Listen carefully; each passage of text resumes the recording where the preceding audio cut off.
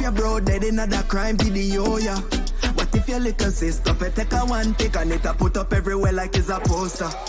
Before I share the post, the pic, I ask myself, what if I nah comment, I nah go click me. Before I ask, what if I nah comment, I nah go click me. Before I ask, what if, so before you share the post, the link, just ask yourself, what if, yeah. When you're there online, make it a new day at the rhyme. Keep up with the time.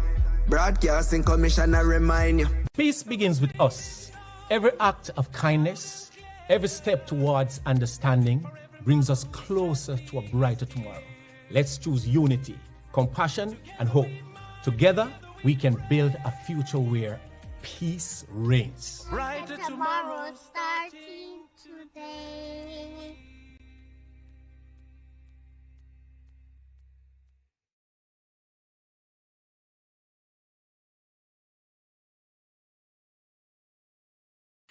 Join your big sister Raquel as she reintroduces the cast of Vibrations and their educational adventures to the screen.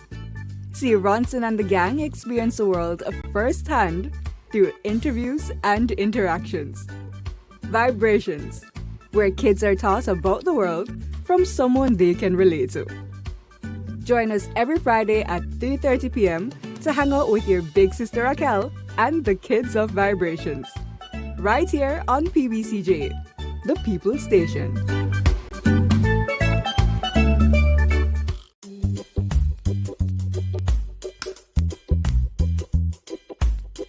From seed to sail, Jamaica's future grows through innovation.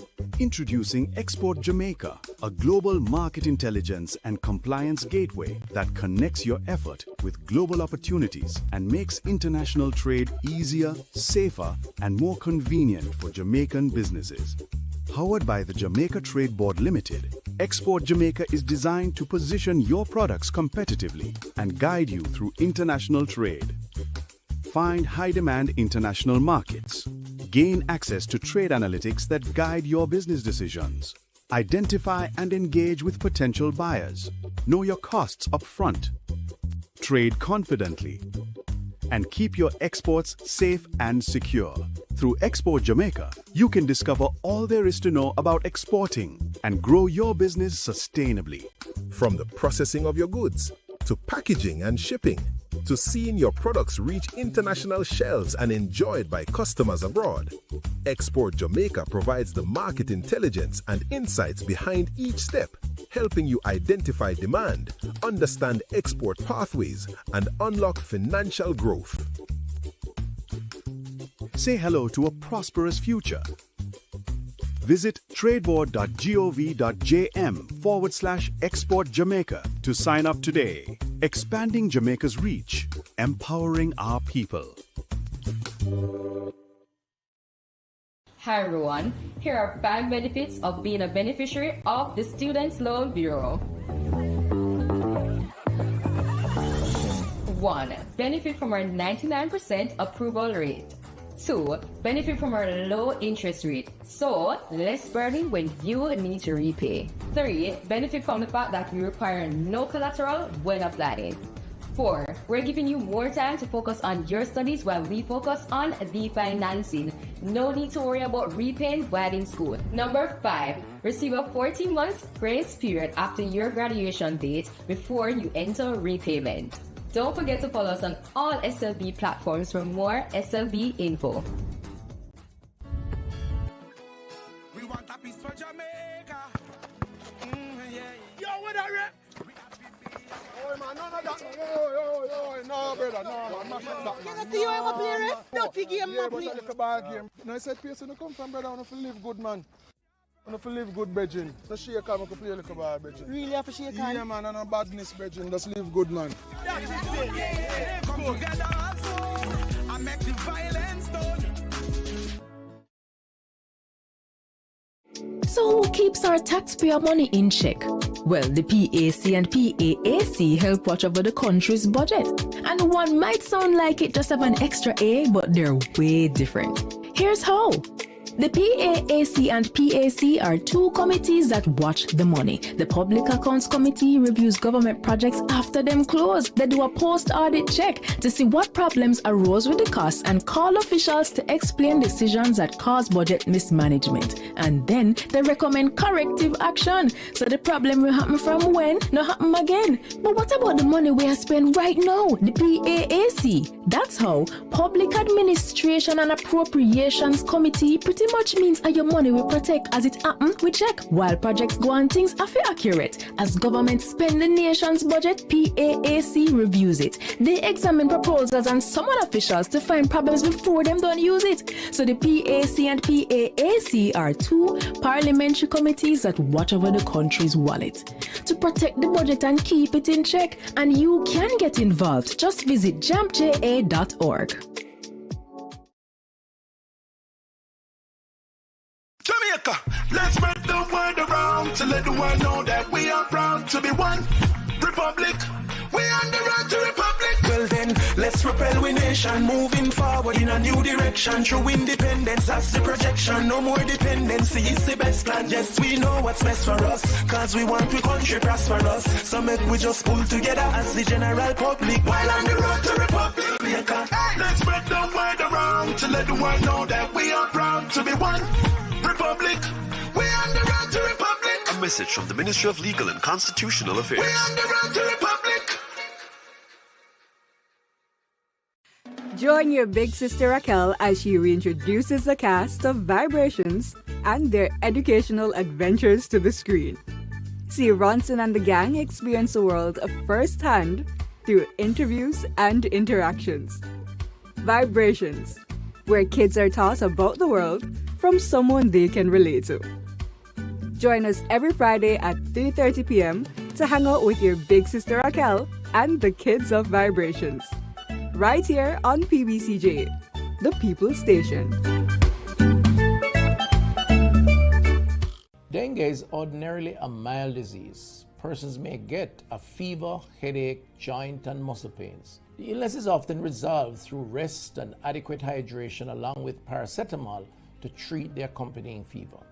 However, on occasions the illness can progress to severe dengue, which can result in organ failure, bleeding, and severe fluid depletion that can lead to shock and even death. Therefore, it is important for persons who are experiencing fever, vomiting, severe abdominal pain, bleeding under the skin, feeling very weak, or getting confused to seek immediate attention. Let us work together to protect ourselves against dengue.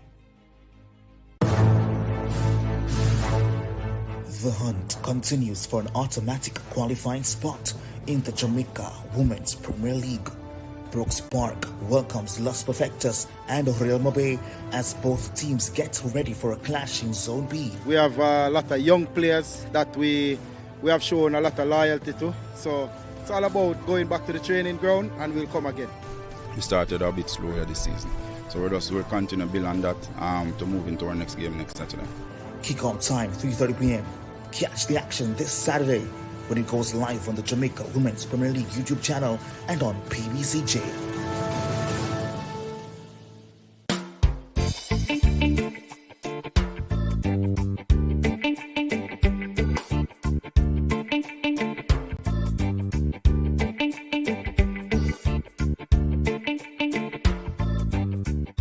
Hello, hello, hello.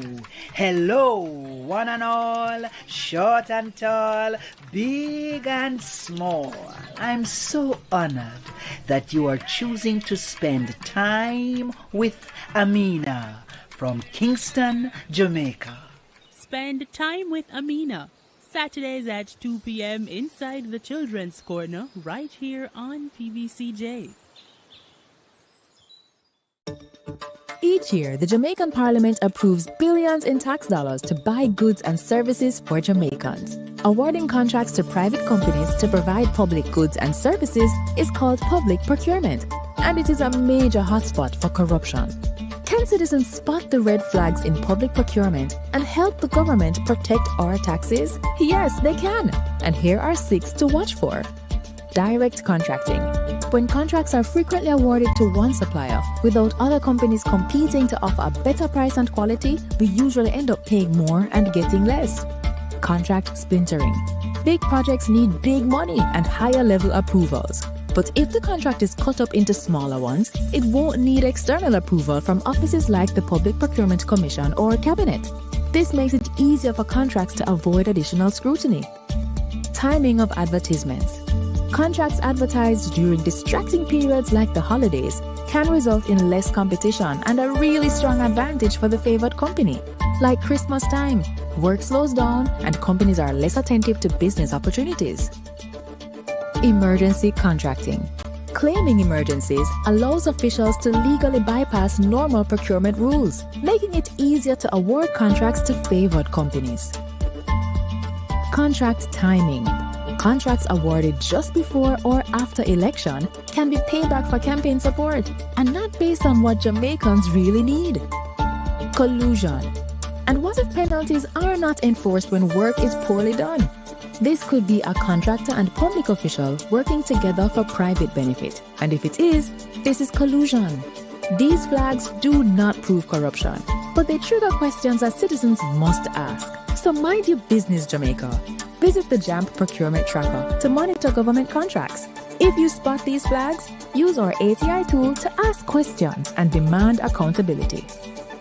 Today, we can report 2 consecutive years of reduction in major crimes and murders, with a significant reduction of almost 20% in murders for 2024. Between January 2022 and January 2025, we have reduced murders by 51%, and January 2025 had the lowest monthly murder count since September 2014. Our efforts have also resulted in the reduction of active gangs by 50%. We continue to increase firearm seizures, and in more communities, we are experiencing less violence. We will realize our vision of Jamaica as the place of choice to live, work, do business, raise families, and retire in peace and prosperity. The proceeding was brought to you by the Office of the Prime Minister.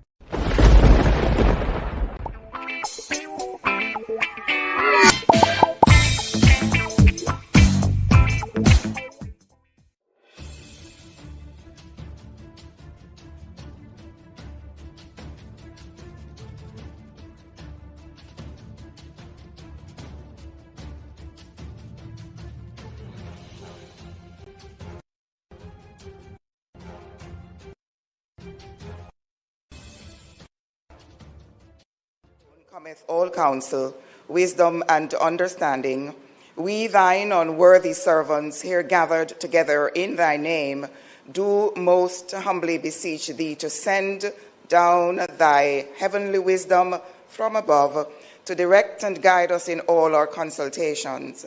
And grant that, we having thy fear always before our eyes, and laying aside all private interests, prejudices, and partial affections, the result of all our counsels may be to the glory of thy blessed name, the maintenance of true religion and justice, the safety, honor, and happiness of the king, the public weal, peace and tranquility of the island, and the uniting and knitting together of the hearts of all persons and estates within the same, in true Christian love and charity, one towards another. Through Jesus Christ, our Lord. Amen.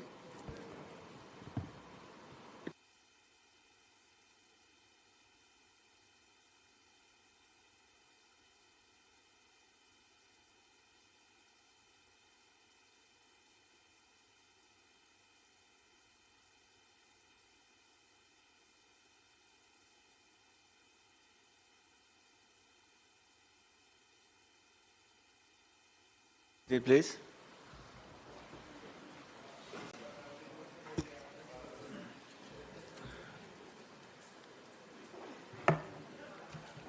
This meeting of the Honorable Senate for Friday, May the 1st, 2026 is called to order. Statements by ministers. Announcements, Mr. Clark. Laid on the table of the Senate are the following: annual report and statements, accounts of the Banana Board for the year ended December 31, 2023, and its related ministry paper number 22 of 2026, titled Annual Report and Audited Financial Statements of the Banana Board for the year 2023. Bank of Jamaica's report on performance and main activities of the Bank of Jamaica Board of Directors for the financial year 2025, and Bank of Jamaica's monetary policy statement for August 2025 quarterly monetary policy report, December 2025 quarterly monetary policy report. Ministry paper number 23, 20, and 24 of 2025-2026, titled Cabinet Agenda Issues, dated 12th of January 2026, January 19, 2026, and January 26, 2026, respectively. Overarching Policy for Jamaica's Protected Area Systems 2026, and its related ministry paper number 26 of 2026, titled Overarching Policy for Jamaica's Protected Area System, National Keys Management Policy for Jamaica, and its related ministry paper number 27 of 2026, titled The National Keys Management Policy for Jamaica, the General Consumption Tax Amendment of Schedules Order 2026 and its resolution under the General Consumption Tax Act, amendment to Ministry Paper number 17 of 2026, entitled Revenue Measures for the Financial Year 2026-2027, and by way of information, report of the Regulations Committee of the House of Representatives on its deliberations on the Insurance Amendment of 20th Schedule Regulations 2026. Thank you very much. Bills brought from the Honourable House of Representatives. The following is a message from the Speaker of the House of Representatives to the Honourable Senate. I have the honour to advise the Honourable Senate that on the 28th day of April 2026, a bill entitled An Act to Make Provision for the Management and Implementation of the Post-Disaster Reconstruction and Resilience Efforts consequent on the passage of Hurricane Melissa, and for resilience generally, to establish the National Reconstruction and Resilience Authority, and for connected matters, was passed in the House of Representatives with 20 amendments. The Most Honourable Juliet Holness, Speaker of the House of Representatives.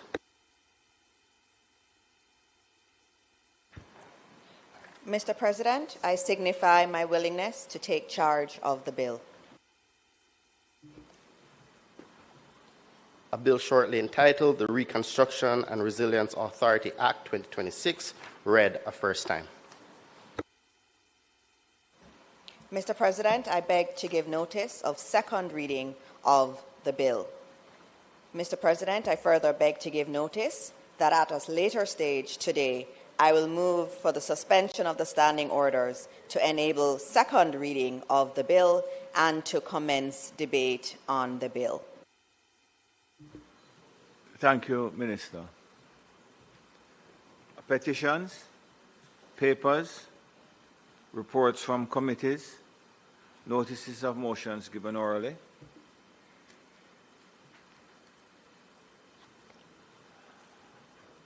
Questions and answers to questions. Motions that may be made at the commencement of public business requiring notice. Motions relating to the sitting of the Senate. Motions for leave to introduce bills.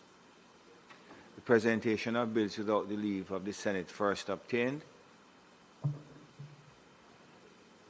Public business. Minister. Thank you, Mr. President. Mr. President, today it is intended to take the Act to amend the Cybercrimes Act and to provide for Connected Matters 2026 through its concluding stages, and to open the debate on the bill, which is the National Reconstruction and Resilience Authority Act 2026. We will proceed with them in that order, with your leave. Thank you very much. Thank you, Mr. President. Mr. President.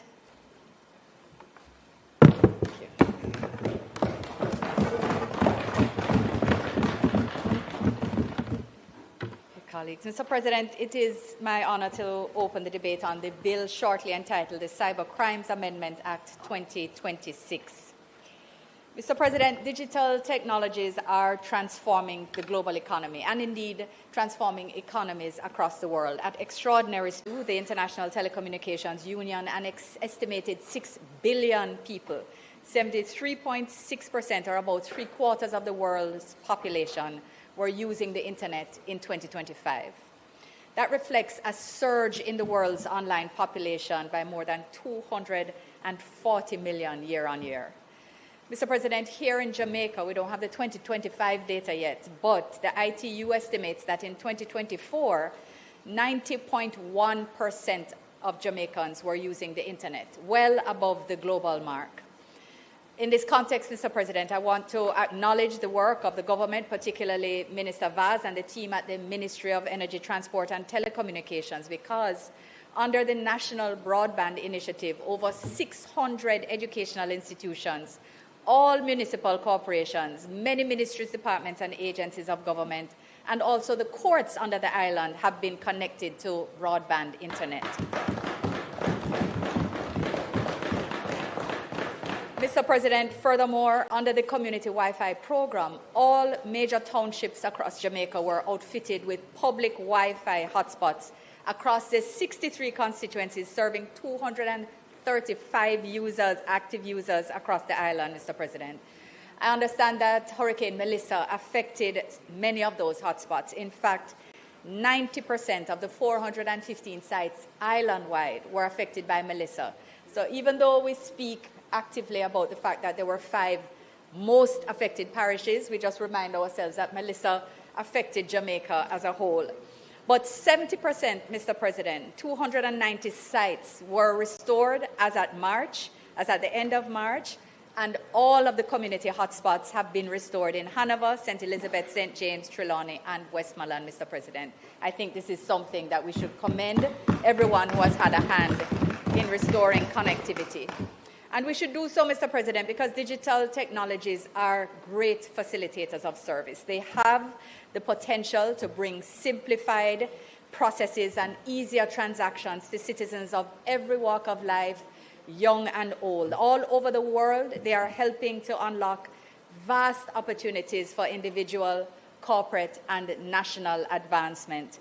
And as we here in Jamaica seek to bring everyone along on the development journey, and on the journey of technological advancement, which is a part of that, trust building must be a part of that process. And indeed, a part of that process is providing a strong, updated, technologically neutral, and protective cybercrime framework.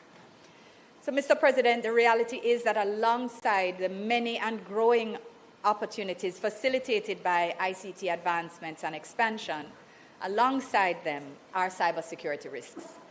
Governments, corporations, and citizens across the world have become all too aware of the increase in the rate and diversity of criminal and nefarious activities. Fraud and scamming, identity theft, cyber-enabled deception, and the non-consensual sharing of intimate images, which damage lives, they impact families, impact businesses, and impact confidence in a digital economy. And these are things which are met across the world. But the world is advancing notwithstanding and expanding use notwithstanding. So we really have to be careful not to fearmonger around the issue, but to ensure that we're providing the legislative framework and the educational framework to ensure that not only are citizens empowered to understand their rights and how they are protected and how they can use legislation, but we have to make sure that the legislation is, of course, keeping pace with the risks that exist. So government is committed to ensuring that we do. That is, that we, as best as possible, keep pace with these threats. And updating the Cybercrimes Act is an important part of this.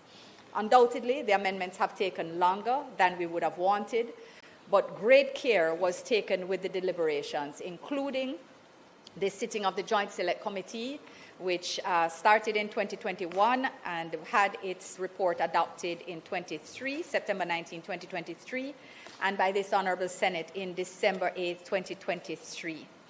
Great care and great deliberation has been applied to the development of this bill, even as it's recognized that there are parallel processes that will continue to be an ongoing process. We have signed on to the Cybercrime Treaty within the UN system, and that is going to require its own review, which I understand has started to enable us to ratify. We've signed, but we've not ratified. And Jamaica played a major part leading the CARICOM negotiations in that context. And there is also the AI task force, which will develop its policy and move beyond that. And that, of course, will require its own review, recognizing, however, that the bill is technologically neutral, and therefore it will address things that are affected by AI, even if it's not named in this bill. So, Mr. President, by way of reminder, just to make one point of reference and then to springboard again, one of the most important issues that had been considered by the Joint Select Committee was the plight of victims of cybercrime and the importance of justice for those victims and the necessity to address the needs of persons in vulnerable situations, and in particular, children. So the bill before us seeks to give effect to the recommendations of the committee and the policy decisions flowing therefrom. And it comes to us from that other place, having been passed with no amendments. The clauses of the bill before us, Mr. President, can be categorized in three general areas. Firstly, updated definitions. Secondly, stronger protection for Jamaicans by way of new offenses and stronger penalties, especially for our children, and strengthened provisions for law enforcement and prosecutors. Mr. President, I'll go straight to the clause by clause at this time. Clause 1, as always, short title and construction. So it does say that the bill will be called the Cybercrimes Amendment Act 2026 and provides that it is to be read and construed as one with the Principal Act and all amendments thereto. Section 2, or Clause 2 rather, amends Section 2, and it specifically amends the definition of key, of the word key, to indicate that a key can be either electronic or digital. And this is a necessary update for, given modern authentication, encryption, and digital access control realities. And I just want to remind Mr. President that a key in this context, not so much for members present who I'm sure are all clear, but for the public as well, that a key in this context, in the context of the Cybercrimes Act, is not a physical object, but it is a cryptographic key material that is used to control access, to protect confidentiality, and to verify identity through encryption and digital signatures. And we can note that for online purposes, in most cases nowadays, this will mean the secure code or the credentials used for secure logins, for encrypted communication, and trusted digital signatures. So the more we operate online, the more we use digital documents for electronic transactions, the more we simplify the ways things are done by using digital technology, is the more we have to think about how those are secured. So using websites that have not just HTTP, but HTTPS to know that it's secure, and all of the various ways in which you recognize that we need to be vigilant about protecting our transactions online. The keys are critical to that. Mr. President, Clause 3 amends Section 4, and it does so by strengthening protection for minors by amending the penalty framework of Section 4 of the Act, so that where by access to any computer program or data held in a computer, an offense is committed against an individual under 18 years old, the circuit court may impose imprisonment for a term not exceeding 20 years, Mr. President. And the objective of this amendment is to communicate to the society at large, and indeed to the judiciary, that there is a policy position that is being supported by the legislature, that cybercrimes committed against children must be treated more seriously, and demonstrably so, and so they must carry a harsher penalty. Mr. President, Clause 4 amends Section 8 with a similar provision as done in Clause 4, but in this case, it is providing that committing the offense of fraud or forgery, again in this context of cybercrimes, once that is done against an individual under 18 years, it will carry a term of imprisonment also not exceeding 20 years. Mr. President, Clause 5 amends Section 9 of the Principal Act, and I know that persons have been looking closely at this act to understand what it means, because it was a great focus of attention by the Joint Select Committee and indeed by the debate elsewhere. Clause 5 amends Section 9 to effect two significant changes. Firstly, it replaces the narrow wording of sending to another person found in Section 9 of the Act with the broader concept of publishing. This clause is a clause about malicious use of a computer, right? Firstly, it takes away this obligation to define that the offense has taken place by someone sending something to someone else. It redefines publishing, the concept of publishing, to ensure that once it is made public, whether it is by sending, by posting, by transmitting, that once it is no longer privately held by one person, that the offense can manifest itself. Mr. President, it also creates the new offense and addresses the very real issue of non-consensual sharing or publishing of intimate content, and that is often known around the, casually as revenge porn. I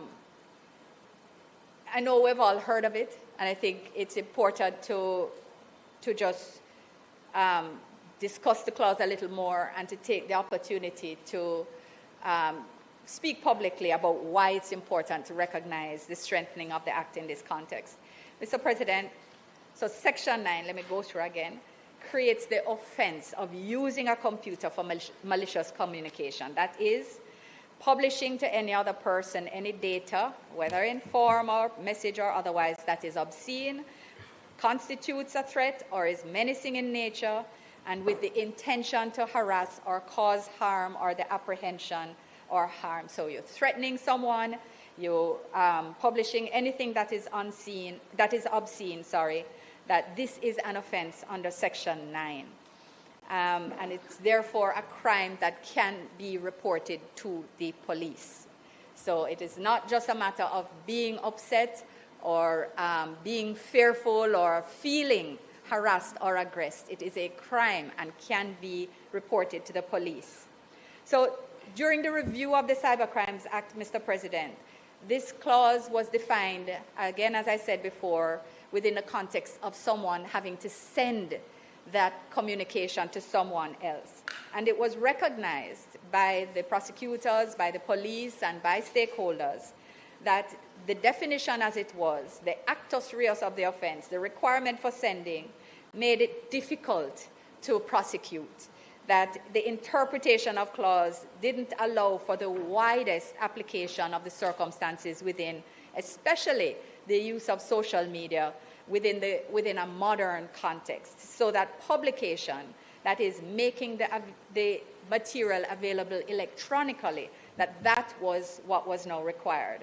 And this is why Clause 5 now seeks to define publish in relation to any image or data in a technology-aware manner, and that means sending, transferring, posting, disseminating, or otherwise providing access to the image or data. So, Mr. President, Clause 4, in going further, in creating the offense of publishing an intimate image, because what we've just dealt with is a malicious use, right? The threatening or obscene. Obscene requires a judgment, but there is other use, which can be this publishing of an intimate image without consent or being reckless as to whether consent has been given. And it then defines the main terms that comprise the offense. Importantly, the clause defines an intimate image to mean any image that depicts sexual activity, nudity, or partial nudity, and that is captured, generated, or created. And Mr. President, I would just take the opportunity to pause here and advise our young people, but it's not only young people, to pause and think. Sometimes photos can be taken without your knowledge, and that is one thing. But sometimes you can be in a situation of trust where it is that you feel that a photo that is taken, whether of an intimate moment or of yourself in any state of undress, that it will be just treated as a private moment. And it may well be intended at that time. But things can change. And it is important, therefore, for you to guard very carefully access and permission to persons who have this kind or who are permitted to share this kind of moment with you. This is as gently as I can put it. Because when you hear the stories of the emotional blackmail, the fear, the actual financial blackmail, the bullying that takes place around circumstances that could never have been anticipated, I want to say to our young people, and our not so young, who may find themselves in these circumstances, that if you are being threatened, bullied, blackmailed because of a moment of trust or a moment in which your trust was abused, it is a crime, and you can report it to the police, and you should. Speak to someone you trust. Speak to someone you trust. Have them hold your hand if necessary. I know it will not be easy, but if you give people the power, they will take it, and you have to be able to work with someone to get the police. They will be on your side. They are being trained in dealing with these issues. They are being trained to be sensitive to this kind of matter, and they understand that it's not an issue of blaming you. You are a victim of a crime, and this bill is being amended to allow you to make a report more easily in a circumstance of revenge porn. So I want you to know that this is something that this Parliament has thought deeply about. The Joint Select Committee debated it heavily, understood that you are not to be blamed, that you are a victim, and that you therefore should be supported in the ability to report a crime, have it prosecuted on your behalf, so that they will not have power over you ad infinitum. So, Mr. President, this bill creates this standalone consent-based offense in order to ensure that where these scenarios don't necessarily fall within the definition of obscene, which is in the first clause, the first subsection, that it still receives the protection that is required, recognizing the development of criminality in the society. It makes, Clause 5, Mr. President, makes it abundantly clear also that a person under the age of 18 is incapable of giving consent for the purposes of sharing intimate images. And I want to explain this. So it means that even if you said okay to the picture, you don't have to spend time feeling guilty about it, because in the moment you trusted that it was okay. But the law does not consider that an issue that will prevent you from making the report. It is the abuse of your trust in making the picture public that is the crime. And that is why you are therefore protected under the bill that we're passing today. You will be protected by it in order to ensure that you can be protected by the law. And Mr. President, why this clause has been put in as well is to make sure that there is absolute clarity that the provision, as it existed before, that it doesn't allow for a consent-based exception to the Child Pornography Prevention Act, because the Child Pornography Prevention Act also addresses these issues, but it will work together with the Cybercrimes Act. And what we've made sure is that with the technical advice provided, is that there is no issue of consent that can muddy the waters in terms of such an offense. Once it is shared, once it is published, then the crime manifests itself, and you can make a report to the police. Mr. President, the clause does provide statutory defenses for legitimate publication context, including detecting. So if you're looking for a crime, you're looking to identify where a crime has taken place, investigating or preventing crime in legal proceedings, clearly, bona fide educational, scientific, or medical research, and of course, reporting about historical events and reporting about current events with reasonable care taken to omit the depiction of the sexual activity, nudity, or partial nudity, as the case may be. So, Mr. President, it is to be noted that the offense attracts the same monetary penalties and custodial sentences which currently apply to the offense of using a computer for malicious communication. So let me just remind that before a magistrate's court, on summary conviction, an offender may be liable in the case of a first offense to a fine not exceeding $4 million or imprisonment of a term not exceeding 4 years or both. So I'm advising the public to take these things seriously.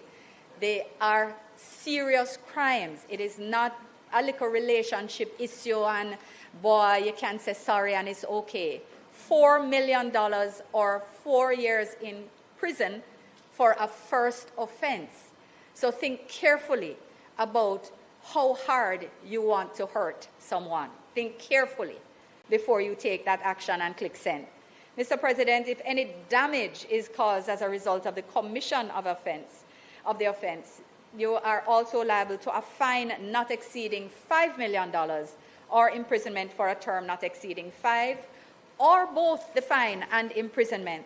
And in the case of a second or subsequent offense, regardless of whether any damage is caused or not, to a fine not exceeding $5 million or imprisonment for a term not exceeding 5 years, or both such fine and imprisonment. Mr. President, that's at the RM court level, that's at the parish court level.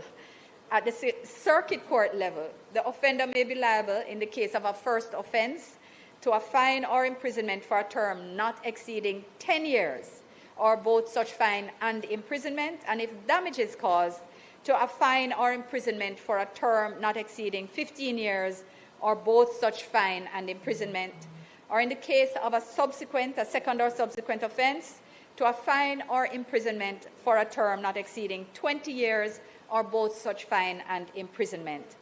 Additionally, Mr. President, where this offense is committed against an individual under 18 years, the term of imprisonment not exceeding 20 years may be imposed. So, Mr. President, these fines and these penalties are in the Principal Act. I am reading them again to make sure that the public who is listening is 100% clear about the seriousness of revenge porn as a crime and how it is treated under this Act.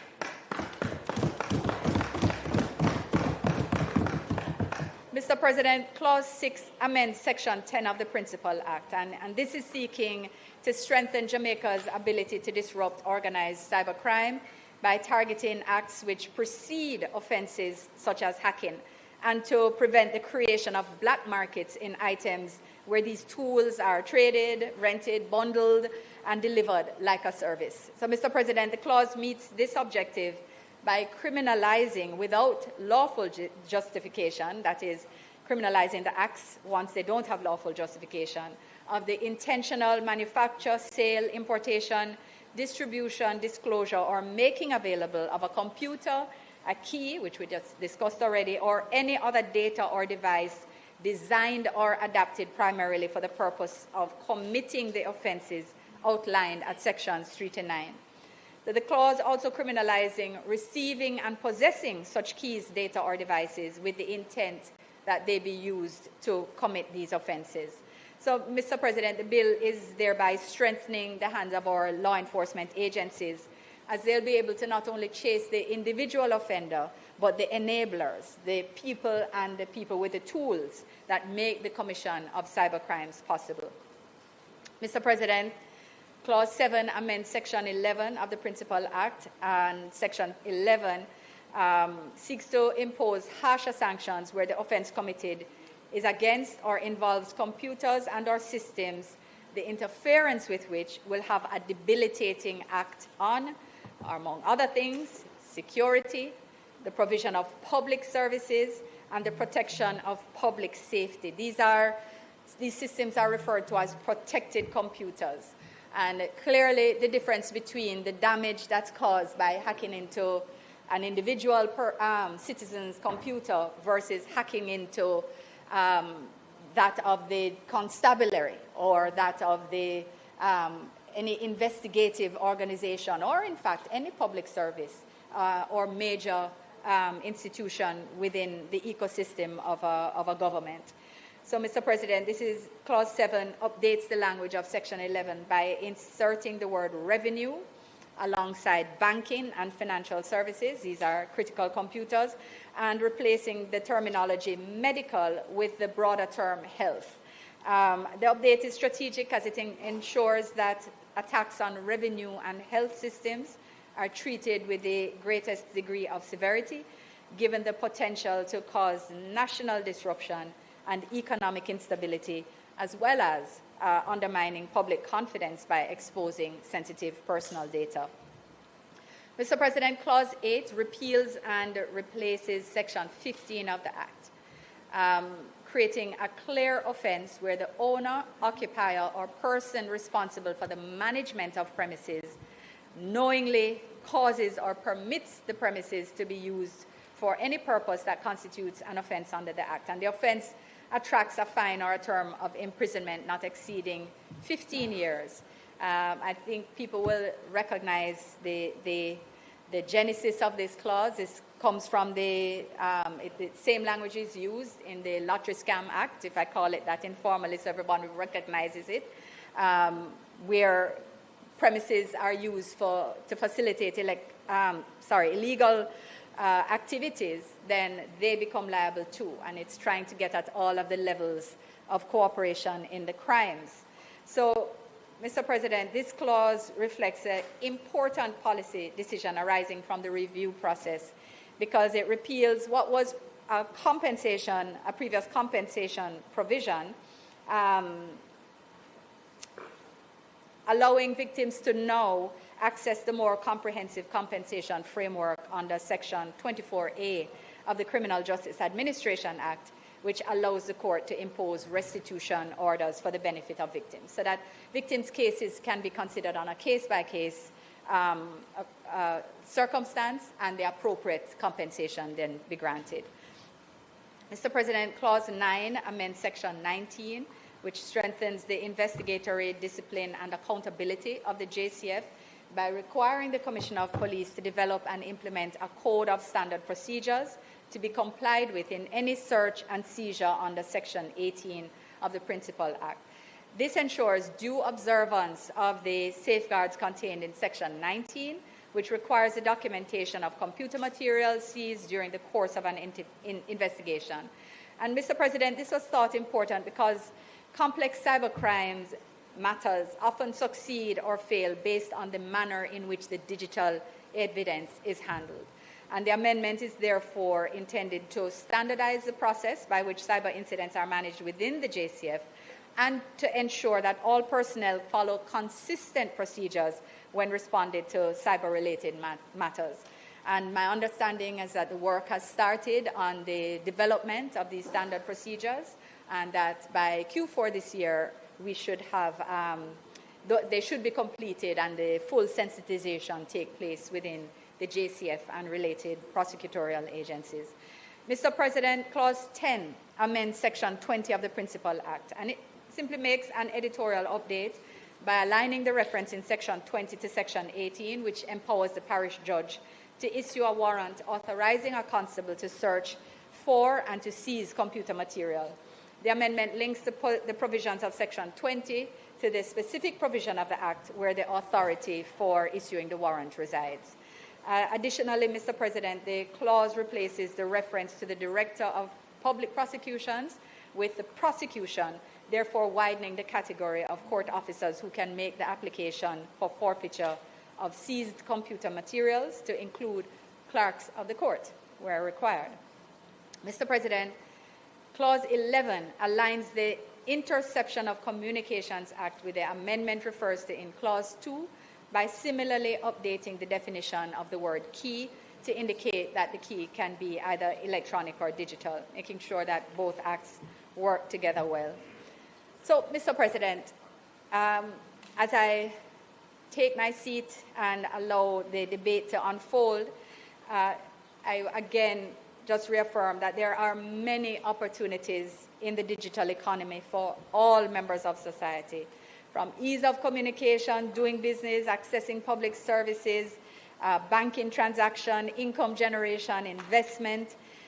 But at the core of digital transition must be the mechanisms to protect our citizens from potential harm that may also come from misuse of the same technologies.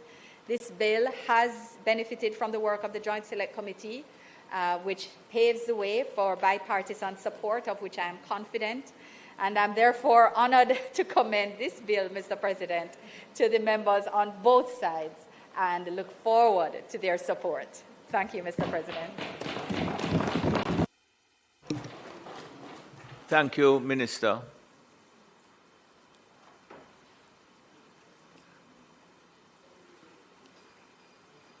Senator Small Ferguson.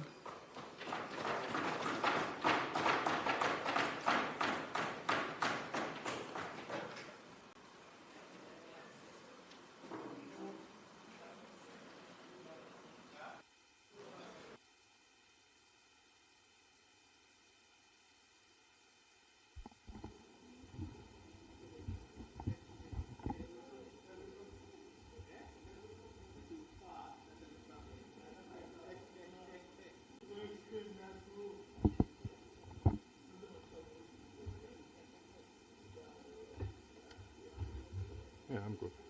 Mr. President, I rise to contribute to the Cybercrimes Amendment Bill 2026. And at the outset, let me indicate that I support the bill. I support the amendments that have been made. And I want to in particular associate myself with many of the comments that the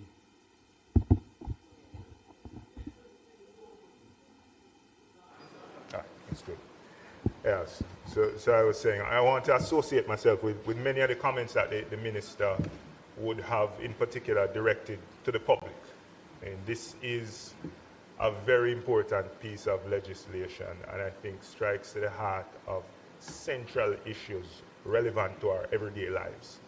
Everything is online, and everything is online, and you know it is really how we live, and in particular, many of the more unsavory elements of life are now playing out online.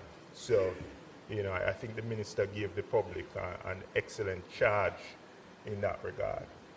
You know, this particular bill and you know the principal act was heavily ventilated in the other place. There was extensive debate. It was the subject of a Joint Select Committee whose work resulted in the amendments that are before us today. They undertook a comprehensive review, and you know, I had the opportunity to review the report, and I think you know the conclusion of same is why this bill has such heavy bipartisan support. Now, that being said, before turning to the substantive issues, I want to make a comment about the process that has brought us here. Right? The minister acknowledged that this certainly we would have wanted to have been considering these amendments before now. She mentioned that the Joint Select Committee started their work in 2021, and they concluded their report in 2023, and we are now discussing this in 2026. Right? Now, the fact is, Mr. President, that you know this is not an unusual timeline in legislative terms here in Jamaica, right? But it presents a very particular challenge in the context of the legislation that is before us and legislation of this nature. The truth is, Mr. President, that this legislation is directly tied to technology. Right? And that is an area that evolves rapidly, continuously, and unpredictably. And what that means is that any delay in the work necessary in this space has real and practical consequences. It creates a widening gap between the law and the reality that it's intended to regulate everyday life. And it means that by the time amendments are brought before this Honorable Senate, elements of the framework may already be less relevant than they could be, given the pace of evolution of technology. And indeed, cybercrime itself has evolved since the Joint Select Committee started their work in 2021. Now, it's not a criticism of the work that has been done by the committee. Right? It was carefully considered, and it provides an excellent foundation for the amendments before us. But it does highlight, I think, what is a structural challenge in our legislative process and a degree of latency that is particularly exposed when we look at laws in areas like this. And so I think there are two important reflections that arise from this. The first, from my perspective, is just a general reminder that we need to prioritize urgency, in a sense, in bringing forward amendments to legislation that operate in fast-moving domains like technology. That's number one. And I think, two, that we need to consider whether for legislation of this nature, where we are aware that it requires continuous review, that we embed more frequent and structured review mechanisms, not just reviewing it in, say, an episodic or infrequent way. Because in this space, Mr. President, as I mentioned, for a law of this nature, if it's not evolving, then by definition, it's falling behind the reality. So in that context, I'll make a couple comments with respect to the bill before us today. Mr. President, the first area I want to touch on is artificial intelligence. Right? Now, I think this area most clearly illustrates the point that I just made with respect to the need for urgency and frequent updating of laws of this nature. Because when you review the bill in detail, Mr. President, given the timing of the review, it becomes apparent that artificial intelligence is not addressed expressly at all. I understand that the Minister characterized the act as being technology agnostic. Right? And Mr. President, I contend, however, that given the far-reaching and transformative capabilities of artificial intelligence, no cybercrimes law can be sufficiently agnostic in that regard.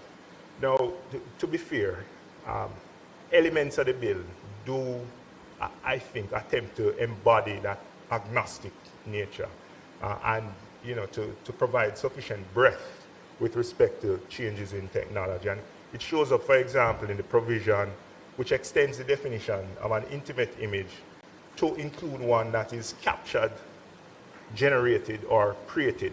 Right? And I support that inclusion. So it does allow for the possibility for an AI-generated or manipulated image, which is commonly referred to as deepfakes, to fall into the scope of offense, right, where it's published without consent.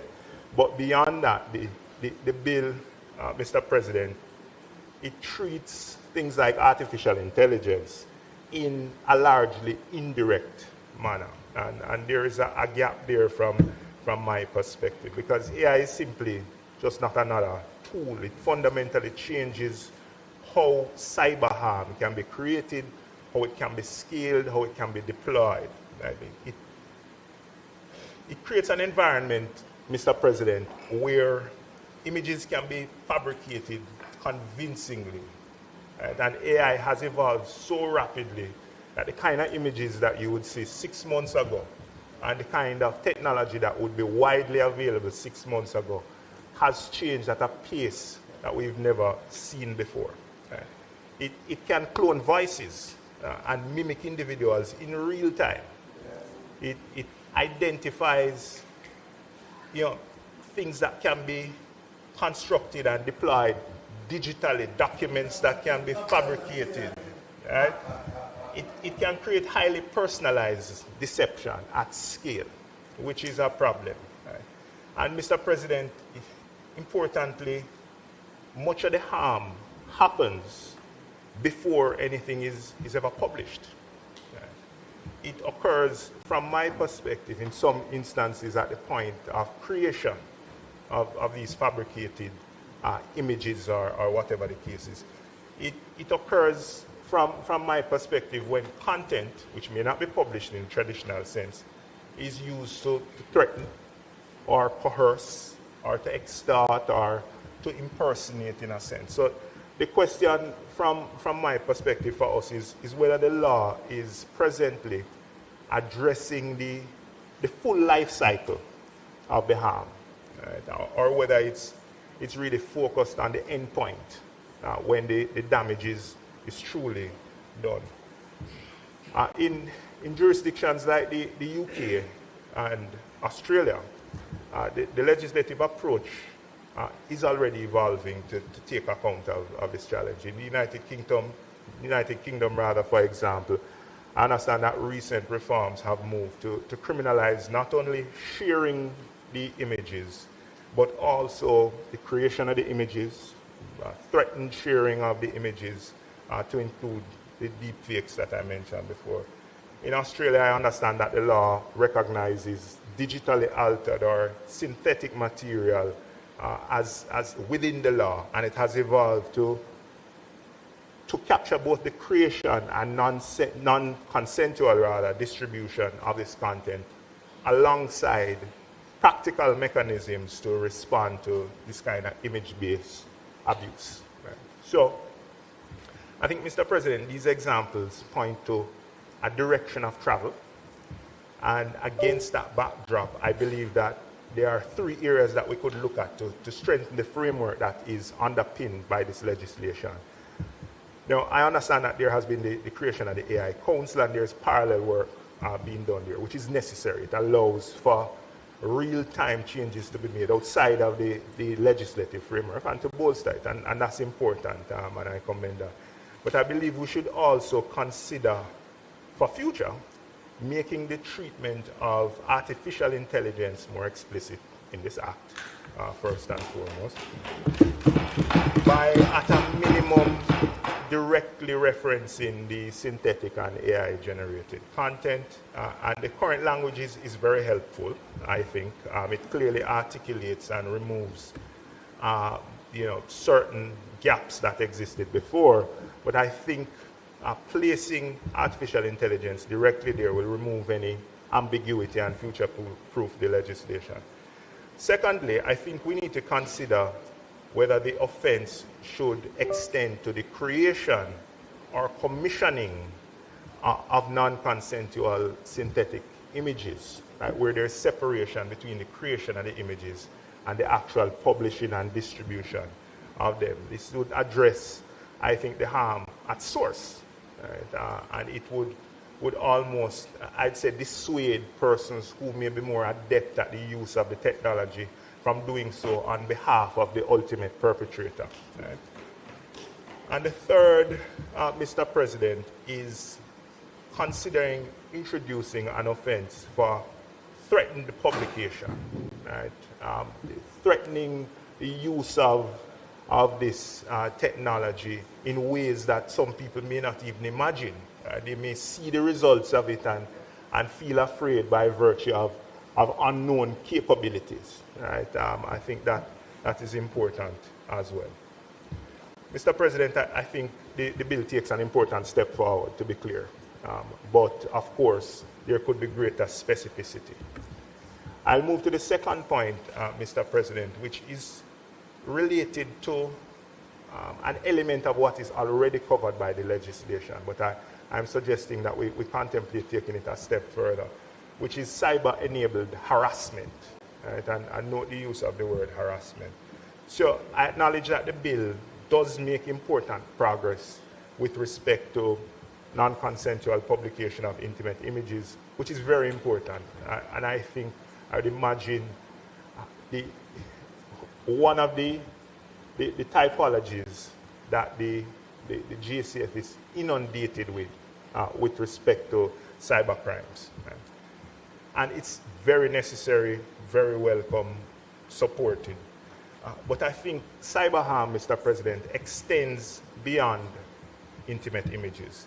And this is where, in my view, I think the framework could be expanded. So what we're seeing increasingly is not an instance where there is a single malicious act that's committed in silo, but a pattern of sustained digital behavior, coordinated behavior by one and multiple people. It's a situation where, for example, an individual is targeted by multiple emails, targeted on many different platforms by fake accounts. It's the creation of those multiple fake accounts to harass people across these platforms. Coordinated attacks, reputational harm, persistent intimidation online. It is, in effect, cyber stalking, really, in modern form. And Mr. President, one of the challenges, I think, just looking at the current framework is that it looks at incidents in an individual way, right? And they can be prosecuted in an individual way. A message is accessed, the email is accessed, the post is accessed, and the harm is, however, not always that single act. The harm, I think, is compounded by persistence. Right? It's about the accumulation and the combination of the different mechanisms that are used. And the fact that conduct is repeated and targeted and sustained over time. And I think that's what transforms the conduct from being merely a nuisance to being genuine harassment. Right? And there is a growing body of data globally that shows that this kind of harassment, and it's apparent, right? It causes significant psychological and emotional impacts, particularly among young people. Right? So from my perspective, Mr. President, I think the law should be capable of recognizing not just the isolated acts, but characterizing, I'd say, courses of conduct and treating those in a more severe way. It's not just a one-off threat or a one-off distribution of an image, but looking at people who exude this kind of serial criminal behavior and treating with them very separately from somebody who may have done disparate elements of this kind of thing. It would allow us to look at the behavior in aggregate and treat with it accordingly, this kind of pattern-based conduct. I think, Mr. President, it will allow law enforcement to be equipped to assess behavior in its totality rather than just in fragments, Mr. President. So the third and final area that I want to touch on is really to lend my support to a comment that was made in the other place, which touches on the issue of cross-border enforcement in this area. Now, I want to associate myself with the call that was made for Jamaica to consider acceding to the Budapest Convention on Cybercrime. Now, Mr. President, the reality is that many of these offenses that we're discussing or that are covered by this act, they don't originate within our borders. Many of them don't. I mean, and the minister mentioned that, in fact, we have signed on to the UN treaty targeting cybercrimes in December of 2024, I believe. But I believe in relation to this particular area, more can be done. Right? It's here to stay. So, when individuals responsible for this kind of crime operate from different jurisdictions, when the infrastructure facilitating the crime is used, or rather that is used, the infrastructure that's used is located elsewhere, when the evidence is required to investigate and prosecute the matters sit outside of Jamaica, it creates a situation where we may not have seamless access or coordination. Right? Now, I understand that in practice, we have been able to do work in different instances and work through these challenges in, via channels and established mechanisms. But those arrangements may be limited, potentially, in nature. Right? So from my perspective, I think what is required is a strategy to ensure that we have the best access to cooperation, and not just on a case-by-case basis, a framework that allows for consistent and structured and timely cooperation. Right? And by virtue of that, I am calling for us to consider looking at the Budapest Convention. Right? It will allow us to obtain digital evidence located in other jurisdictions. It will enable more mutual legal assistance, coordinated investigations. I think those things can only serve to bolster our cybercrime prevention and fighting framework and tools. Right? Mr. President, cybercrime is, by its very nature, borderless. And if our enforcement mechanisms are not as interconnected as they can be, then we may be at a disadvantage. And for that reason, I think this warrants serious consideration. So in closing, Mr. President, I want to reiterate that we support the bill. I want to again endorse the Minister's call to action from the public. And I think the bill, despite the fact that it could have come here sooner, represents meaningful progress. It modernizes important aspects of the law. It strengthens protections. It reflects the careful work of the Joint Select Committee and the deliberations that have taken place in the other place that would have brought forward, I think, ideas that can be taken forward. But, Mr. President, as I indicated at the outset, we have to prioritize consistent and constant review for laws of this nature, given the evolution.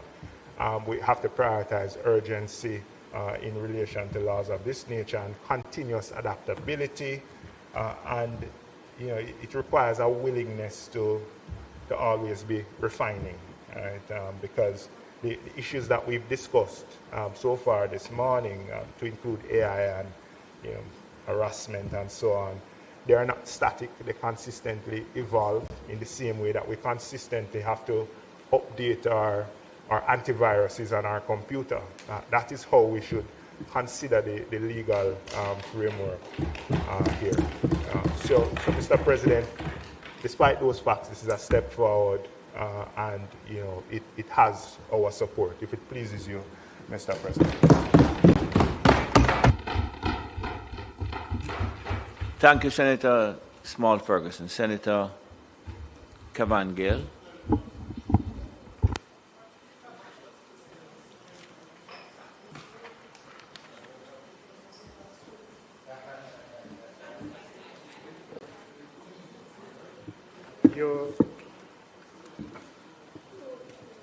Thank you, President. President, I rise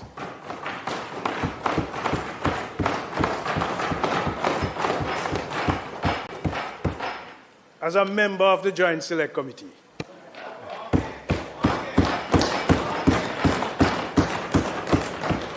And I think in the Senate, Senator Shireen Golden Campbell had joined the committee in the latter stages. And I want to take the opportunity to commend the work of the Joint Select Committee. And I want to make reference to CTD Joaquin Murray, who is here.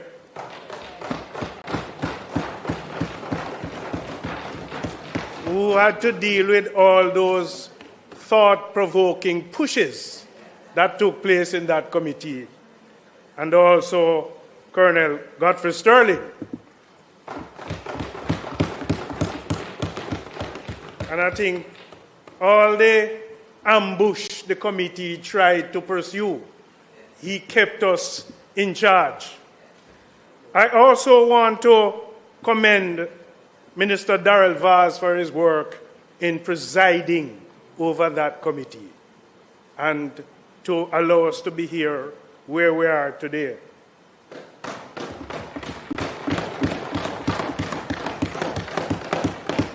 President, we live in a world that the digital transformation continues to evolve.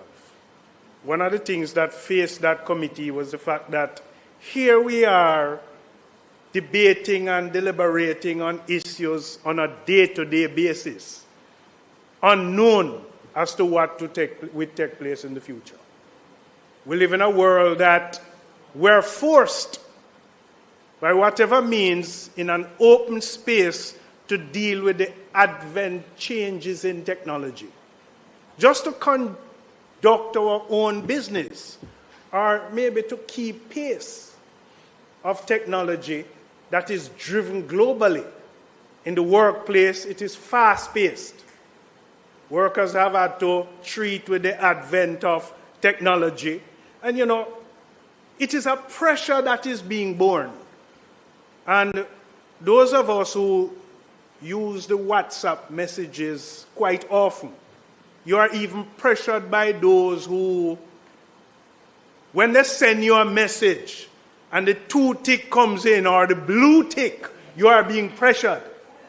We have seen situations where the advent of technology has pressured us so much that someone somewhere in a different time zone, when you might be hibernating, expect you to respond because they have sent you either email or a piece of communication.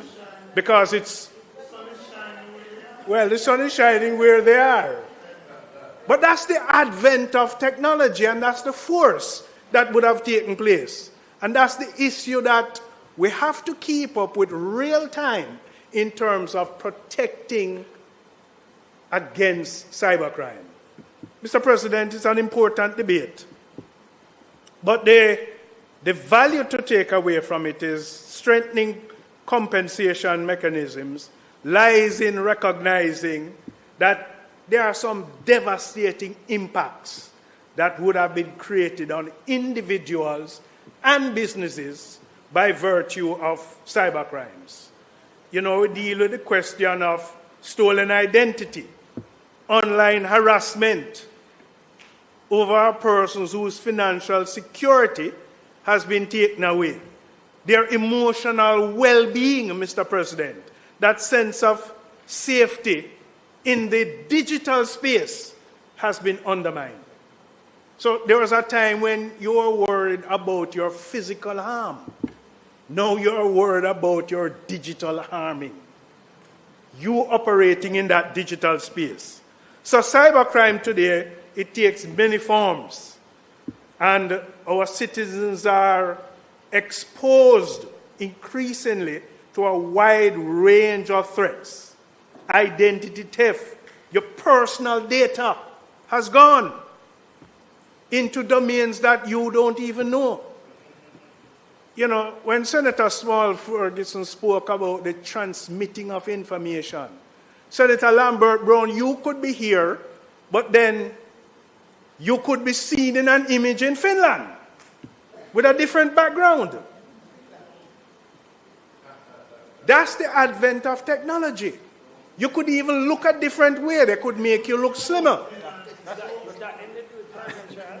Now, each of these offenses, Mr. President, carries damage to reputation, disrupts livelihood, and it causes lethal trauma on the emotion. And in light of the realities, President, the proposed legislation today is seeking to deal with not only compensation, but attacking the perpetrators and bringing the entire system and the justice into being.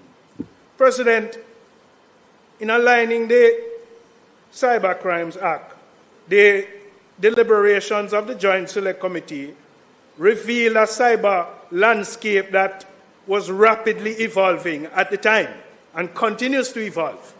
But we were advised at the time, and I just want to use some data.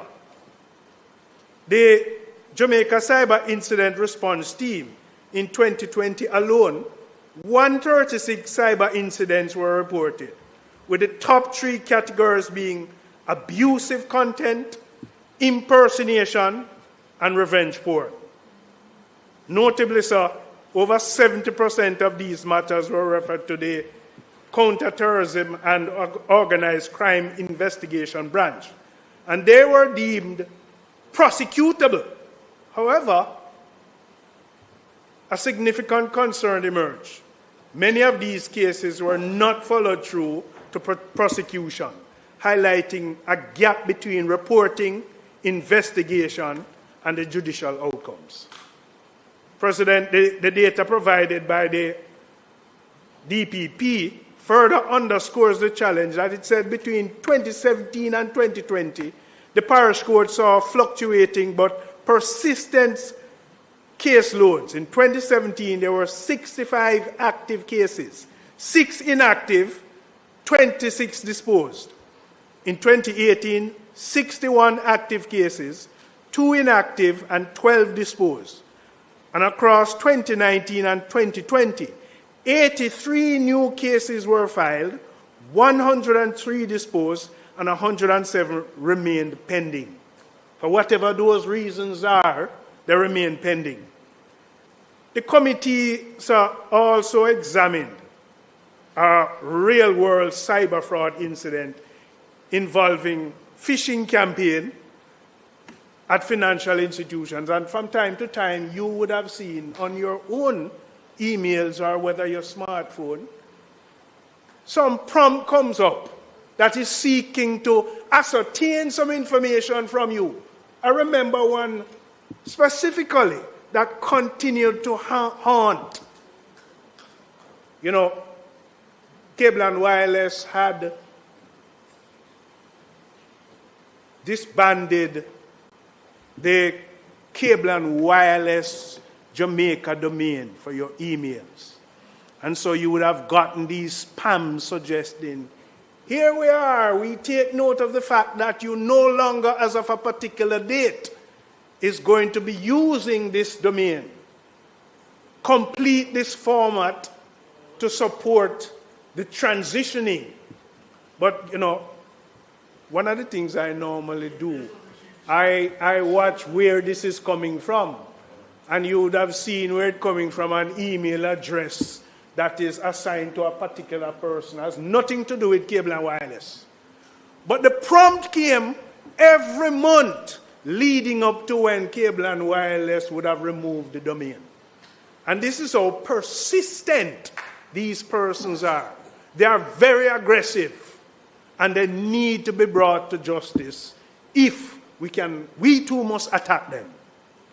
And President, one of the concerns, you know, that I particularly had raised during the committee is the matter in relation to you as a customer in a bank. And if you were exposed through that financial institution to any challenges, any deception, and if it was reported anywhere else to the authority. And what we found is that the financial institutions, they don't want to report them to the authority. They prefer to deal with it in the background. And the committee made us recommendation that, you know, there must be some, even through anonymity, the aggregate number of these cyber fraudulent cases must be reported to some domain to track it, even if you report it to the Financial Services Commission or the Central Bank. But it must be reported. Then there's the growing issue, Mr. President, of that a lot of debate surrounded the growing issue of malicious communication online. And while the right to free expression must always be preserved, the committee was very clear that there must be a firm boundary where speech or the transmitting of images that becomes harmful and it threatens the individual's reputation and livelihood and safety, that it must be addressed. And it's coming out today in the recommendation in the legislation. Mr. President, the committee's findings highlighted three critical realities. Cyber incidents were increasing in frequency. The attackers have become more and more sophisticated. So what you're accustomed to today changes tomorrow. And there's a gap between the reported cases and successful prosecution. President, these insights reinforces the urgency of legislative reform and what I consider institutional coordination. Because it can't be that just the reform is just pursuing, catching, and treating with it. But there has to be a coordination, a level of coordination that deals with information and educating the public. The public is going to require some level of technological or digital awareness. So this is not only about prosecuting, but this also must be around the protection of the society.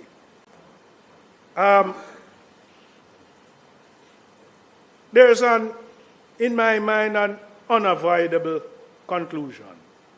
Because today we're dealing with cybercrime. But tomorrow, we really have to deal with cybersecurity. And there ought to be the intention of legislation that deals with cybersecurity. That harmful attack of the digital space, creating that level of protection and security. It has to be a central national priority. And I want to take the opportunity to recommend that there has to be some level of coordination and cohesion in promoting cybersecurity. There was a youngster that came to me the other day and he said he wanted to pursue a degree in cybersecurity. And he asked, well, I thought about it and I said, well, it's a space that it's one of those growing levels of employment trends. Months after I saw him and I asked him, where are you with the application?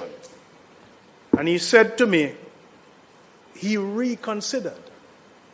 Because whilst it might be a gap in an emerging trend in a job, his concern was that if he was a cybersecurity expert and he was to have failed in the cybersecurity exposure to the business, would they still have confidence in him?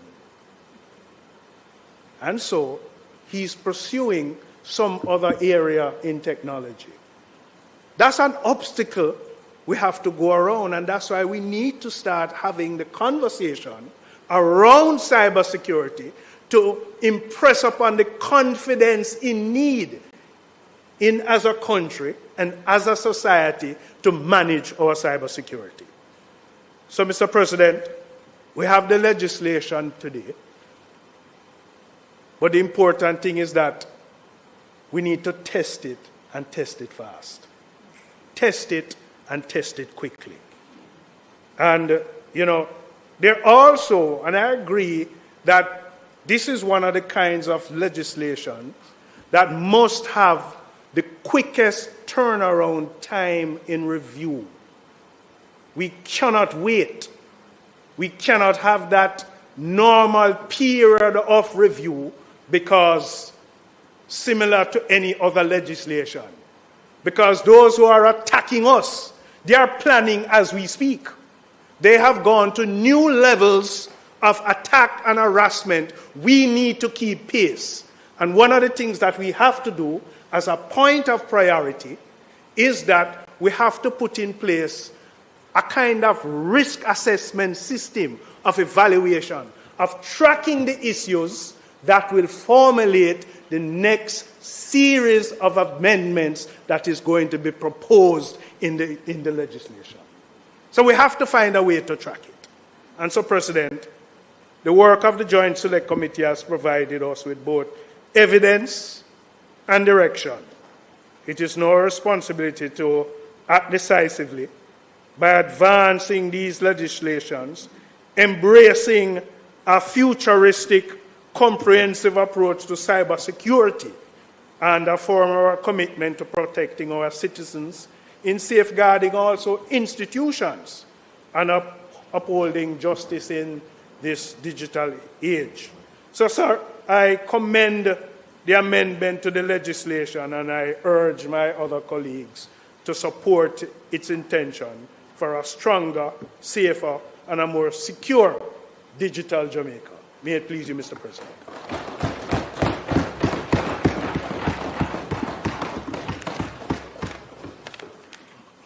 Thank you, Senator Gale.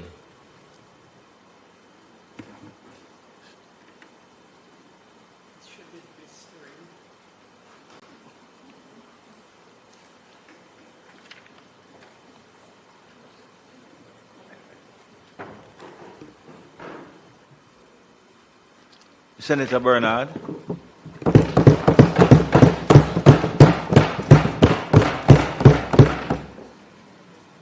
Thank you, Mr. President. I rise to contribute to the debate on the Cybercrimes Amendment Act 2026.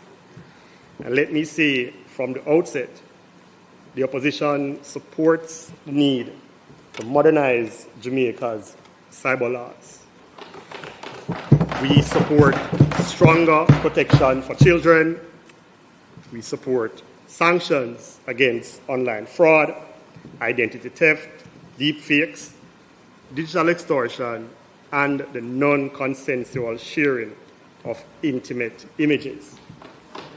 Mr. President, no Jamaican should be left defenseless in the digital space. But this debate cannot be separated from a deeper national conversation that is taking place. The government comes to the Parliament asking for more digital tools, stronger investigative powers, wider offences, tougher penalties, and clearer procedures on search and seize. Yet, Mr. President, the same government refuses to insist on one of the most basic digital accountability tools in modern policing, that is body-worn cameras.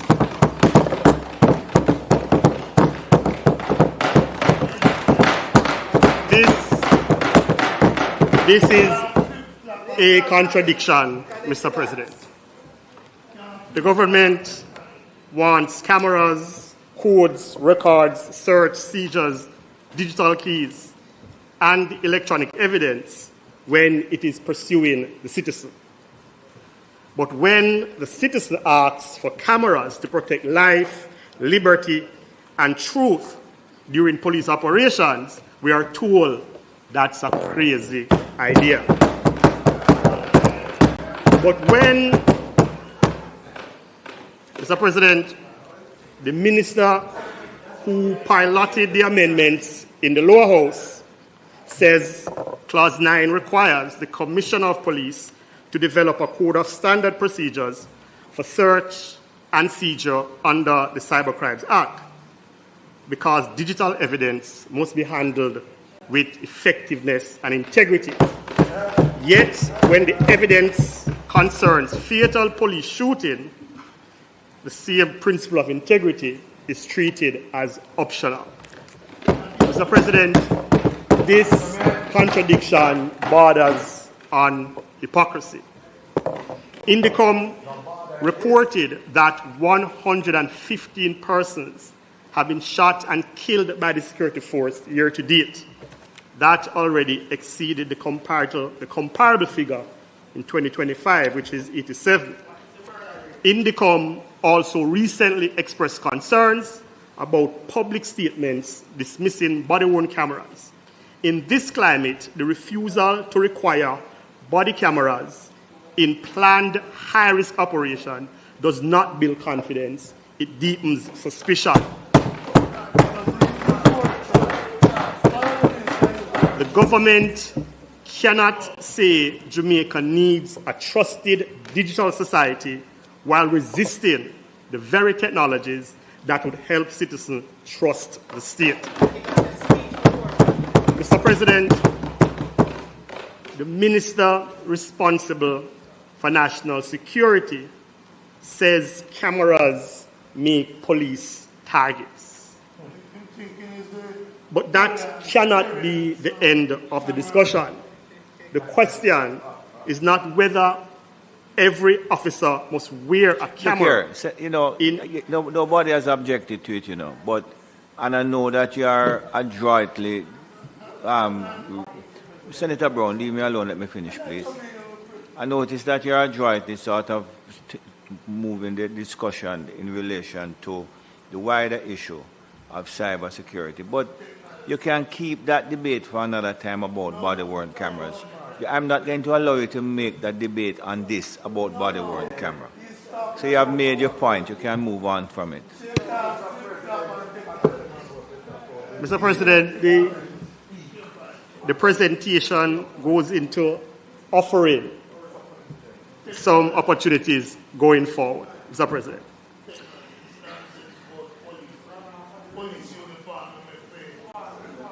The government says cybercrime is dangerous because harm now travels through digital platform. Mr. President, if the law criminalized the non-consensual publication of an intimate image because dignity matters, then surely the law can require recording the state encounters where life may be taken because life matters even more. If the law can impose up to 20 years for cybercrime offense against children, then surely the state must answer when minors are among those killed in police operations. If the law can punish property owners who knowingly permit premises to be used for cybercrimes, then surely public officials must be accountable when systems knowingly permit lethal operations without adequate transparency. This is the central issue, Mr. President. Accountability cannot be selective. We therefore propose, Mr. President, that this Senate use the passing of this bill to call for a broader digital accountability framework, including a statutory body-worn camera policy for the JCF although I and tell you, the you're still although I warn you about it, you're still proceeding. You're talking about this piece of legislation here, and you're calling the Senate to call up for body-worn camera. Come on, Mr. Bernard, man. But they can respond. We don't need to respond. Right. No, I'm dealing. Is it? Look here. I'm just concerned with it. Senator Brown. Anytime I want your guidance, I will ask you for it. Give me the standing order. The standing orders require you to be relevant, So just. You recognize the activists in the president, Mr. Professor Morris? Senator Brown, your presentation is very good, but you're running off of the rail to a certain extent. Just stick to the topic of the bill, man. Mr. President, I will move to conclude. I will move to conclude, Mr. President. So today, as we strengthen the Cybercrimes Act, we say to the government,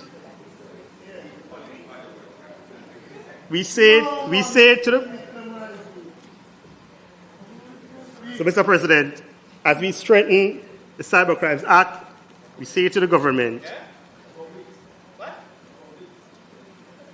in addition to coming to the Parliament and preaching digital trust, we also encourage that we do not ignore the impunity that is being handed down. We do not demand transparency for citizens while shielding the coercive power of the state from transparency.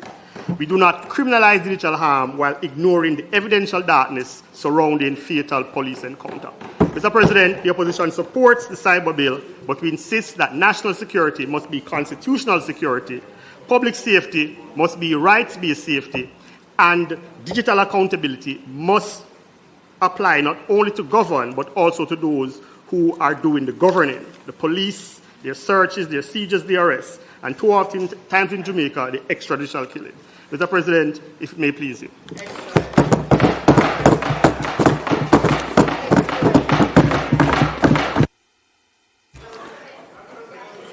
Thank you, Senator Bernard.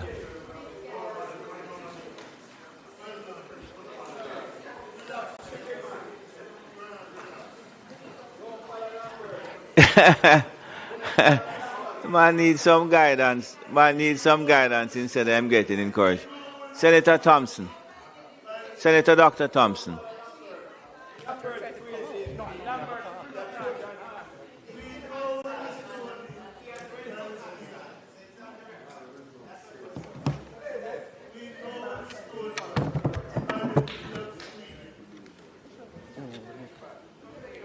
Senator Dr. Thompson.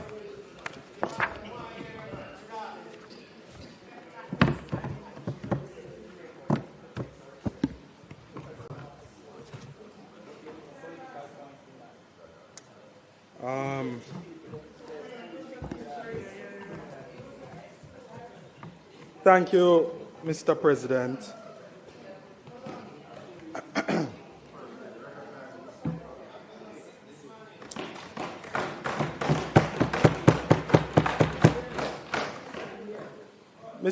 Mr. Thompson, I recognize you twice before you started, actually. You know. Thank you again, Mr. President. So, I just want to say, Mr. President, we've had a very interesting week this week. And for me, it was a very interesting week. And yesterday, I think most of us would have seen a video, a very disturbing video that has gone viral and would have disappointed everybody, with the culmination of losing 2 lives. And it was a very disturbing video, and really we have to reflect on the times that we're in, Mr. President, and we have a lot of reflecting to do as a country, I would say. So let me start like this. Just to be clear, what is the video that you are referring to? Is it an incident from Central Kingston? Correct. The incident with the stabbing. Because there was more than one disturbing video last week. That will come. So let me say, let the words of my mouth and the meditation of my heart be acceptable in thy sight, O Lord, my strength and my Redeemer.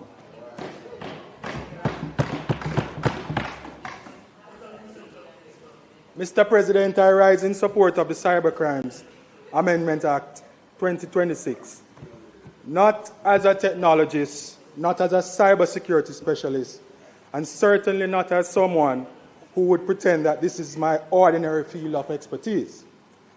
I rise as a medical practitioner, and from that standpoint, I say at the outset that this bill is not merely about computers, codes, devices, data, or platforms. It is about injury, vulnerability, consent, dignity, protection, and trust.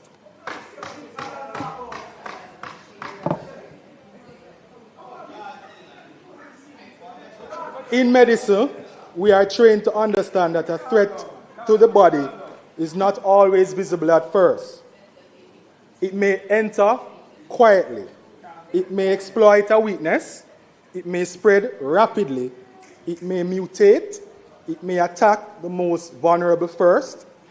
And if it is not detected, contained, and treated, it can compromise the health of the whole body. Cybercrime behaves in much the same way. It enters through weak passwords, stolen credentials, manipulated trust, false identities, compromised devices, and vulnerable systems.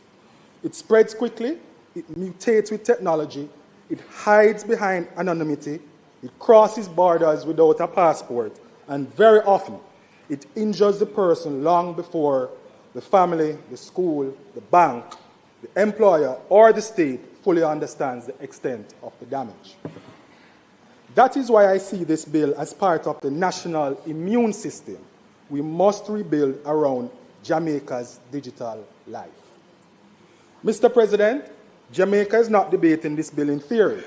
We are debating it in a country where banking is digital, business is digital, education is digital, communication is digital, and public services are increasingly digital. Our children learn, play, and socialize online. Our citizens bank, shop, apply, register, communicate, and store information online. Our institutions hold sensitive records online. Our economy is becoming more dependent on digital confidence. The minister, in introducing this bill in the other place, was correct to observe that Jamaica's daily life is now unavoidably digital, and that the harms we face are amplified by social media virality, remote anonymity, cross-border criminal networks, and now artificial intelligence. So the question is not whether Jamaica will become more digital. That is already happening. The real question is whether Jamaica will become digitally safe, digitally mature, and digitally trusted. A nation cannot digitize faster than its people can trust. Digital transformation without digital protection is not progress. It is exposure. Mr. President, one of the errors we sometimes make is to think of cybercrime as harm that remains inside a phone or a computer. But the device is only the medium. The victim is human. A child whose image is circulated without consent does not suffer a virtual wound. A woman whose intimate image is shared for revenge does not suffer virtual humiliation. A young man whose identity is stolen does not suffer a virtual violation. A pensioner whose savings are stolen through online deception does not suffer a virtual loss. A small business whose account is compromised does not face a virtual crisis. These are real injuries suffered by real people. The health evidence should make us pause. The World Health Organization states that globally, 1 in 7 persons aged 10 to 19 experiences a mental disorder, and that depression, anxiety, and behavioral disorders are among the leading causes of illness among adolescents. The World Health Organization also identifies suicide as the third leading cause of death among persons aged 15 to 29. Here in Jamaica, the Ministry of Health and Wellness and UNICEF have treated young mental health as an urgent concern. In 2019, they reported that 42% of attempted suicides treated at hospital were children, and that a U-Report poll indicated that 53% of U-reporters had considered suicide. UNICEF Jamaica has also reported that 1 in every 4 Jamaican students has considered suicide, and that is up to 60% of those treated at hospitals for attempted suicides are adolescents and young people under 24. Those figures are sobering. They remind us that a cruel post, a threat, a fabricated image, a leaked photograph, a scam, or a campaign of online humiliation may land on a young person who is already anxious, already struggling, already isolated, already silent. International data also confirms the seriousness of this issue. The World Health Organization Europe reported in 2024 that 15% of adolescents, approximately 1 in 6, had experienced cyberbullying. UNICEF has also reported from polls across 30 countries that 1 in 3 young people said that they had been victims of online bullying, and 1 in 5 reported skipping school because of cyberbullying and violence. These are not all Jamaican prevalence figures, and I do present them as such, but they confirm a wider truth that Jamaica must take seriously. Online harm does not stay online. It follows a child into the classroom, into the home, into sleep, into self-esteem, into concentration, into friendships, into performance, and into mental health. From experience,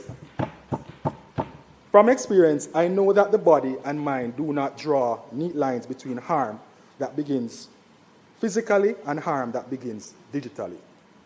Stress affects the body, fear affects sleep, humiliation affects mental well-being, anxiety affects concentration, financial distress affects family stability, shame can silence a child, fraud can break a household, exposure can damage a reputation. A person wounded online may carry the injury into every part of daily life. That is the human reality behind this bill. Mr. President, it is against that reality that I strongly support the provisions that strengthen protection for children. This bill amends key penalty provisions so that where certain offences are committed against an individual under the age of 18 years, the penalty may include imprisonment for a term not exceeding 20 years. That is not a casual amendment. It is a serious statement of national priority. It says that where children are targeted, groomed, manipulated, exposed, or exploited in the digital space, the law must respond seriously. For adults, cybercrime can be devastating. For children, it can be defining. A child may not yet have the maturity, resilience, or perspective to understand permanence, manipulation, coercion, consent, or digital consequence. A child may not understand that one image can be copied, forwarded, stored, edited, monetized, manipulated, and resurfaced years later. A child may not understand that the person on the other side of the screen may not be the person they claim to be. The law must therefore provide a shield where childhood cannot yet provide armor.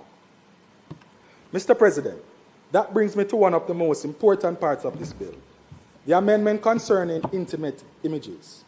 Clause 5 amends Section 9 of the Principal Act by replacing the narrower phrase, sent to another person, with the broader word publish, as stated before. It creates an offense where a person publishes an intimate image of an individual without that individual's consent or reckless as to whether the individual consents. The bill defines publish to include sending, transferring, posting, disseminating, or otherwise providing access to the image or data. That change is practical. It reflects how harm now travels. The harm today is not confined to one message between two phones. It moves through group chats, as mentioned before, screenshots, reposts, forwards, cloud storage, fake accounts, anonymous pages, social media platforms, and websites. One act can become 100 acts in minutes. One violation can become a public spectacle. One intimate image can be used for revenge, extortion, blackmail, intimidation, control, or entertainment.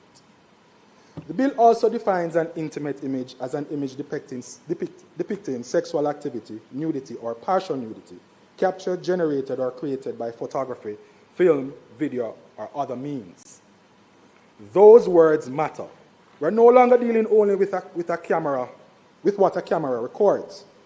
We are dealing with what technology can generate, manipulate, and weaponize. We are dealing with artificial intelligence, synthetic images, deepfakes, altered videos, and digital tools that can place a person into an image or circumstance that never existed.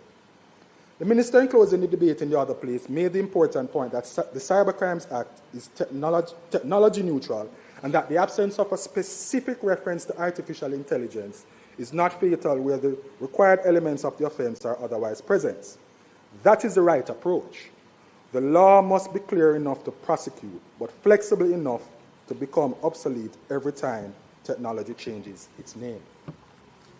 Mr. President, as a physician, I also wish to speak plainly about consent. In medicine, especially as a surgeon, Consent is not a courtesy. It is not an afterthought. It is foundational. A patient's body image, intimate condition, or personal information is not public property. Dignity follows the patient into the consulting room, into the operating theater, into the medical record, and into every professional encounter. That same dignity must follow the citizen into the digital space. Consent does not expire because an image enters a phone.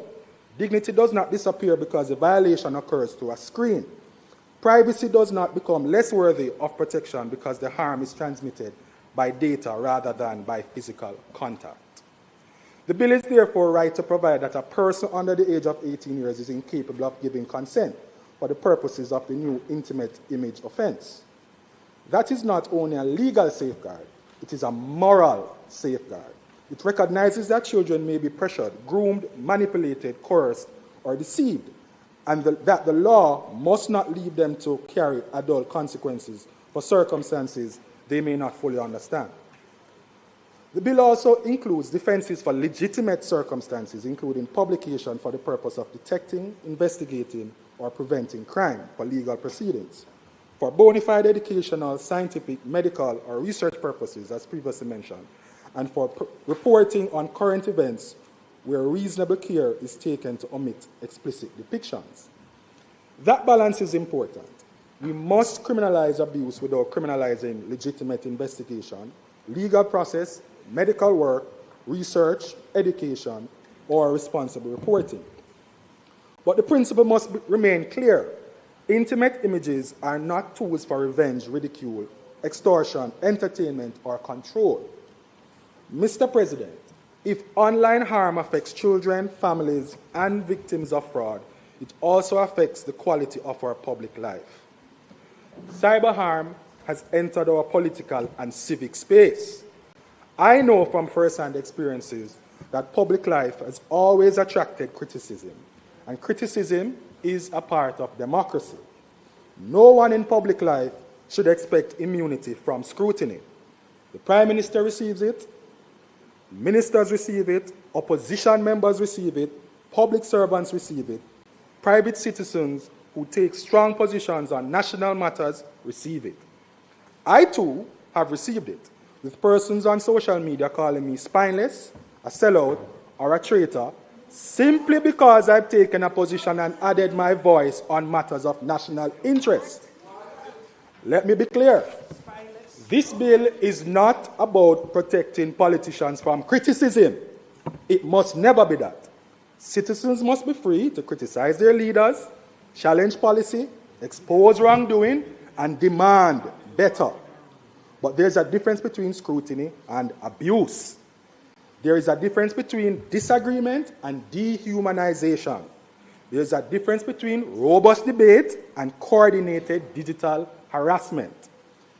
We have seen this even in our own parliamentary life. Following the recent disruption in the chamber, Mr. President, during the debate on Naira, the Speaker became the subject of intense public criticism. Again, the Speaker, like every public official, is not above criticism. The public has the right to question rulings, to examine conduct in the chamber, and to hold those who preside over Parliament to a high standard. But what we have also seen online goes far beyond fair comment, Mr. President. We have seen commentary descend into ridicule, bullying, personal attacks, edited visuals, distorted representations, and content that seeks to reimagine, mock, and dehumanize her. That is not democratic accountability. That is digital mobbing.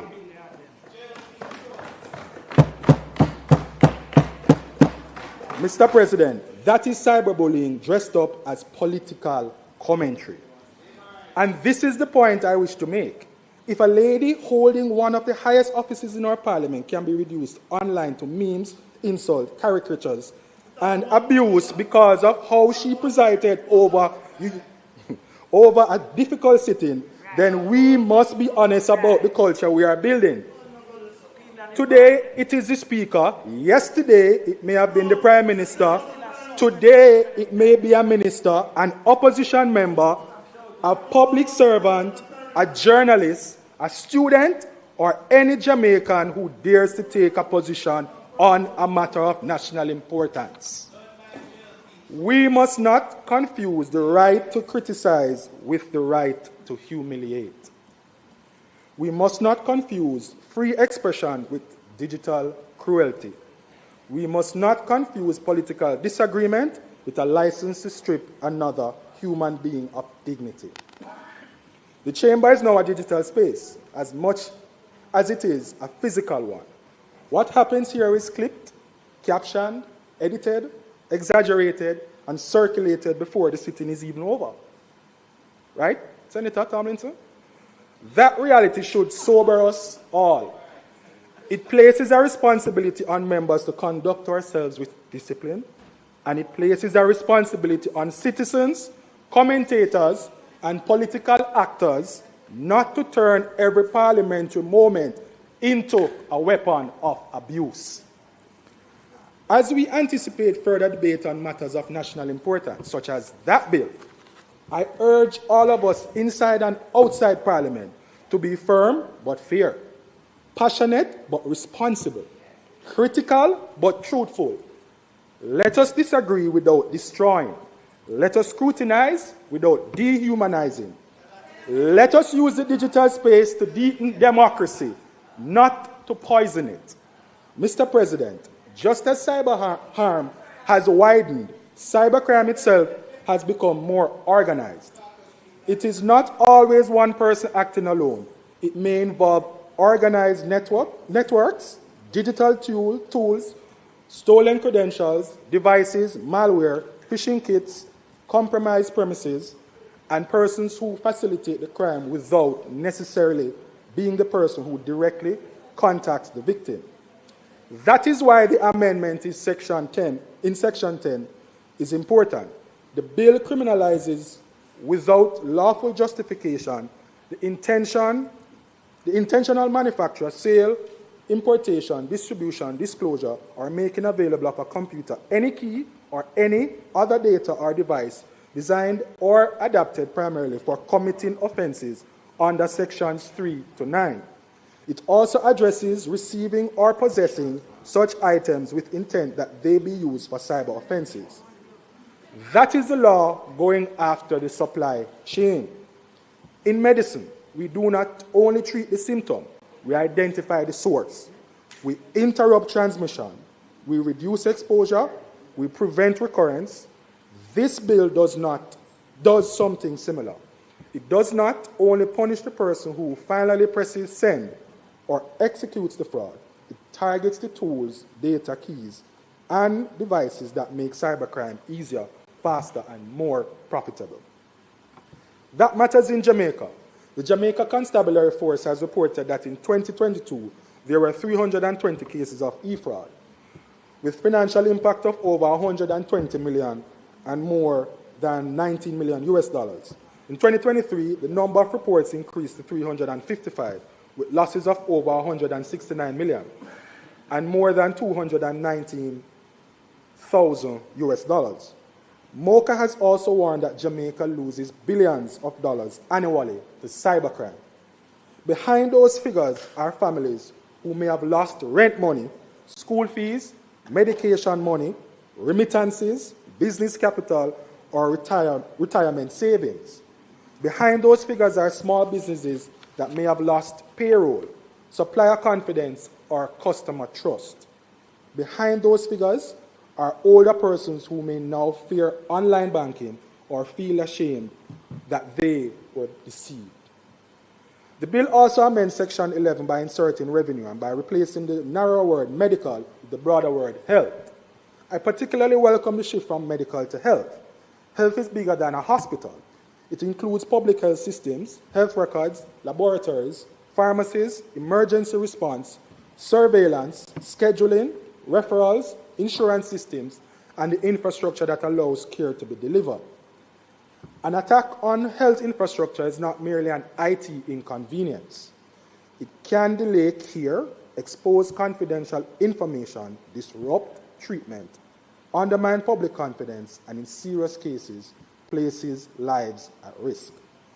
Similarly, the inclusion of revenue recognizes that attacks on financial and revenue systems are not minor disruptions. They can affect the functioning of the state, the delivery of services, business confidence, and citizens' trust in digital transactions. The bill also recognizes that cybercrime may be digital, but it often has a physical footprint. It repeals and replaces Section 15 to create an offense where an owner, occupier, or other person responsible for the management of premises knowingly causes or knowingly permits the premises to be used for any purpose that constitutes an offense under the Act. On conviction, the penalty may include a fine of imprisonment for a term not exceeding 15 years.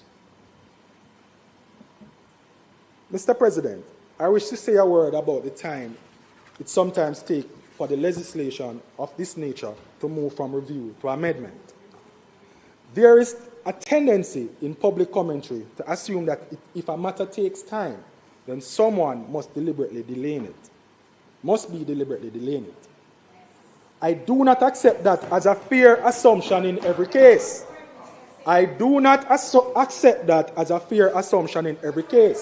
Listen, Joint Select Committees do not perform cosmetic work. They receive submissions, they hear stakeholders, they test policy proposals, they consider rights, enforcement powers, institutional capacity, prosecutorial practicality, and unintended consequences. In an area such as cybercrime, where technology changes quickly and the law must interact with privacy, free expression, criminal procedure, data protection, child protection, and international cooperation, careful deliberation is not a luxury. It is a necessity. The bill's Memorandum of Objects and Reasons records that the Joint Select Committee was established under Section 25 of the Cybercrimes Act to review the Act, and that it reported to the Houses of Parliament in May 2023. The bill is intended to give effect to the decision to amend the Act flowing from the recommendations of that committee. But after a Joint Select Committee reports, the work does not end. The responsible ministry and its technical team must review the recommendations. Policy choices must be made. Drafting instructions must be prepared.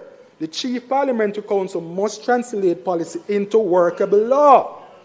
Enforcement agencies must consider implementation. Cabinet processes must be satisfied. The bill must be settled for tabling. So yes, we must move faster where we can. Technology will not wait on Parliament. But we must also be careful not to mistake responsible legislative work for unwillingness to act. It is certainly not a case of the government trying to stall its own progress. It is the reality that serious lawmaking takes time, particularly when the law must be strong enough to protect victims, clear enough to guide citizens, precise enough to support prosecutors, practical enough for investigations, and fair enough to withstand constitutional scrutiny. A rush cyber law can create loopholes. A careless cyber law can violate rights.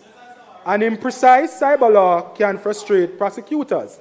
A poorly implemented cyber law can collapse in court. So urgency matters, but so does care.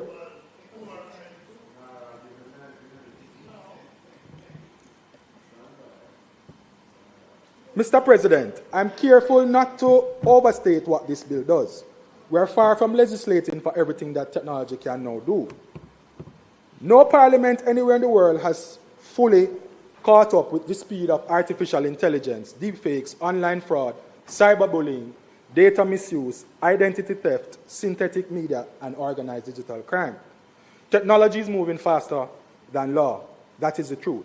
But the fact that we cannot legislate everything today does not mean we should legislate nothing.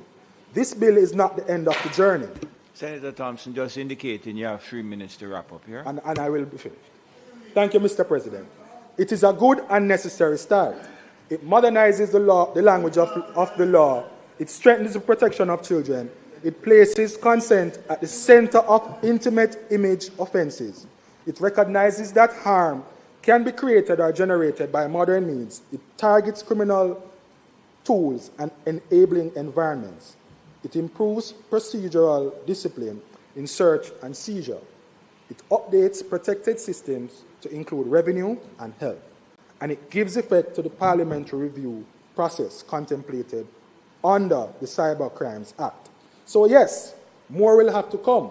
We will need continued review. We will need stronger public education. We will need trained investigations, equip prosecutors, inform schools, alert parents, responsible platforms, responsive financial institutions, and citizens who know how to protect themselves online. This bill says that the victim is not invisible. It says that the child is not unprotected. It says that consent matters. It says that dignity follows the citizen into the digital space. It says that technology must not become a hiding place of predators, fraudsters, extortionists, and organized criminals. The screen must not become a shield for cruelty. Anonymity must not become a license for exploitation. Innovation must not become an excuse for lawlessness. Jamaica's digital future must be safe enough for our children, trusted enough for our citizens, disciplined enough for law enforcement, and strong enough for our economy. And so, as I support this bill, I close with a charge to the Jamaican people. Use digital platforms wisely. Think before you post. Think before you forward. Think before you click. Protect your passwords. Protect your children. Protect your personal information. Report cybercrime. Do not participate in humiliation of another person. Do not share what was never yours to share. Do not turn political disagreement into personal destruction. Do not allow curiosity, carelessness, anger, or cruelty to make you part of someone else's trauma. The digital space is not lawless, and it must not be cruel. It must be a space where we do business, learn, communicate, innovate, and connect with responsibilities. A little bit longer than I'm used to, Mr. President, but this is very important. For those reasons, Mr. President, I support the Cybercrimes Amendment Act 2026, and I commend it to this Honorable Senate. May it please you.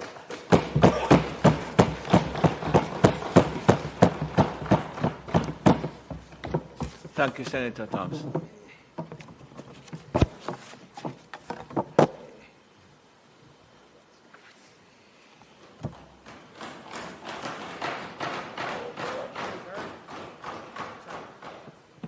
Thank you, Senator Thompson. Senator Brown.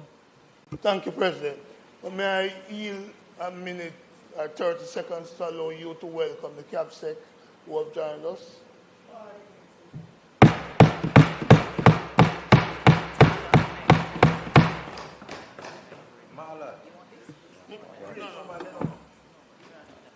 The Cabinet Secretary knows that she's always welcome in my chamber. Thank you for that, Senator Brown. Yeah. I also join you in welcoming the CAPSEC, and I know that there's an important matter that has necessitated our presence here. President, today is the 1st of May. It is internationally, Senator Gill, recognized as International Workers' Day. And so I want to, in solidarity to the workers throughout the world and Jamaica, to give a big up to the working people on this 1st of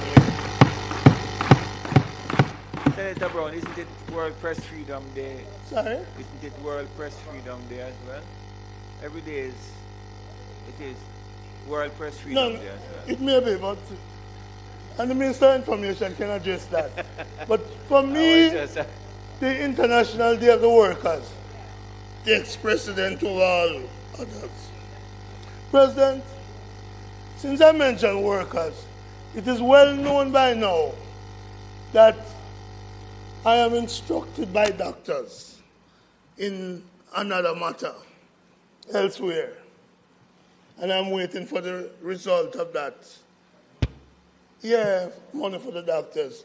They're working at 2021 rate of pay when they do the overtime that is required of them. So I'm going to use, President, to speak in after doctors. Doctors who instruct me. And so in the Senate, I'm speaking now after the one doctor, one medical doctor that is here. And he said some nice things, for which I agree. And so it forced me to go to the Bible to find the appropriate text. And I found, Floyd, Luke 4, verse 23. I believe it says, physician, heal thyself. That's what it says? Physician, heal thyself. Mr. President, I don't use Facebook because in 2012, when I became a senator, I'm looking at you, I don't know if you was involved. Some people created a Facebook saying it's my Facebook, using my name with a whole heap of dirty things. And I said to myself, you know something? You will never join the Facebook community. So they attempt to pretend it's Lambert Brown. Wouldn't be supported by my giving any dignity to Facebook. So I don't use Facebook. But today, May 1st, is a kind of unusual day for me in the Senate, President, because 3 members of the government side have spoken, and not a single one of them used the words, Dr. the Honorable Andrew Holness. It's a shocker for us over here, because the cult of the personality is so deep that every time any of them speak, we expect to hear multiple mention of the Prime Minister's name. Sorry? We haven't heard any. So I want to remind them of the necessity to use it. And maybe they can't, because the Cybercrime Act of 2015 was passed when Mark Gordon was on this side, that side. So we find it, yes, we find it very interesting that they are at one with the cybercrime bill. We are so happy that the Senate today find consensus on the cybercrime bill amendment bill. And it comes from the process adopted and the process designed from 2015, that there would be a review of the bill, and that review would go through a joint select committee. And President, that's taken too long. And as Senator Small Ferguson pointed out, what we should be doing is just like how you license your car every year, we should be reviewing cyber issues, because it's moving so fast, so rapidly, that we should be looking at it, have a team in the respective ministry, constantly reviewing and updating the Parliament. The JSC model works. It allows for reduction of controversy. It allows for removal of conflicts. It removes confusion. So the joint select model works. A big bill, for example, this bill, for example, the joint select committee was able to meet virtually because our standing orders have changed to allow for virtual meetings. When Senator Gale and I sat on the BOJ Joint Select Committee, Senator Gale, we were meeting on Saturdays, led by Minister Clark. We were meeting in the luxurious facilities of the conference rooms at the BOJ. And we took the parliamentary staff down there. So it's clear to me that a joint select committee can move and meet with dispatch.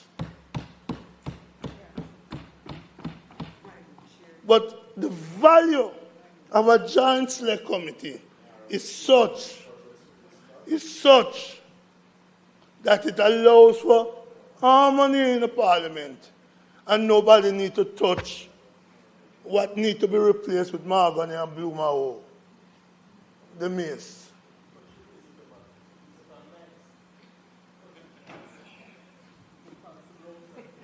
I am allergic to the colonialism. That is why I want blue mahogany and mahogany. Blue mahogany and lignum vitae.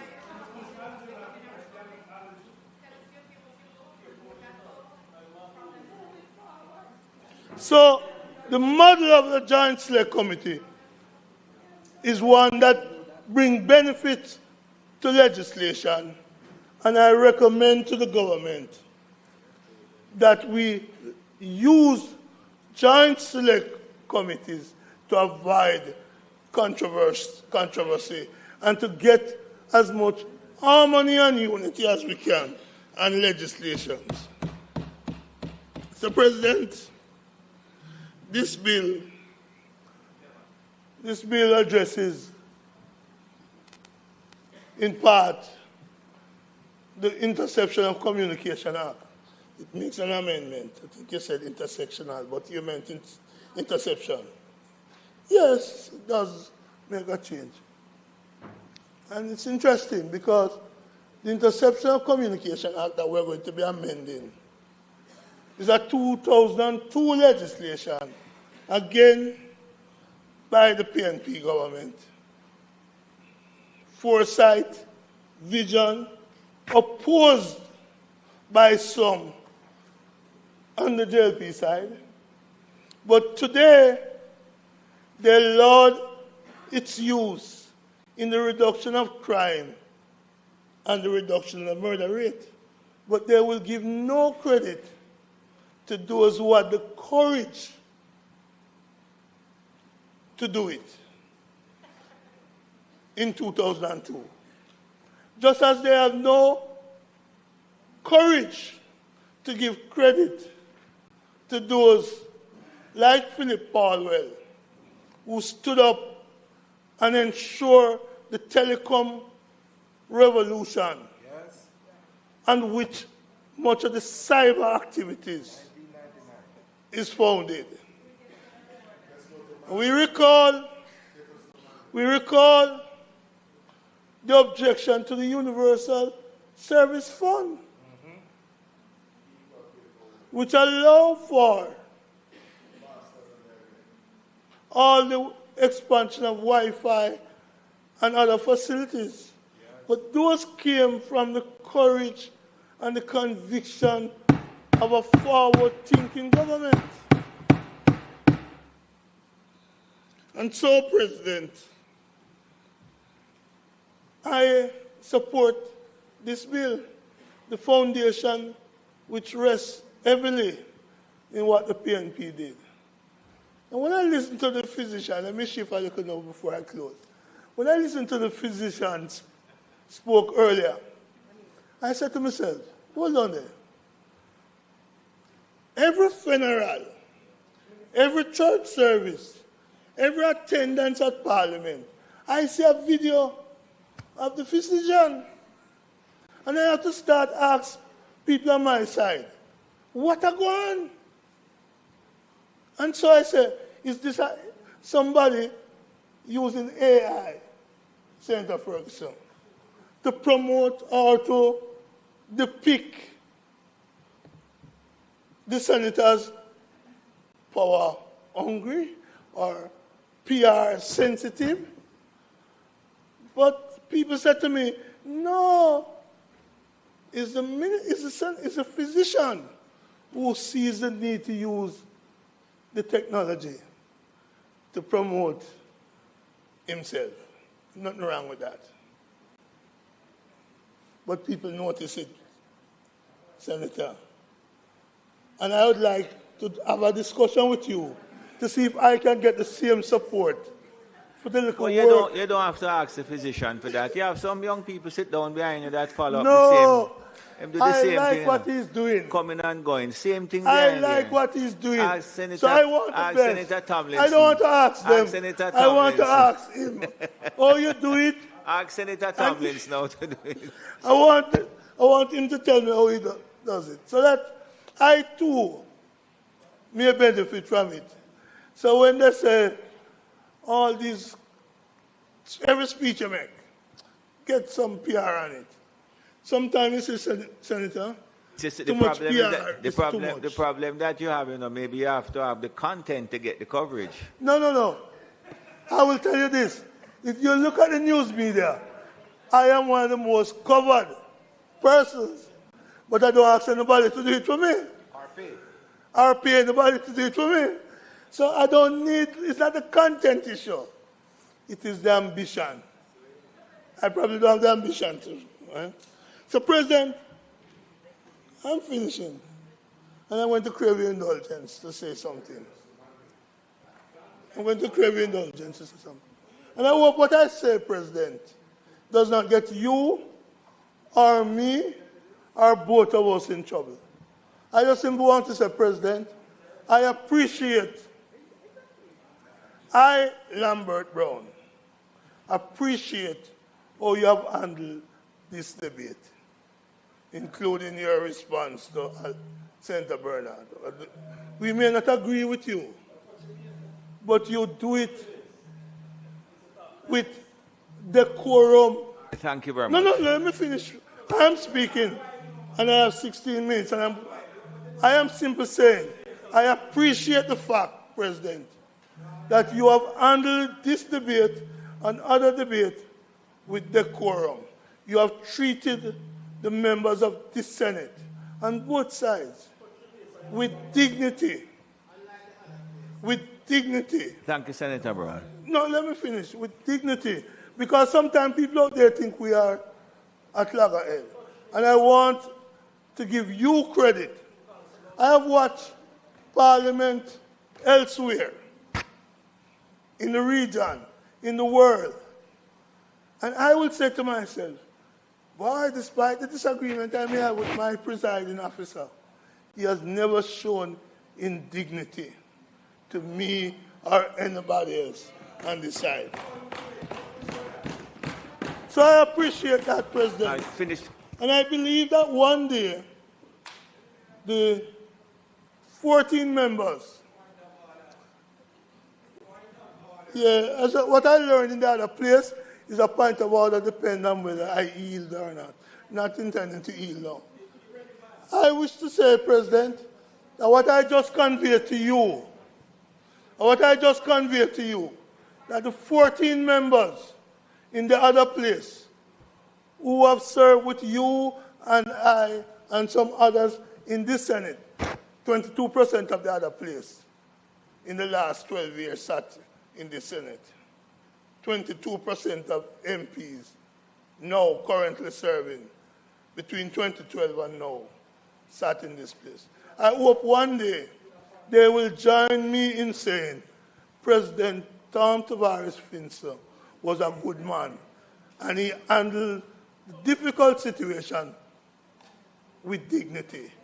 I respect you for that, and I hope people elsewhere, not the other place I'm talking about, elsewhere, will learn from you. May it please you, Mr. President. Thank you very much, Senator Brown.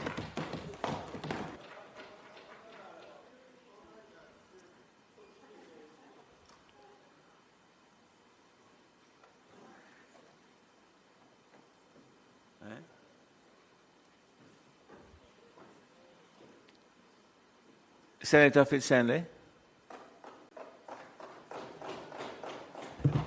Thank you, sir. Thank you.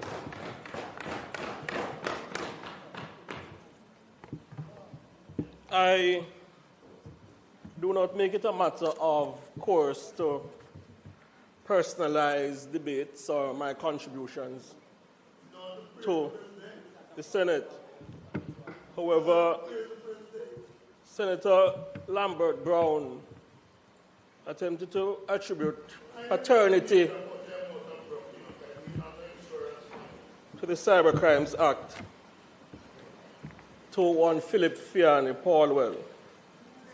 I'd say to Senator Brown that what we consider Salutria scandal, the Trafigura scandal, the bad gas scandal, the NetServe scandal, there are enough matters to give paternity to Mr. Paulwell, where the Cybercrimes Act is not one of them. It is a matter of fact that the Cybercrimes Act was first passed on March 17, 2010, and amended in October of 2015 under the administration of one Oret Bruce Golding. So there are enough matters to give credit to Philip Paulwell for, but paternity for the Cybercrimes Act is not one of them. That being clarified, sir, technology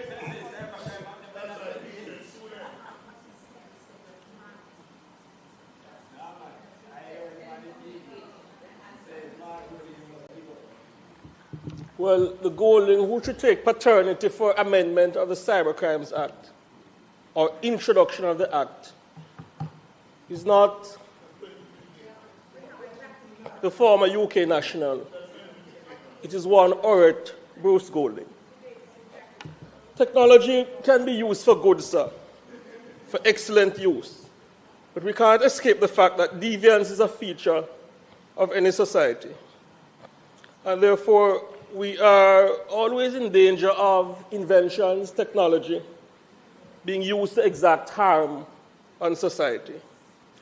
Therefore, it is good if our laws are fit for purpose and aligned with contemporary development. It is in that context that I wish to indicate my strong support for the Cybercrimes Amendment Act 2026.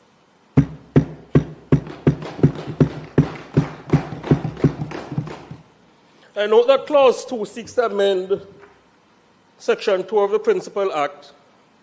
It really, in fact, seeks to modernize the interpretation section by amending the definition of key to contemplate whether electronic or digital. This is an important amendment when the concept of modern authentication is contemplated. The third clause of the bill speaks to aspects of deviance in society, where from time to time individuals use electronic devices to advance their perverse agenda. And so doing, often our minors are affected adversely. Therefore, it is good that the third clause of the bill proposes to decisively make stronger protection for minors by amending the penalty framework in a manner where, should an offense be committed against a child or an individual under the age of 18, the court may impose imprisonment for a term of up to 20 years. That's a step in the right direction and an indicator of the administration's strong commitment to protecting society's most vulnerable. From time to time, people share images which may be compromising. The Senate leader alluded to it earlier. And I believe Clause 5 is another example of the law being amended to make it fit for purpose, because this clause expands use of the term send to another person with a much wider and more suitable term, publish, and it creates the offense of publishing an intimate image without consent.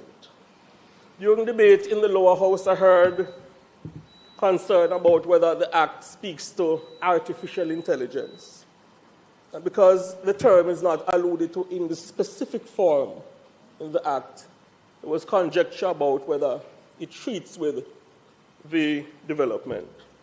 The short answer, sir, is yes, because Clause 5 defines intimate image to include content that is captured, generated, or created, which is, again, neutral language, but it speaks to activities which may include the criminal use of artificial intelligence. This bill is fit for purpose. I cite Clause 6 as well as another compelling factor why this bill is to be supported. It seeks to put a stop to activities and processes which are likely to be embarked upon by those who prey upon monies which are not theirs, fleece financial institutions, and pilfer the monies of the ordinary Jamaican. In an era where law enforcement and financial institutions have indicated that there appears to be a spike in impersonation, payment diversion, account takeovers, SIM swap-style tactics, the amendment to Clause 5, which outlaws processes which criminals may engage in furtherance of this crime, is very important and again highlights the solid thinking behind this piece of draft legislation. In summary, these amendments are worthy of strong support because they are not superficial. They focus on protecting all of society, including Jamaicans from all walks of life, small businesses, big businesses, families, and society's most vulnerable, including minors and our senior citizens.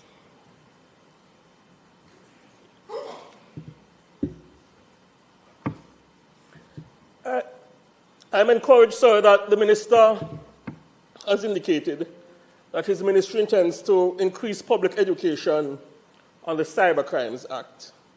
This is important because Jamaicans whose trust have been betrayed in a criminal manner, or who have been preyed upon by people unknown to them, who have abused the cyberspace, must know that the administration has put in place fit-for-purpose legislation to get them justice. I wish to commend the Technology Minister, the Honourable Andrew Wheatley, who has a deep grasp of the issues which his portfolio entails, and I genuinely believe is the right man in the right place to protect Jamaicans from the bad intentions of those who use the cyberspace and emerging technology to advance an endeavor which may be best described as characterized by malintent or a desire to do harm. Before I close, sir, I wish to say a word of caution to criminals, including a few political bloggers who use the cyberspace to tell damaging lies. And I wish to encourage people adversely impacted by the blatant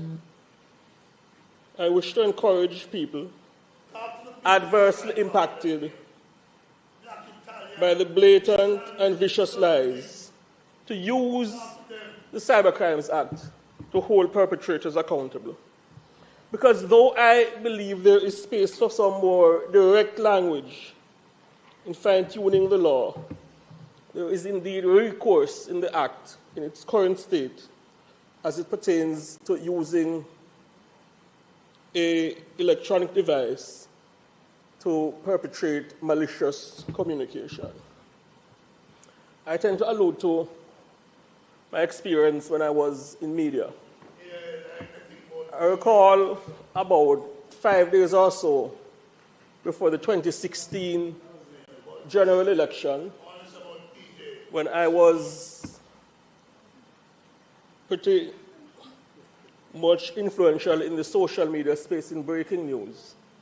5 days before the election, I walked to dozens of messages demanding that I give attention to this allegation that a prominent member of the Jamaica Labour Party had familial connections to a drug dealer, and I was being badgered to put it into the public domain.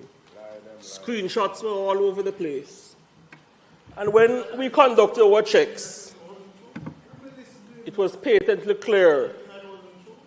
I understand why I don't want to hear this. It was patently clear that the allegations being put forward by bloggers connected to the opposition party at the time, the PNP, was patently false. And even when it was entered into the traditional media space, that the allegations are false, the bloggers intensified their promulgation and advancement of the lie. I genuinely believe that the Cybercrimes Act may be used to forbid that sort of activity. Another example, only a few days ago, the matter of the King and Julian Silvera. A matter I can't allude to because it's no longer sub judice.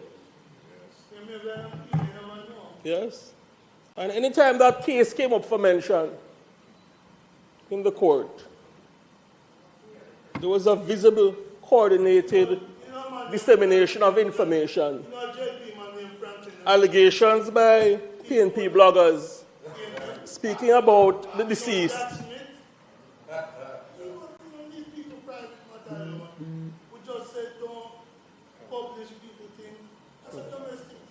Yeah, I understand why you are uncomfortable, Senator Brown.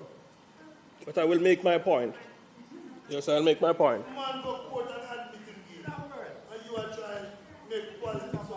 You're upset about it. I'm not upset about yes. it. What I'm upset about is the extent the matter of Senator Brown, allow the speaker to continue, please. Senator Fitzhenry, do not be distracted. Yes, I understand why you are upset about it. I'm not upset about it. Yes. The matter of Silvera, sir.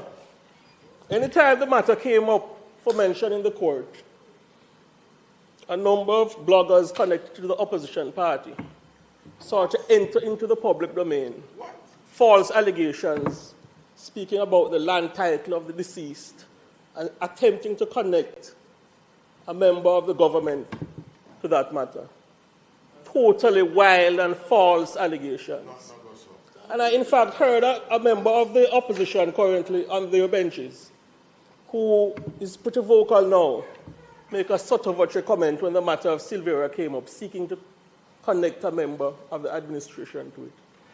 Absolutely false. Nothing of the sort. But again, this represents a habit of some political bloggers who seek to tell lies and diminish, hurt, and damage the reputation of honest and hard-working Jamaicans on the altar of political expedience.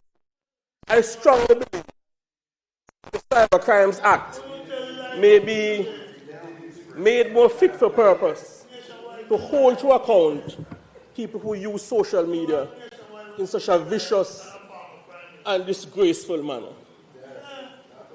And I tell you what, to make matters worse, what disappoints me, I see senior members of the opposition, including members of the leadership, associating and recommending for national awards some of the chief purveyors of these toxic lies. I think that's a disgrace, and I strongly believe the Cybercrimes Act should be amended to hold people who use social media in this manner in an accountable manner. to hold him to account. And Senator Brown made mention of the name. He said he found it very odd that the name Dr. Andrew Michael Holness has not been entered into the debate. So there you go, I give you a wish. Perhaps the most victimized person by individuals, these political bloggers who tell lies using social media, is the Prime Minister of Jamaica, Dr. Holness. But you know what gives me confidence, sir?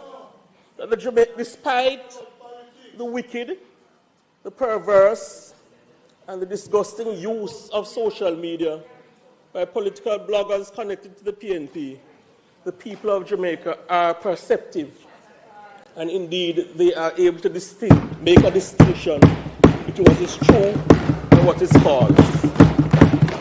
And I strongly believe that perceptiveness was most highlighted on the 26th of February 2016 and the 3rd of September 2020 and 2025, when the people of Jamaica rejected the lies of the opposition and voted for truth and an administration that is prepared to move Jamaica forward.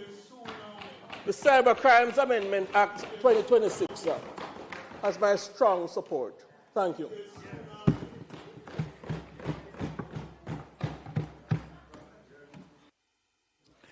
Thank you, Senator Fitzhenley. Senator Scott Motley.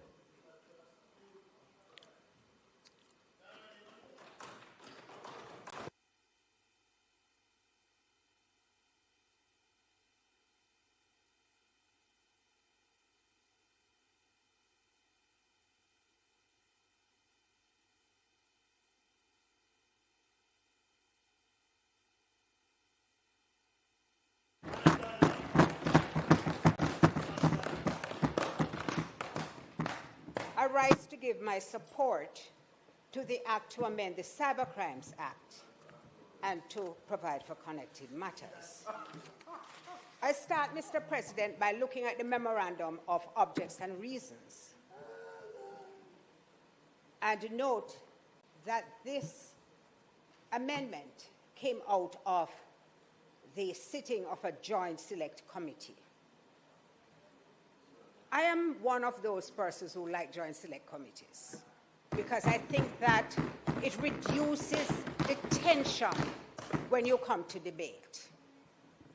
And I did listen to Senator Golding Campbell on all angles, and I noticed she says that people go and repeat and repeat and repeat.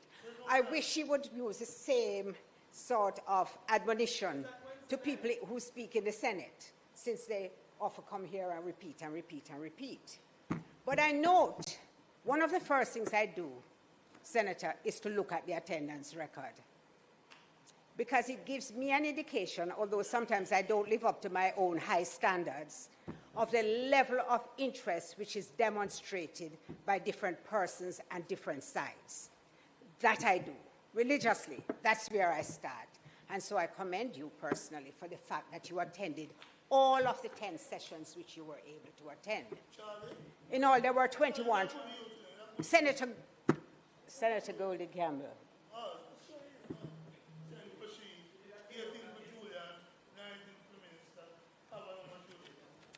This law really has moved us towards a more explicit standalone offense, which I think is important. When I looked at the section 9, which was seeking to amend, one of the requirements was that you had to demonstrate intent to harm. Now, there is no mens rea which is required under the law. What it is that it looks at the actus reus to say, did the person do this? And I think that is an excellent step in the right direction. So I want to commend those who recommended it. I read the Joint Select Committee report. I don't think I'd paid it much attention prior. But in the context of what we're doing, it was really very interesting.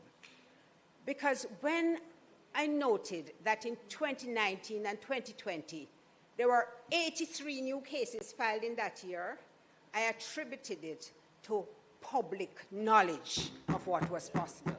Because indeed, in 2019, a very significant case was tried in the parish court, which involved someone sharing photographs, nude photographs, and all sorts of things about someone who he had previously lived with. In fact, they had had a long-standing relationship. They had broken up, they had reunited, and she had lived in Jamaica for 6 months with him.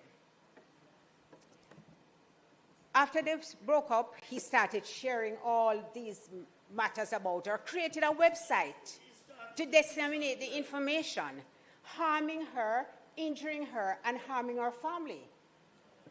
But women, I must confess, were cheering when he was sentenced in the parish court to 12 months imprisonment. It was later reduced by the Court of Appeal to 6 months because of what they said was extenuating factors, including the fact that he was a first offender. But I think the fact that 83 new cases were filed, some of it must have been attributable to the boldness which the complainant had, because she did not care about the fact that now she was getting this additional publicity and her life was there for everybody to see. She was willing to stand up, not just for herself, but in standing up for herself, to assert the dignity of women.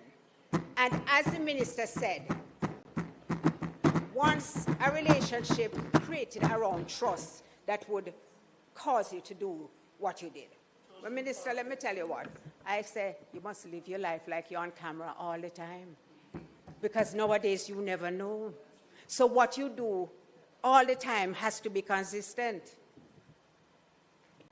Minister, I actually saw Minister Wheatley yesterday and discussed with him the fact that we were debating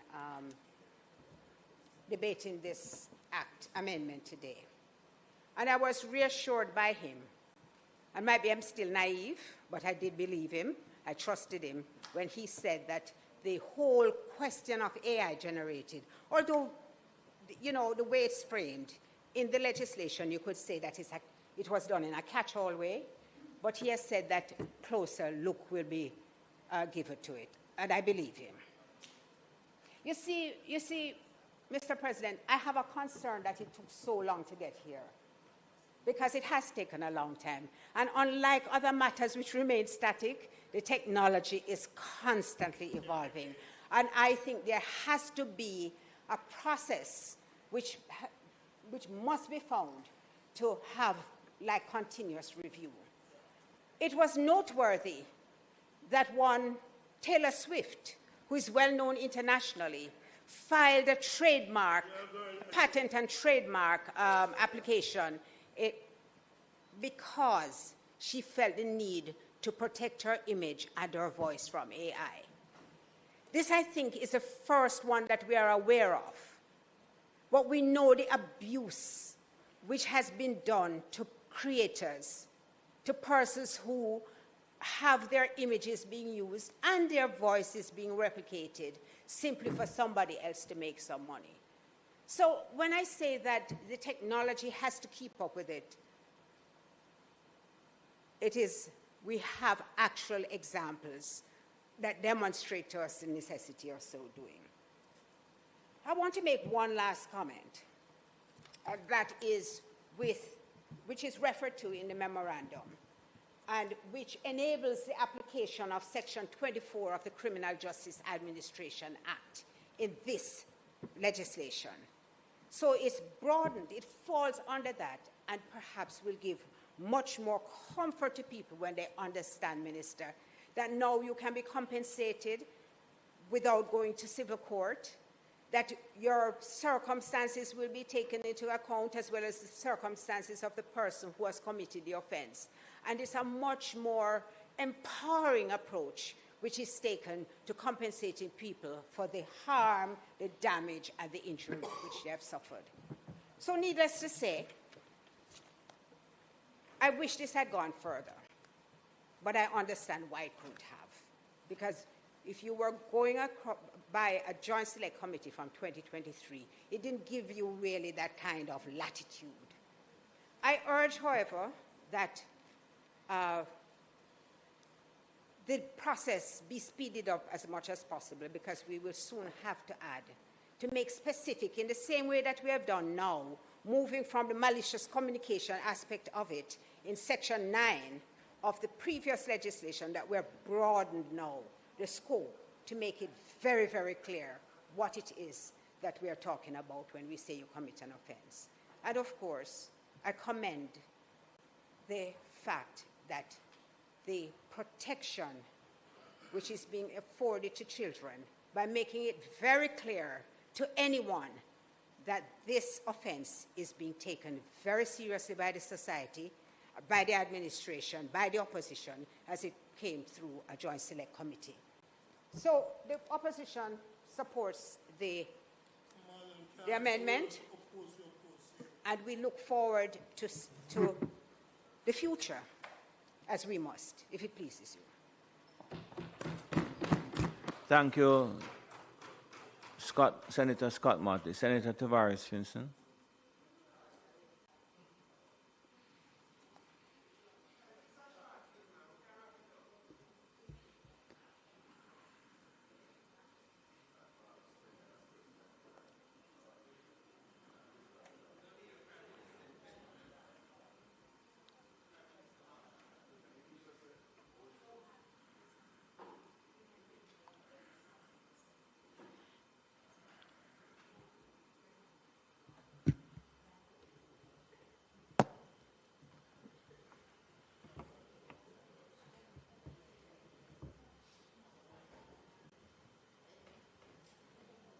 Mr. President,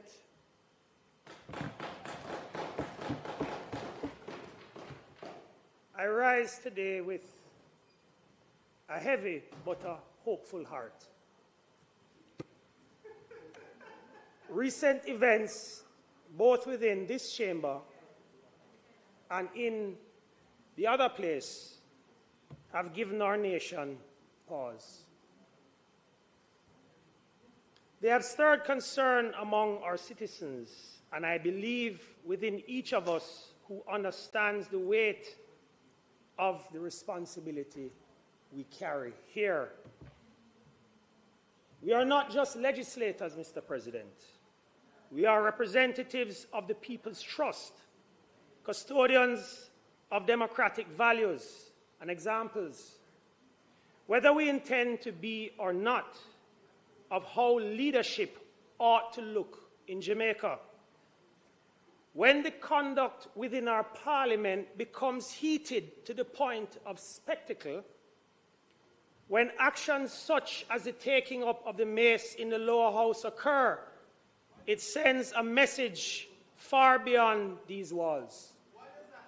It tells our citizens, especially our young people, that discord may outweigh discipline, and that confrontation may overshadow civility.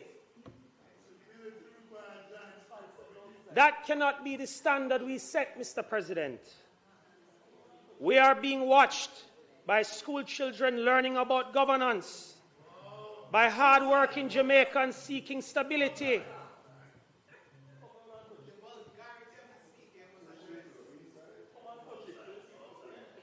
and by a diaspora that looks to us with both pride and expectation, Mr. President.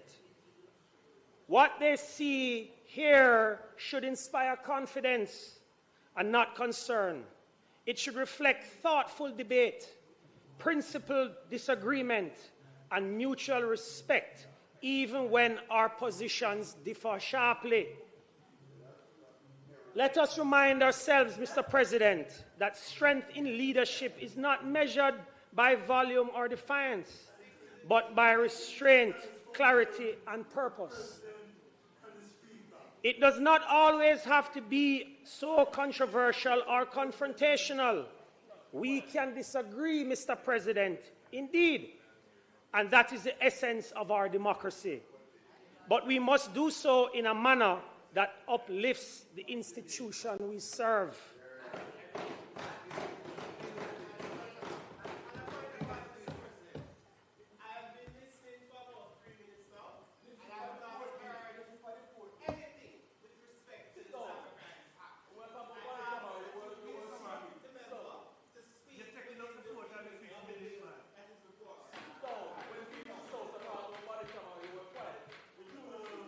Today, I urge all of us to recommit to the dignity of this Senate and to the broader Parliament of Jamaica.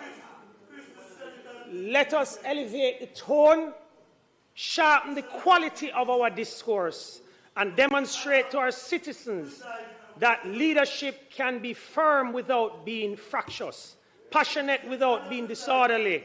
Jamaica deserves nothing less. Mr. President, this bill, the Cybercrimes Amendment Act 2026, is functionally about protecting Jamaicans in an increasingly borderless digital world. It seeks to restore and reinforce something essential to national progress: trust. Mr. President, trust in areas such as digital banking, trust in online commerce, trust in our communications, and trust in the state's ability to safeguard its citizens against modern threats. This legislation confronts real and growing dangers. It responds to the non-consensual sharing of intimate images, the rise in scams and fraud affecting families and businesses, and the misuse of digital tools to deceive, exploit, and to extort, Mr. President. At the same time, it strengthens enforcement while maintaining important safeguards and respecting the broader legal framework that protects individual rights and personal data. Let me be clear, this is not legislation that stands against technology. It stands for trust, for safety, and for confidence in Jamaica's digital future. We cannot build a modern, thriving digital economy if our people feel that the online space is unregulated or unsafe. Mr. President, I therefore commend this bill to this honorable Senate. Thank you.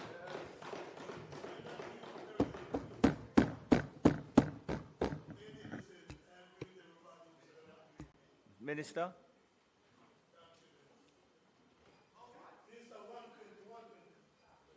No, we don't deal with it again.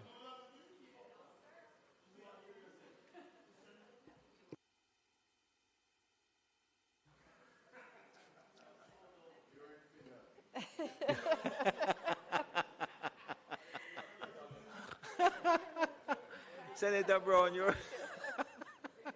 you're in Finland. Minister, proceed, please.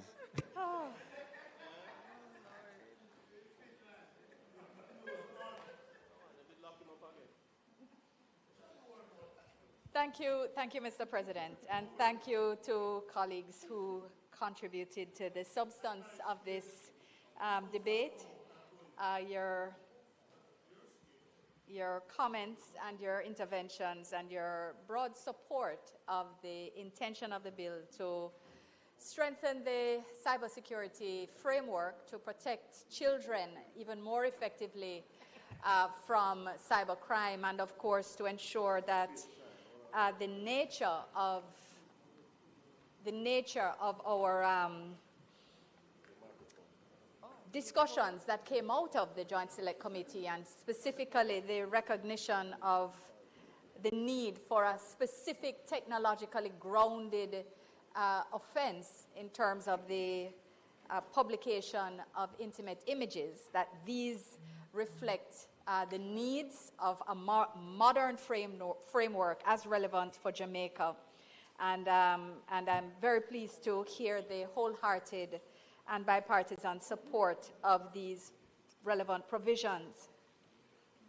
I just want to respond to some of the comments which have been made beyond support. to clarify that most issues which have been raised are in fact either in the bill or otherwise addressed in the wider ecosystem. And I want to make it clear for the purposes of Hansard that this is the case.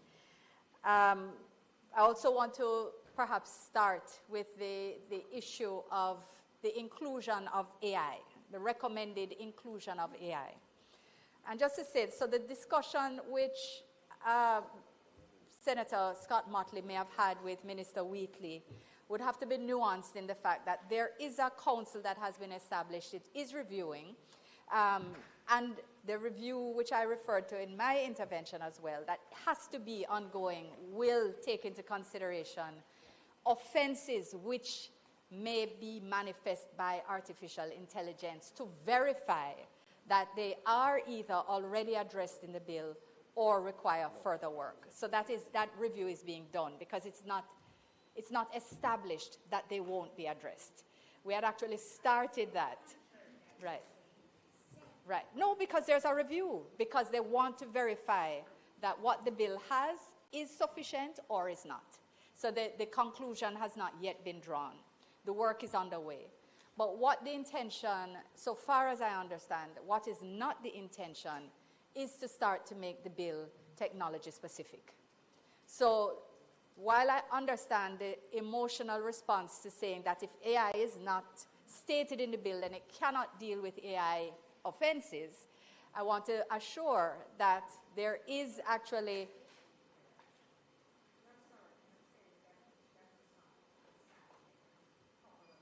not your intervention, Senator Small Ferguson had specifically said that he thought that AI should be referenced in the bill. The bill goes to it is focused on staying technology neutral because that is the way to ensure that it is effective as technology changes, including addressing AI. So that's why it deals with the fact of capture and generation and the fact of publication by any methodology, rather than speaking to specific platforms or technology. But the review is taking place to make sure that the nature of the offenses are captured. So I want to make it clear that we're not dismissing the concern. We have actually been a part of that process as well. But a reference to AI does not make the bill more effective. And that is what we have to understand. Because who knows, maybe by this time next year, AI will be something of the past. We'll have moved on and we'll have to be addressing something else. So the nature of the bill is to capture the offense itself, the type of offense, and not the technology that's being used. On the matter of harassment, harassment is in the bill already. It is in that same clause, in the act, the principal act, as is threatening and using the computer to threaten by any means. That's there already. On the issue of cyber stalking, however, this is somewhere where a matter on which we share ground, if not methodology. So the scheme of the principal act is to criminalize the use of a computer to commit an offense which exists. And one of the things which had been discussed and agreed in another joint select committee, in fact, which looked at the Offenses Against the Persons Act, the committee has agreed that harassment, stalking, that level of harassment, not simply the sending of mails, etc., of any nature, which by the number and scope, etc., become harassing, but what is stalking. So that activity that is usually a precursor to intimate partner violence or other types of assault. That cyber stalking, or rather stalking itself, does not yet exist in Jamaica law as an offense. And therefore, the criminalization of use of a computer to commit it is not part of the scheme of this act. The difference that has been noted in the use of the act to create the intimate image offense is because that requires a computer. There's no other substantive offense which could be criminalized by it. So I believe it's long overdue. It's a matter which actually frustrates many of us as women. We think that it is that the actual amendment to the OAPA needs to come through. Duly noted. And the amendment will be gender neutral, so you will be protected, sir, if this occurs. But it is a serious issue, and one which I believe and trust that should come before us in this legislative year. So I'm hopeful about that, and that will trigger the Section 4, which criminalizes the offenses which exist substantively. So I just wanted to assure you that the threats and the harassment are there already, but that next level needs to be created in the substantive law, and then it will be criminalized by this. And that can't happen soon enough, so far as I'm concerned. On the matter of tracking cybercrimes in Jamaica, whether they are prosecuted, whether they run the full gamut or not, there is a system in place. And the JASERT, the Jamaica Cyber Incident and Response Team, the JCF, and the MOCA, they all appreciate triage, and they investigate reported instances of cybercrimes. And they track, even if they don't go to fruition. But we do recognize that all of the cybercrimes are not reported. That is the reality. So they continue to increase, so we know people are becoming more aware. We agree that the case with the first, I would say, revenge porn case that was taken straight to its conclusion through the courts had certainly helped with public education and sensitization, but that work is still necessary. And I want to commend the JASERT and Colonel Sterling on the establishment of Cyber Week. Is Cyber Security Week, or is it month? Cyber Security Month. So a whole month of events when they bring in the schools, they go to companies, they have talks, they bring in international experts, and we indeed promote our experts so that students see, Senator Gale, that this is a viable profession. In fact, you have a job before you graduate because they are so needed and important. If you are good, this is a skill, and you will be able to choose your employer and your package, because whether it is government or private sector, cybersecurity is where it is at now in Jamaica and internationally. So I want to commend the JASERT for the work that they're doing in public education. There can always be more, because that is the nature, but we know that you're busy doing the actual cybersecurity as well. So we recognize that you have carved out the time, you're recognizing its importance, and we commend you and your team. Absolutely. Just to note as well, the issue was raised about cross-border cooperation, and a question about, or rather a reference to a proposal made in the other place at the Budapest Convention. Jamaica should sign on to it.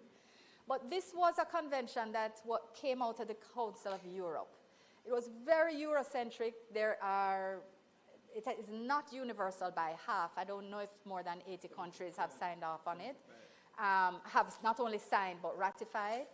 And it's actually maybe the same amount of countries that have signed on to the UN Treaty on Cybercrime, even though that one was only finalized in 2024. It's the same number of countries because it is more universal in its approach. So it's early days yet, and Jamaica led CARICOM's negotiation on that, and the developing world was very clear that signing on to the Council's concept of what cybercrimes should look like, which also is a 2004 convention and very much focused on an older view of what cybercrime looks like in terms of it is a hacking and whatever. The internet wasn't where it is now. There was no social media in the space that it is now. So the cybercrime treaty that Jamaica has signed, and along with others, is much broader in scope, much more technologically flexible, and therefore more forward-looking. And therefore, I would like to say that it is unlikely that we're going backward to the Budapest Convention. International and cross-border cooperation exists broadly. A lot of the fines that that take place and trafficking, etc., are due to cross-border cooperation that takes place now in the cyberspace and otherwise. And that is very effective cooperation We have bilateral agreements, we have mutual legal assistance treaties, we have hemispheric MOUs and regional MOUs between CARICOM impacts and other. So there's a substantive ecosystem of arrangements that allow for cybercrime cooperation, and it does not rely on us going back to Budapest. So I want to just put that argument to rest, because it sounds good because it exists, it's an older treaty, but it's really substantively does not help Jamaica at all. So I wanted to just to meet that suggestion as well. Mr. President, I also wanted to raise the matter, or address rather, the matter of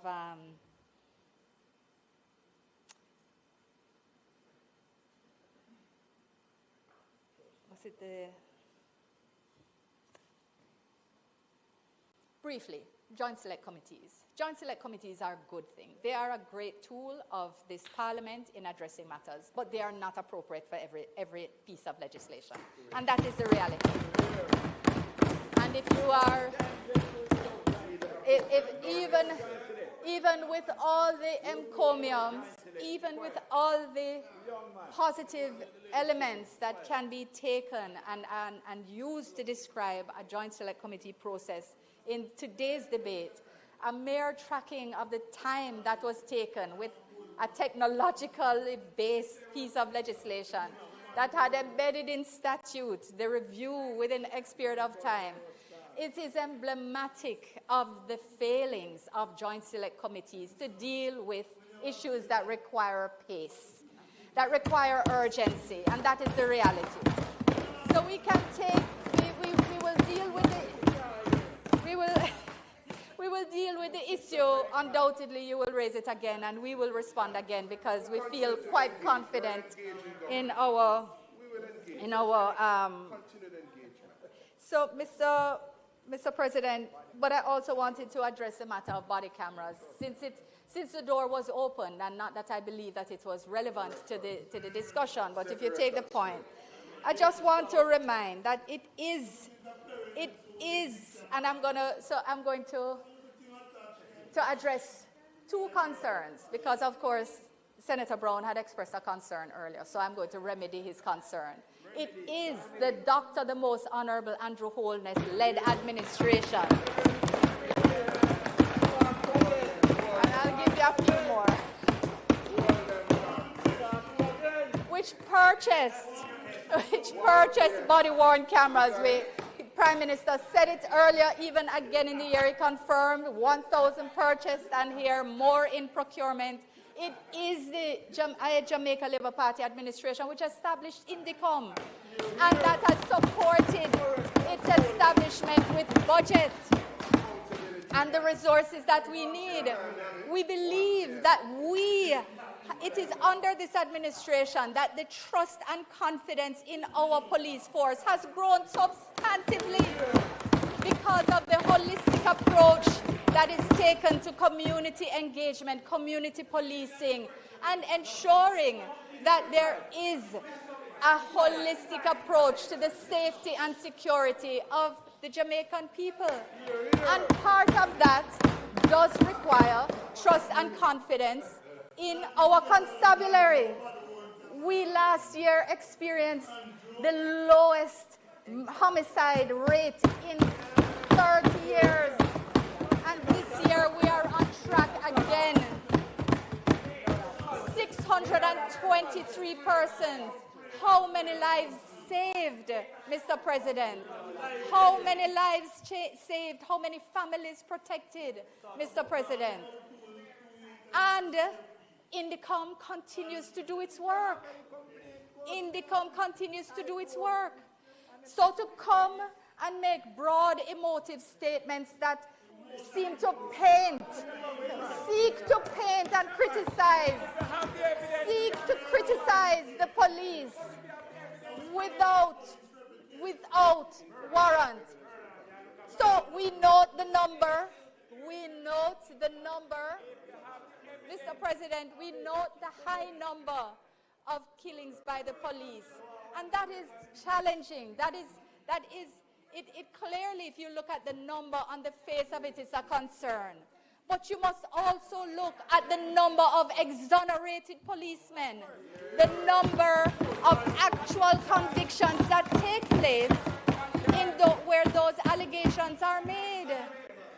And the fact that you seek to use this narrative that everything hinges somehow on body-worn cameras. Look at the closure rate of our detectives in respect of murder. Nobody gives them any filmed evidence. Look at the clear-up rates of the police and look at the clear-up rates of Indicom and ask the question, how do the police solve crimes? They are not given video evidence. They do good police work. They investigate. They use forensics. And they do that to solve crime. Indicom can do that too, without imperiling the safety and security of our constabulary. So, Mr. President, this I don't want to make this. Yes, so you could hear me over the noise. There was a lot of noise, and I regret that. I do not like to raise my voice, but it is required from time to time. It is not an easy issue. It's not an easy issue. It's fine. Mr. President, Mr.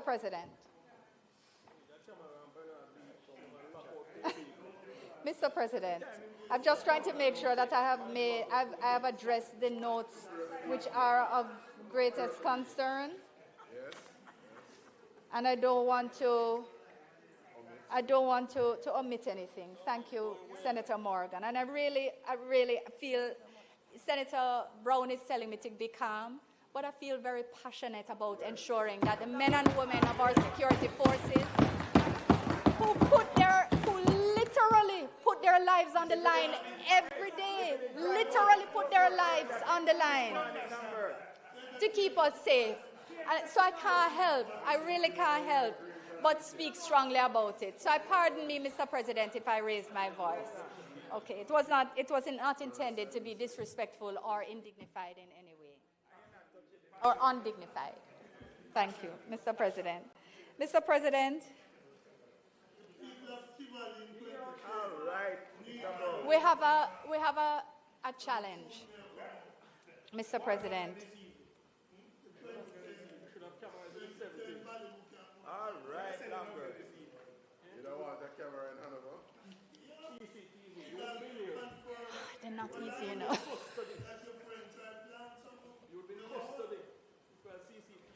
Senator Brown, Morgan, Fitzhenley, allow the minister to finish our presentation. Thank you, Mr. President. Mr. President, I wanted to just go back to the bill as I close. That's a good idea. Thank you. Which really seeks to protect Jamaicans in this increasingly borderless and digital world, and about helping to build trust. And I stated earlier, and I really wouldn't mind if senators would listen to this briefly.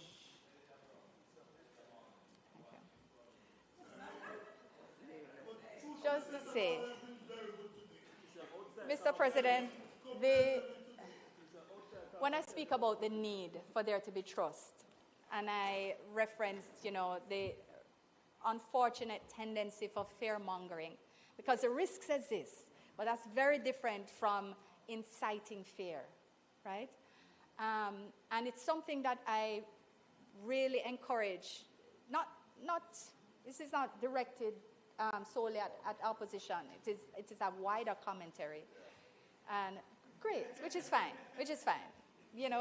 You may see yourself in something, you may not. You may see others, but when I look at circumstances, and when I engage with colleagues, like a former counterpart from Kenya, and she tells me about, I just give two examples, Kenya and Ghana, which, although much larger than us, have inequality, have deep rural and intense urban. So they have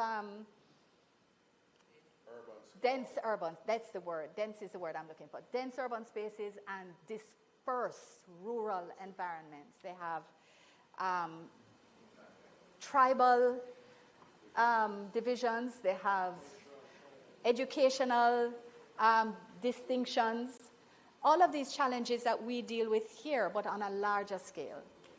And when I hear about a grandmother in a tribal village who relies on sending someone to take their money to buy their groceries and transport them back, and how, you know, she loses money here, but she just has to work with the system, or how she, you know, she might lose a product or two here, etc. But how M-Pesa has transformed her life because she can pay just using her phone. So it changes that. She needs data, and that connectivity exists. It exists. That's not the issue. In Ghana, while people are talking about chip and what and thing, Ghana has moved from not only creating their national ID, but they're now embedding a payment mechanism in it because to make it so not only a digital ID, but a digital ID with the capacity to pay. And it is changing lives and lifting people out of poverty. Same thing in India, yes. Lifting people out of poverty, yes. And this is a difficulty when a narrative that starts opportunistically, embeds itself, proxies carry it on, and then the work of government to overcome and lead on something which is fundamentally for the good of people time is lost, and developmental time is lost, Mr. President. And again, I will speak in another context, but I think there are times when unity can really be expressed around an objective good. And I think we should explore those opportunities more when they present themselves. So again, I want to say, in the context where digital technologies provide so many opportunities, that we work together on the risks, that we continue to provide the resources that address them, but that we encourage our society to take advantage of the opportunities that are presented. And in that context, Mr. President, recognizing what is before us, I thank members once more for their contributions and ask for a second reading of this bill. Thank you very much, Minister. The question is that the bill be read for a second time. Those in favour? Against? Mr. Clark? A bill entitled An Act to Amend the Cyber Crimes Act and to Provide for Connected Matters read a second time. Thank you very much. The Senate will now resolve itself into a committee of the whole Senate to consider the bill clause by clause.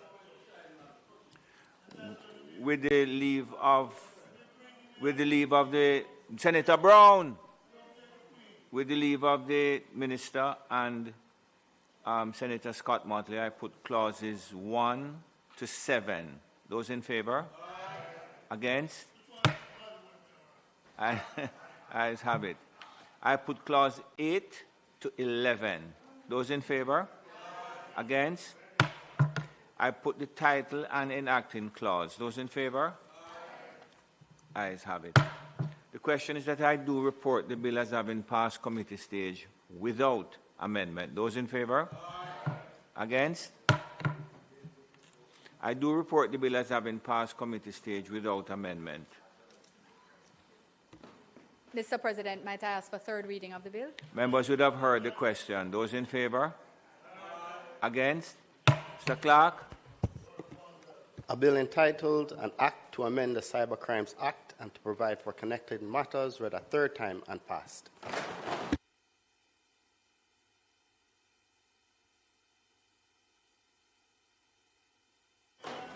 I've consulted the staff of the clerk's office present in the chamber. I have a view.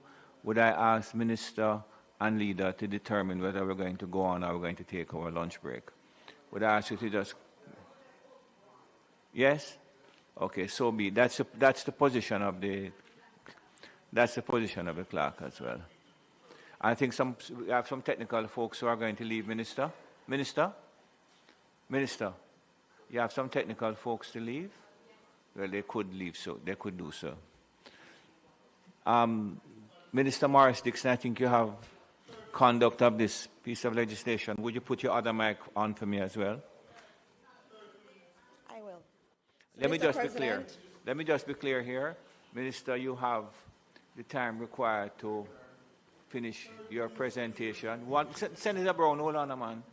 You have the time to complete the presentation, your opening, but recognize that the opposition spokesperson would have a time relative to the time that you take in your presentation.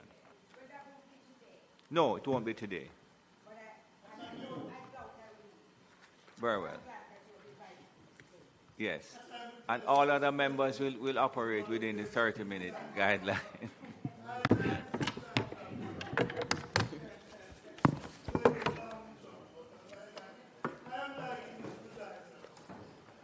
So, Mr. President, before we begin... I hope you will say so in the future.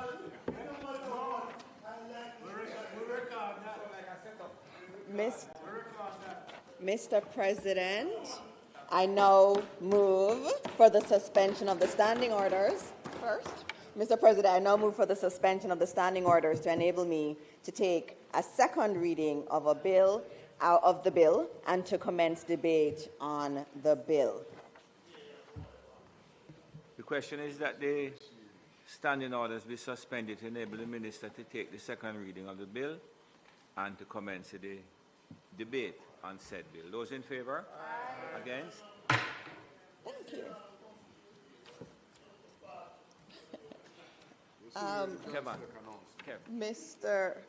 Mr. President, there are some individuals who are here that I have to acknowledge who have worked very hard on this. I want to acknowledge the Honorable Audrey Sewell, our Cabinet Secretary. Also, Ms. Judith Grant, our Chief Parliamentary Counsel.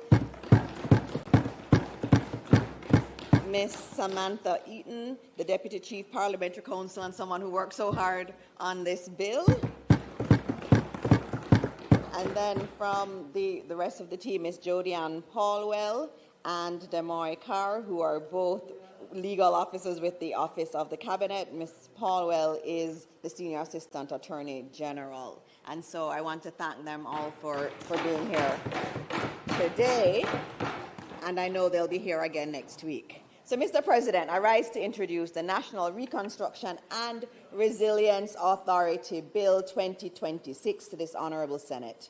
The bill arrives in this chamber having passed the House of Representatives after one of the most vigorous and consequential parliamentary debates in recent memory, with hours of scrutiny, 20 amendments, and contributions from members on both sides who brought genuine intellectual effort to one of the most important pieces of legislation this Parliament has been asked to consider. Mr. President, the Senate's role in this process is not ceremonial. Under the Westminster system, the Senate is intended to bring calm, deliberate analysis to legislation that has come through the sometimes heated atmosphere of the elected House. And I intend to honor that role today. Mr. President, I'm not going to be repeating arguments that have already been made, and I'm proposing to do the opening in a different kind of way. So the public debate around this bill has generated a number of important questions that have appeared in one form or another in parliamentary contributions, in civil society submissions, in newspaper editorials, and in the commentary of informed Jamaicans who care about how their country is governed and how their communities are rebuilt. And so, Mr. President, today I'll be answering some of the questions that I've been hearing on radio, on television, on social media. I can't answer all of them, Mr. President, but in this opening, I will answer 10 of the questions that are out there. The first one, Mr. President, why do we even need NARA? Why can't the existing mechanisms of government manage the reconstruction effort? And Mr. President, that's a fair question, and someone asked me that. And it deserves a direct answer rather than an institutional defense of a new body. Mr. President, over the past 15 years, Jamaica undertook deep and necessary institutional reforms, particularly in public financial management and procurement. Those reforms imposed fiscal discipline, strengthened transparency, and reduced the scope for waste and corruption. They contributed to Jamaica cutting its debt from 147% of GDP to approximately 68%, the lowest in almost 50 years. They earned Jamaica the confidence of the international financial community and the upgrade from Moody's that no Jamaican government had achieved in a generation. But these reforms designed to correct excess came with trade-offs. In strengthening control, we increased complexity. In reducing discretion, we lengthened time. Guarding against the result is a state that has become more disciplined fiscally, but slower operationally. We're excellent at preventing failure now, but not yet sufficiently effective at delivering outcomes at scale and at pace. For years, including in the recent budget debate, members opposite have stood in Parliament and pointed out the underutilization of Jamaica's capital budget. Year after year, the government appropriates capital for infrastructure projects, needed infrastructure projects across our country. And year after year, a significant portion of that capital goes unspent. And I'm speaking from my own standpoint as a minister, and I'll give you some of my own example. That gap is not the result of bad intentions or bad policy. It is the result of a system that was not designed to deliver capital projects at pace. The procurement requirements, the interagency approvals, the fragmentation of responsibility across multiple ministries and agencies, the absence of a single coordinating authority are the structural features of the existing framework that has produced consistent underperformance in capital budget execution.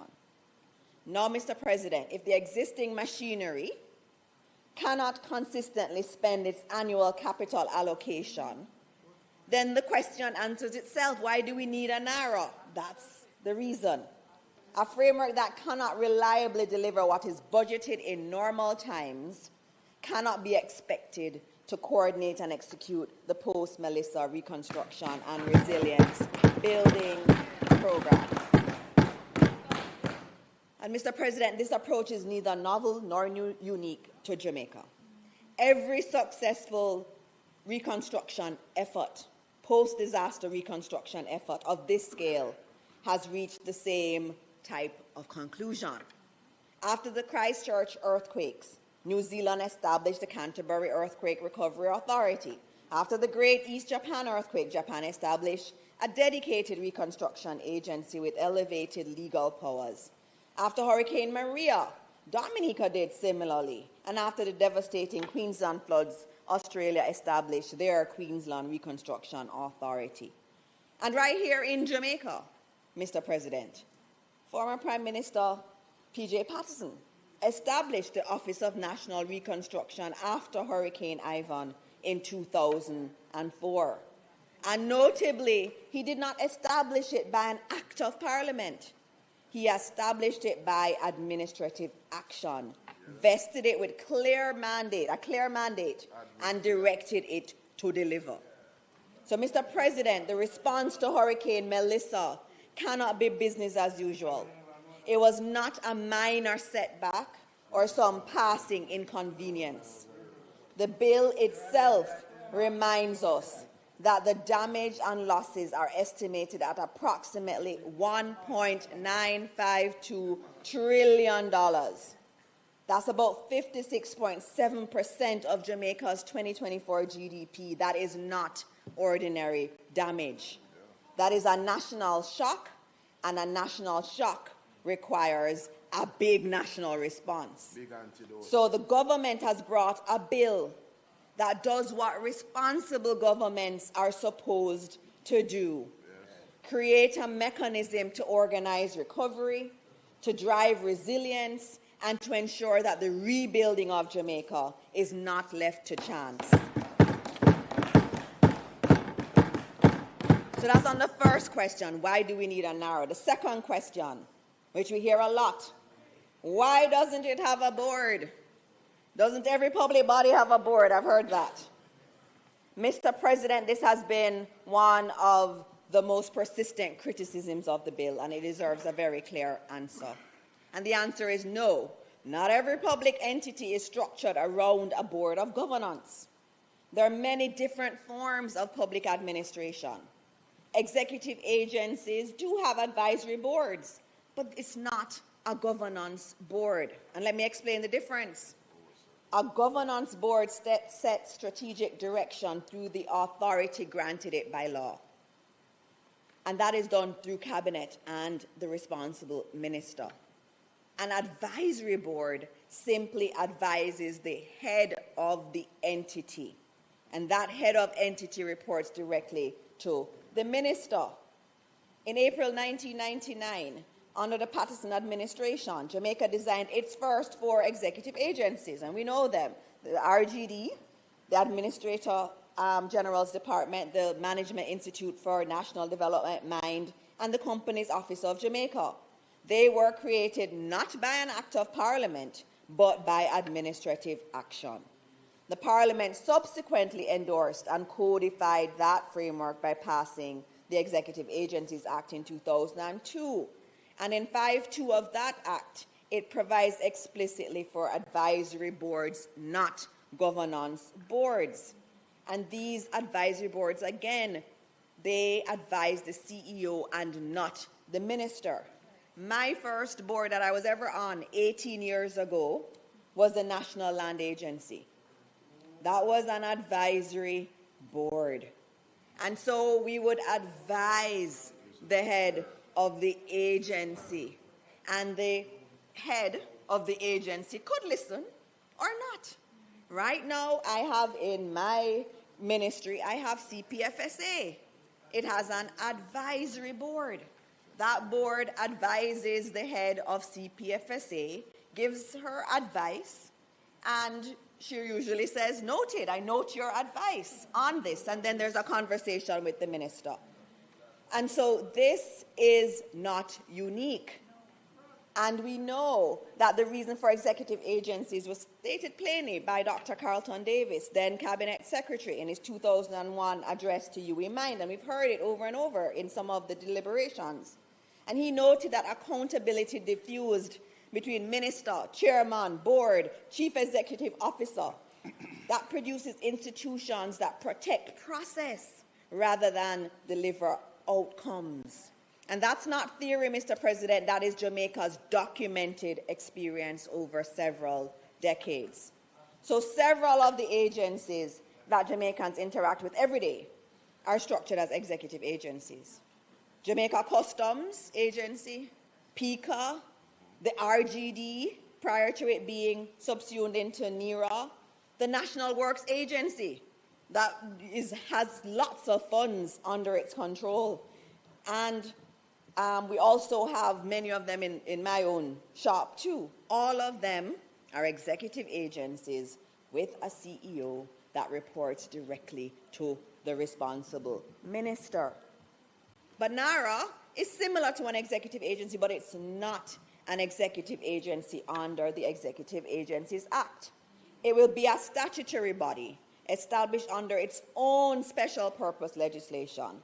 But the governance philosophy it embodies, which is clear CEO accountability to the responsible minister without a governing board that diffuses responsibility, reflects the very principles that Parliament has already legislated through the Executive Agencies act for some of the most consequential public bodies Jamaicans interact with daily. So in place of a governing board, public accountability and oversight for NARA will, in part, be provided by JAMROC, the Jamaica Reconstruction and Resilience Oversight Committee, and the already existing accountability and oversight framework that exists within the Parliament, that includes the Auditor General, and that includes the Integrity Commission. So that's number two. Why doesn't it have a board? That's not unique. That is actually a feature of many of our high-performing entities in government. The third question, what is this JAMROC thing that I'm hearing about? The Jamaica Reconstruction and Resilience Oversight Committee, which will be modeled on EPOC, the Economic Program Oversight Committee. I think Senator Duncan, you know a little bit about EPOC. A little bit. He knows a little bit about EPOC. And one of the things we have to say about EPOC is that it has been widely acknowledged and globally recognized as the most effective public oversight and accountability mechanism in Jamaica's independent history. EPOC held multiple political administrations accountable and was critical to the success of Jamaica's fiscal and macroeconomic transformation. The Prime Minister, Dr. the Most Honorable Andrew Holness, first one,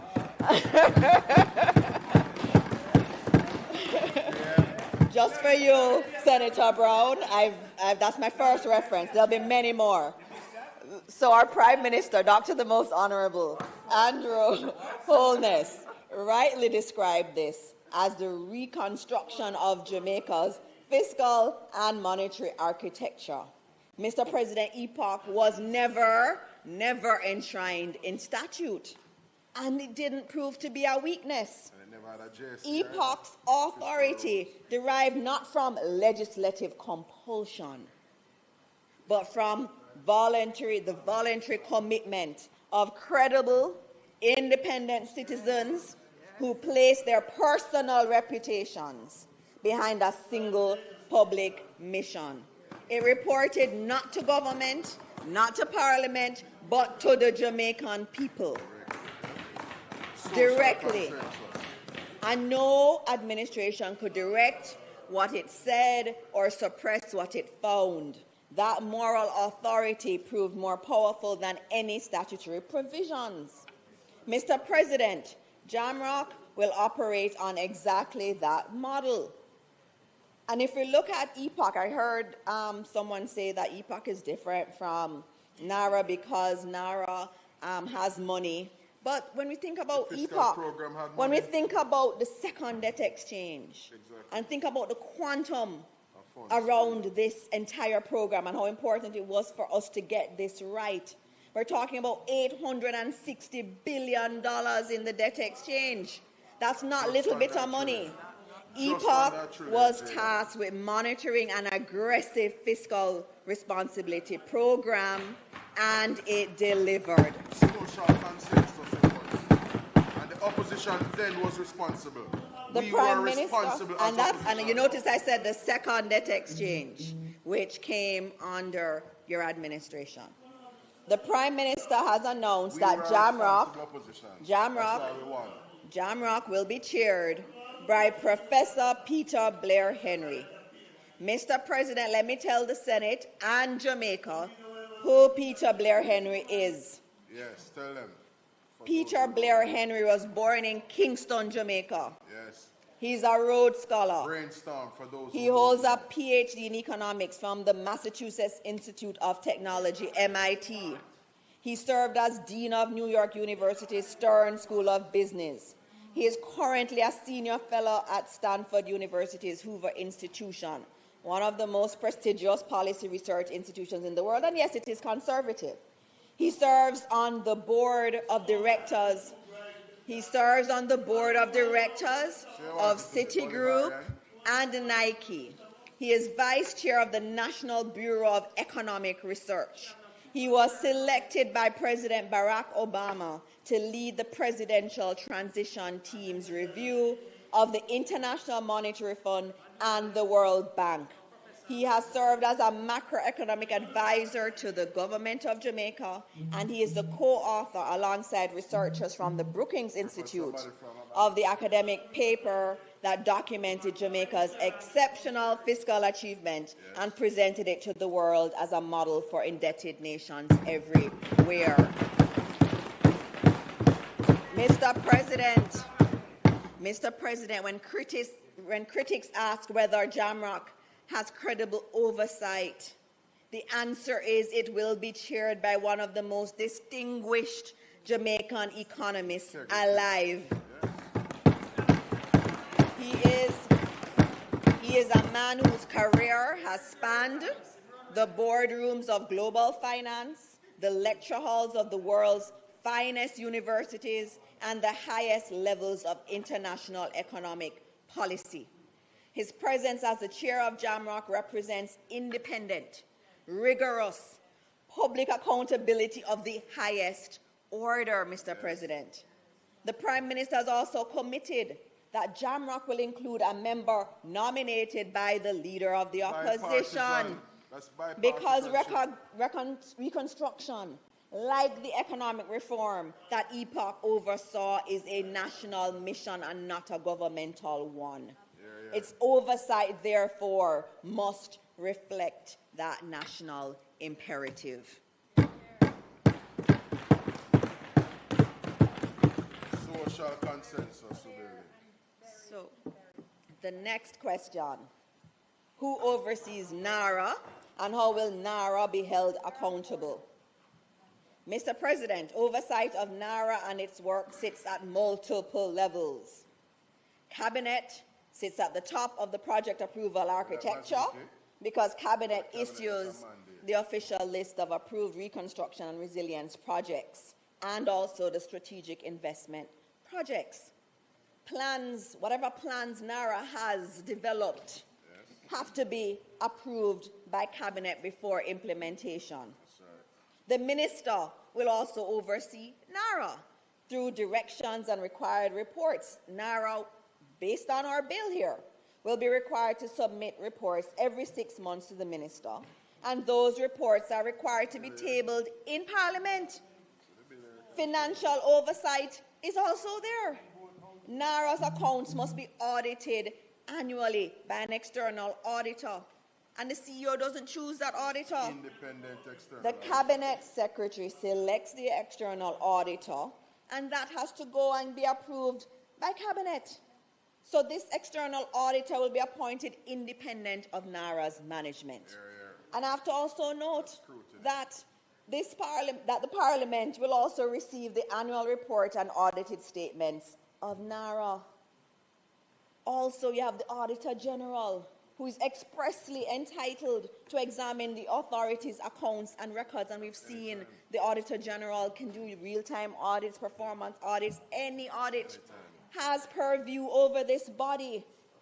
In addition to that, you have Jamrock, which I've spoken about already. So you have Cabinet, you have Auditor General, you have Parliament, you have PAC, you have PAC, you have Integrity Commission, you have Jamrock. I don't know what more we need. That's many layers of oversight. NARA CEO also will be held strictly accountable. Performance evaluation of the CEO will be conducted by the Cabinet Office, with structured input from Jamrock as well as other stakeholders. Performance evaluations will be grounded in the achievement of clearly defined targets and measurable outcomes, not merely process compliance.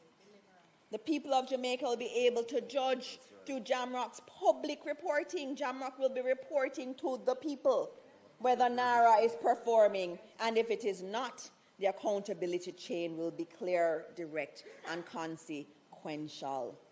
And Mr. President, again, I have to note that NARA will remain subject to all the standard anti-corruption, integrity, and accountability mechanisms of this country. Hear that? Loud and clear. Everything will apply. So none of those institutions, whether it is the Auditor General, the Integrity Commission, or any of the committees of Parliament, will have any diminished authority over NARA than any other public body. Number 5, what about public consultations in the reconstruction process? Mr. President, to say NARA can operate with no consultation at all would be inaccurate. What the legislation does is require consultation with relevant persons in the development of programs and plans under clauses 18 and 19. Beyond the letter of the law, our Prime Minister, Dr. the Most Honourable Andrew Holness, number 2, is on record in the Parliament and in the public domain saying that the government will continue to engage Parliament. Also, he has said that the National Partnership Council will be a part of the consultation. And so the entire reconstruction architecture is one of consultation embedded in program and plan development, thus guaranteeing ongoing public engagement. How will NARA procure goods and services? NARA will not have a procurement free for all. Yes. Everything NARA does will be governed by law. Value for money. The Public Procurement Act already speaks to expedited, exempted, and fast-track provisions. It is the government's intention that the Minister of Finance will issue an order under Section 3.3 of the Public Procurement Act of 2015, exempting NARA from the standard procurement regime and specifying the particular terms and conditions that will apply to NARA's procurement activities.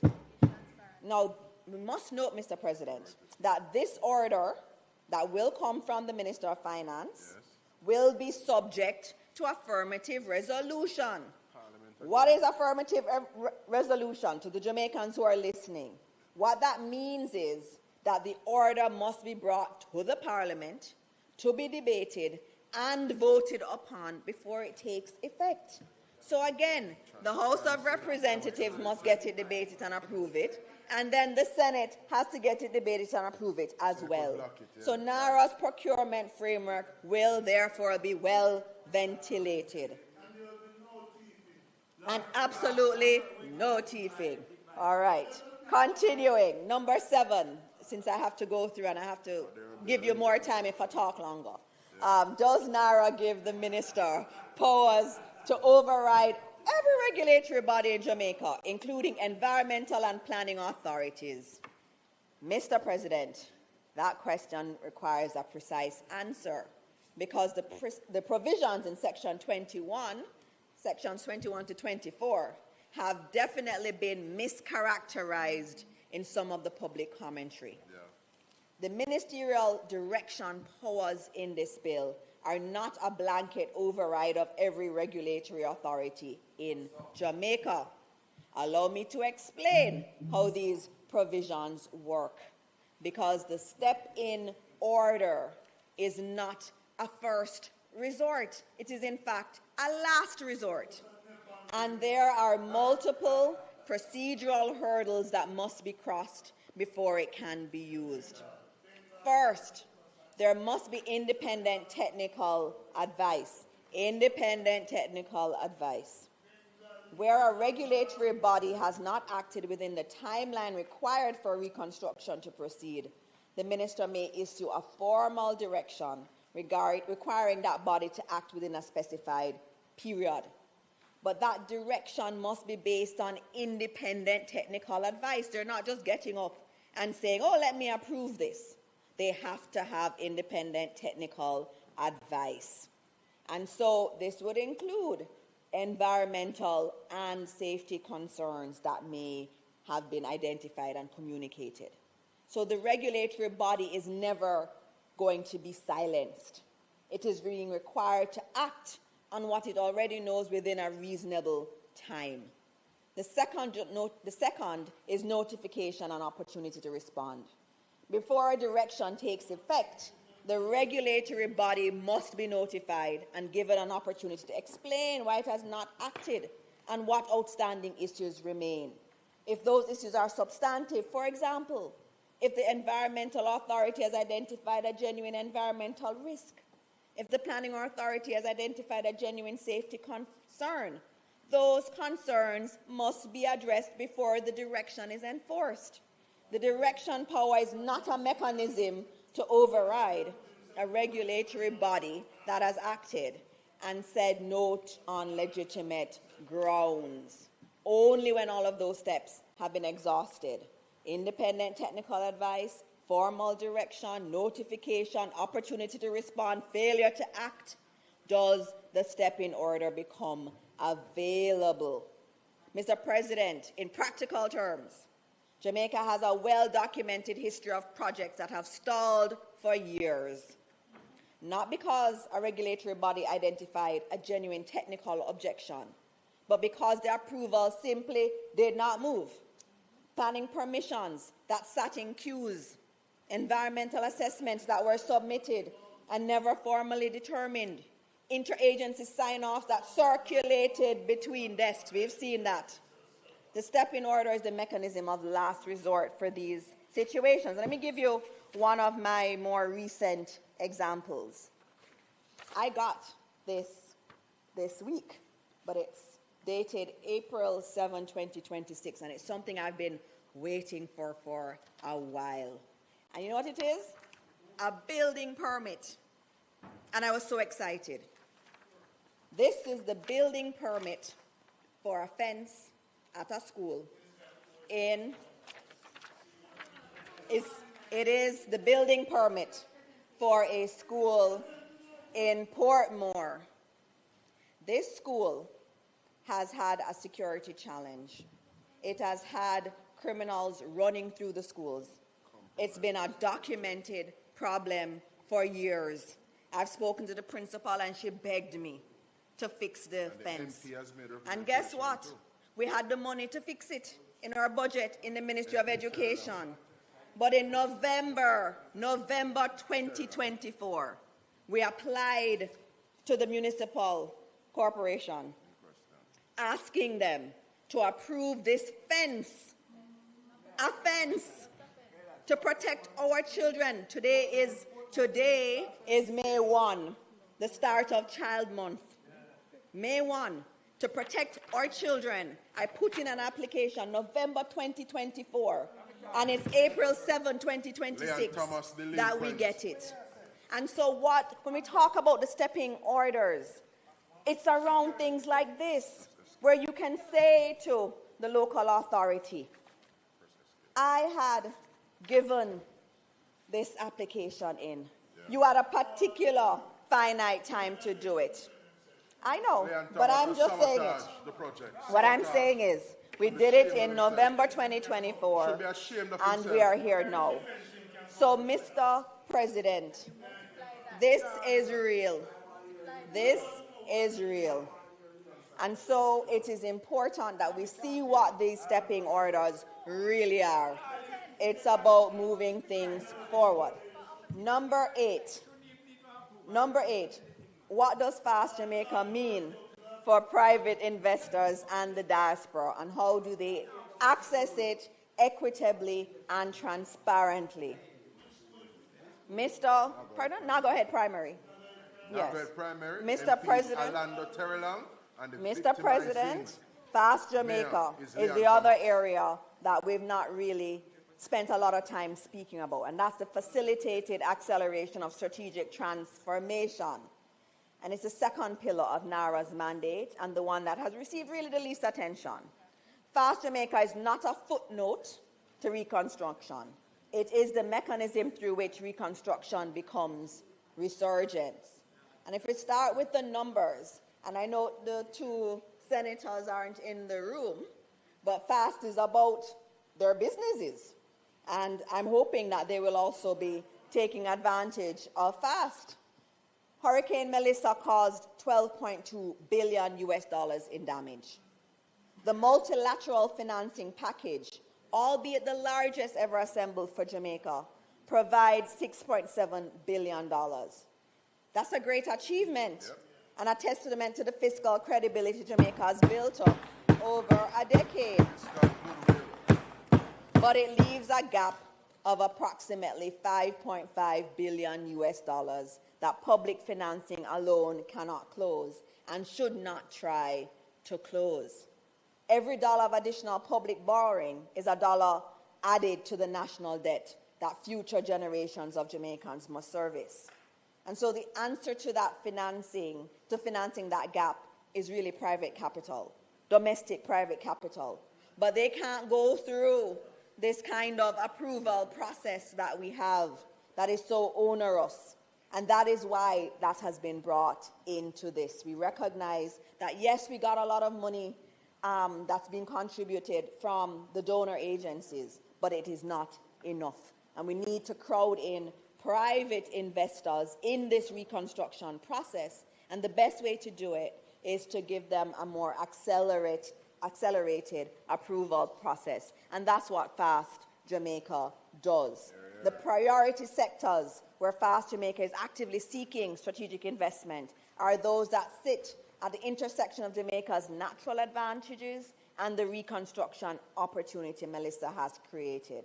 So logistics and transshipment, renewable energy and the energy transition, tourism and hospitality infrastructure, rebuilt to a standard that commands premium positioning in the global market, agribusiness and food security, digital infrastructure and technology, healthcare and wellness, housing, real estate and urban renewal, and manufacturing and light industry. That's a whole heap of areas for the private sector to crowd in investments that we desperately need.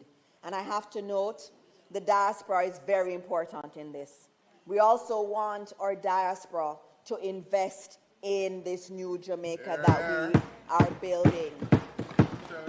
And so initially, when Prime Minister, Dr. the Most Honorable Andrew Holness, what's that, when he had initially announced it, it was $150 million would be the threshold. But that's been lowered to $15 million threshold, which means that we can get more of our very successful diaspora coming back to Jamaica and investing here. So FAST Jamaica, we want the diaspora and all Jamaican companies that have an interest to really utilize FAST Jamaica. Number 9, how will the public know what NARA is doing? Is it going to be behind closed doors? The NARA bill provides several mechanisms to keep the public informed. First, Clause 20 requires a register of approved reconstruction and resilience projects, so it's going to be online.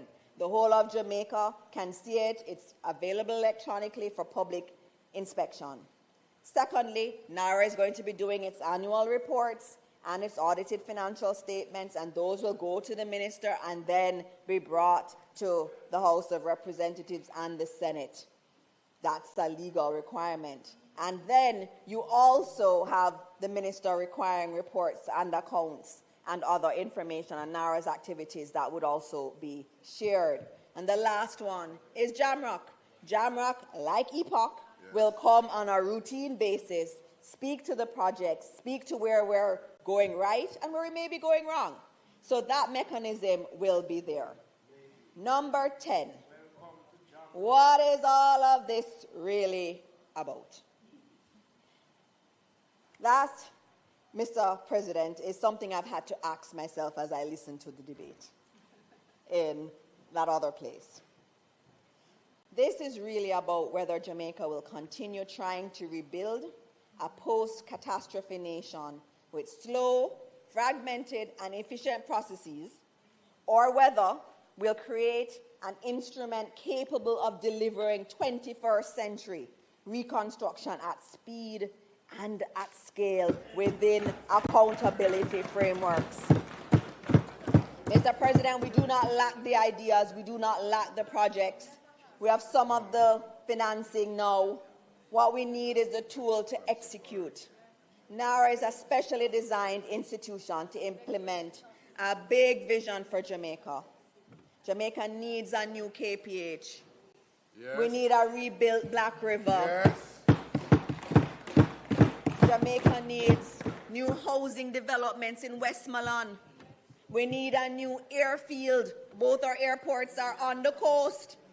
We need state-of-the-art STEAM schools. Yes. We need new ports. NARA can get it done. With NARA, we can deliver for the people of Jamaica. We already have 1,000 body cameras. I have something to show you. I want to show you. I have something else to show you from my own experience. Tell them, Minister. From my own experience with schools. I think we'd all agree that it's important that we move our schools forward, and NARA will be moving things forward. Let me give you something. We have a PSIP program in the Ministry of Education, which is Primary and Secondary School Infrastructure Project. We all agree our schools need better facilities. We all agree on that. Since 2022, we've been trying to get some schools through the process that need significant infrastructure work. So I get 17 indictments. We have a very intricate public investment process. Since 2022, we've been working on this. And on March 3, 2026, we finally got approval through the public investment process. What? And I agree, these are the things we have to fix.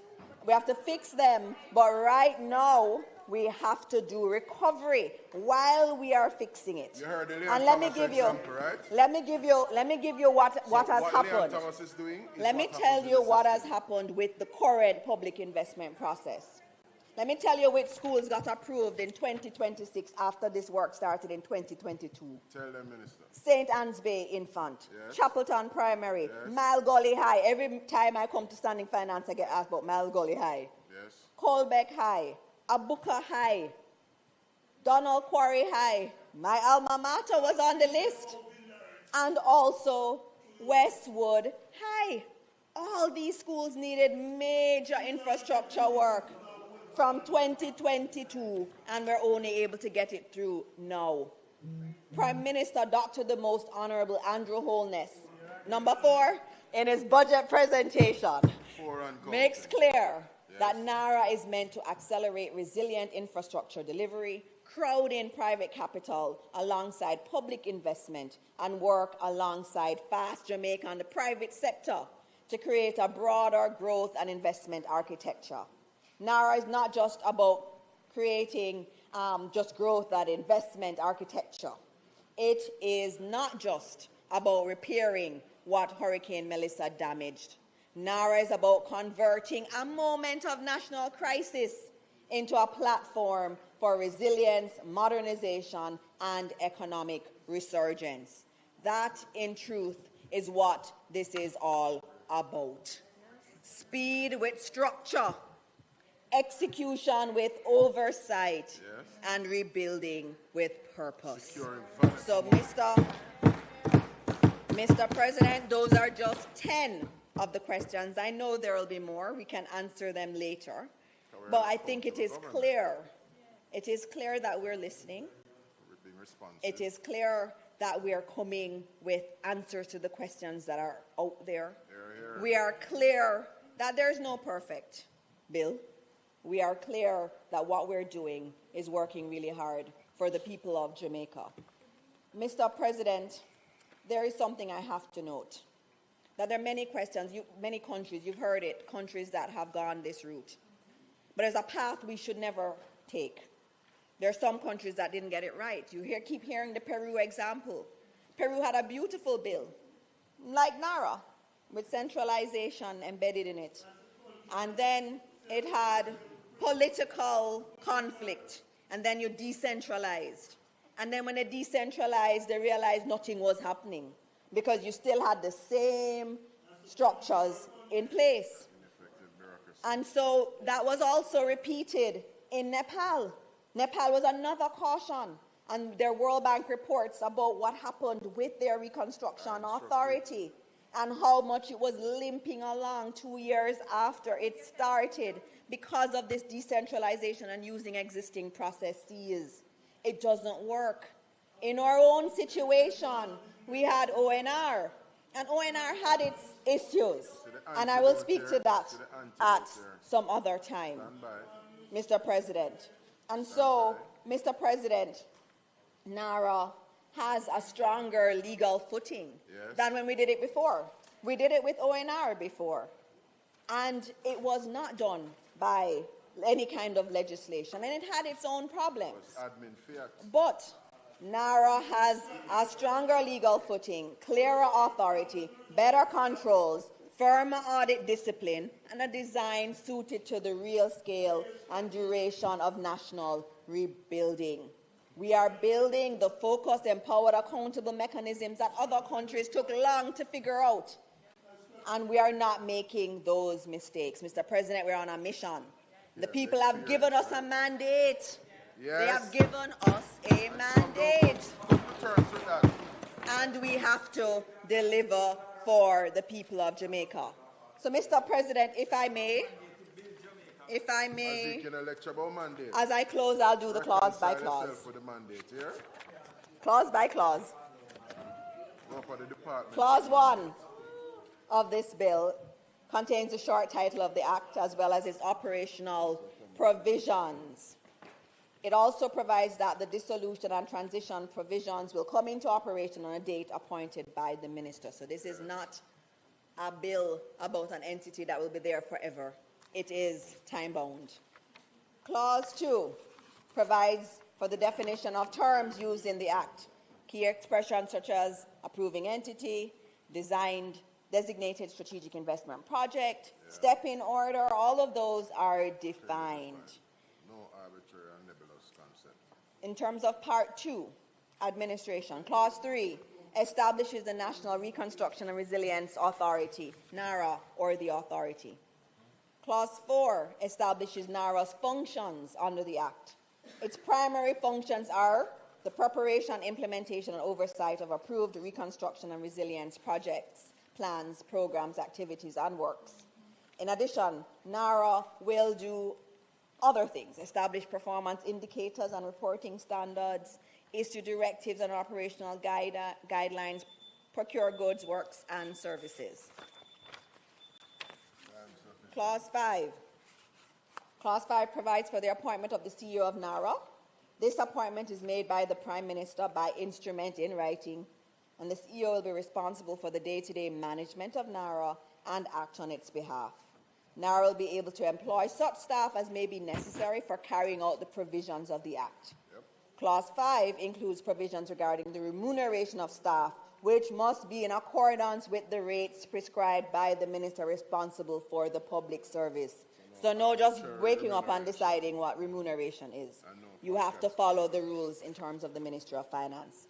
Clause 6. Clause 6 allows NARA and the CEO to delegate, with the approval of the minister, the performance of their functions as they consider necessary. Clause 7, Mr. President, is about appointment of committees. And that means, Mr. President, Clause 7 of the Act allows the minister to appoint such committees as required and for the members to be compensated for their services. Mr. President, sound technical advice to ensure disaster recovery and reconstruction is resilient will be required in accordance with established laws, standards, and guidelines. Clause 8 provides that the funds of the authority will be the funds placed at its disposal by this Parliament, as well as other monies or property which may become payable or vested in NARA. Clause 9 mandates NARA to follow good accounting practices, which must be in accordance with generally accepted principles promulgated by the Institute of Chartered Accountants of Jamaica.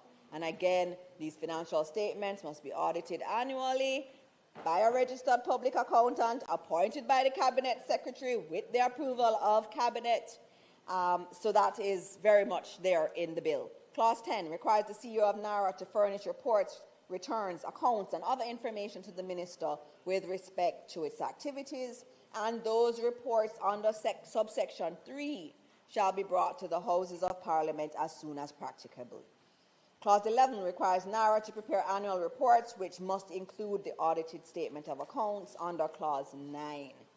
These must be submitted to the Minister no later than 4 months after the end of the financial year, and the Minister must table those in Parliament. Clause 12 requires NARA to submit a corporate plan, operating plan, and its estimates of revenue and expenditure to the Minister by the 30th of September each year. That's in keeping with all of the other government bodies. Clause 13, directions to authority. Clause 13 empowers the Minister to give directions to NARA in writing. Such directions will seek to ensure the effective performance of NARA's functions and that approved reconstruction and resilience projects, as well as designated strategic investment projects, are executed in accordance with Cabinet's approval and the public interest. Clause 14 creates an obligation of secrecy and confidentiality for employees of NARA and other persons having an official duty under the Act, and this is not dissimilar than what we see elsewhere. Disclosure contrary to this obligation is an offence. However, the obligation is subject to the proviso that it does not apply to any disclosure that is required by the Act or any other law. Clause 15 allows NARA to indemnify the CEO or any other employee for losses with respect to civil, criminal, or administrative actions or proceedings by virtue of their employment with NARA, and this is important, provided that the said employee acted honestly and in good faith. So it's there. If you do something illegal, you're not covered. Clause 16 further provides that the CEO or other employee are entitled to indemnification by NARA in defending any civil, criminal, or administrative action or proceedings where they were substantially successful on the merits of their defense in the matter. Part 3 of the bill. Mr. President, Clause 17 provides for one of the central features of the NARA framework, the official Cabinet-approved list of reconstruction and resilience projects and designated strategic investment projects under FAST Jamaica. Clause 17 requires NARA to develop programs and detailed plans to include scope, delivery, arrangements, and timelines for their implementation of approved reconstruction and resilience projects. Implementation is subject to the approval of Cabinet, so you can't just get the list and then do what you want to do. You have to come back to Cabinet with the plans. Yes. Mr. President, the authority shall, in developing and for monitoring the implementation of reconstruction and resilience projects, programs, and plans, hold consultations with persons affected or likely to be affected by the implementation of a project. So in simple words, Mr. President, the authority, if it is going to do something in Black River or in Salve, it has to consult with those who will be affected. And that is in the law. Clause 18 deals first with reconstruction and resilience programs, which must be developed by NARA in consultation with relevant persons and in accordance with best practice and prescribed requirements. The goods, works, and services to be procured and the relevant persons involved in the program must be stated. So online, you're going to get the information on what is being procured. The program must be submitted to Cabinet for approval and must be accompanied by the relevant plans for implementation. Clause 19 requires NARA to prepare the plans for implementation of approved reconstruction and resilience projects and monitor their implementation. It must establish mechanisms for receiving continuous and reliable information regarding the execution of the plans. And these plans must prioritize climate and disaster resilience and the needs of vulnerable areas. It also says they must be informed by historic and current natural and climatic environmental process and seek to eliminate, mitigate, or minimize adverse impacts. Clause 20 provides that the authority shall cause a register of approved reconstruction and resilience projects and designated strategic investment projects to be kept. And that register will be updated periodically with the approved projects appearing in the official list issued by Cabinet. that register must be made available electronically for public inspection. And clause 21A says it was strengthened by amendment to say the name must be there, a description, and the promoter of the project must be there. Clause 21 provides the mechanism for expediting the approval processes relating to the timely completion of approved reconstruction and resilience projects and designated strategic investment projects. It allows NARA to convene meetings of the various approving entities to establish timelines for inspections. That's very important. So NARA in the beginning, it has a project. It knows all of the agencies that may need to give an approval. It has the ability to convene a meeting, bring them all in, say, this is what we want to do for Black River. This is what we want to do for Savannah Lamar or Falmouth. It doesn't matter where.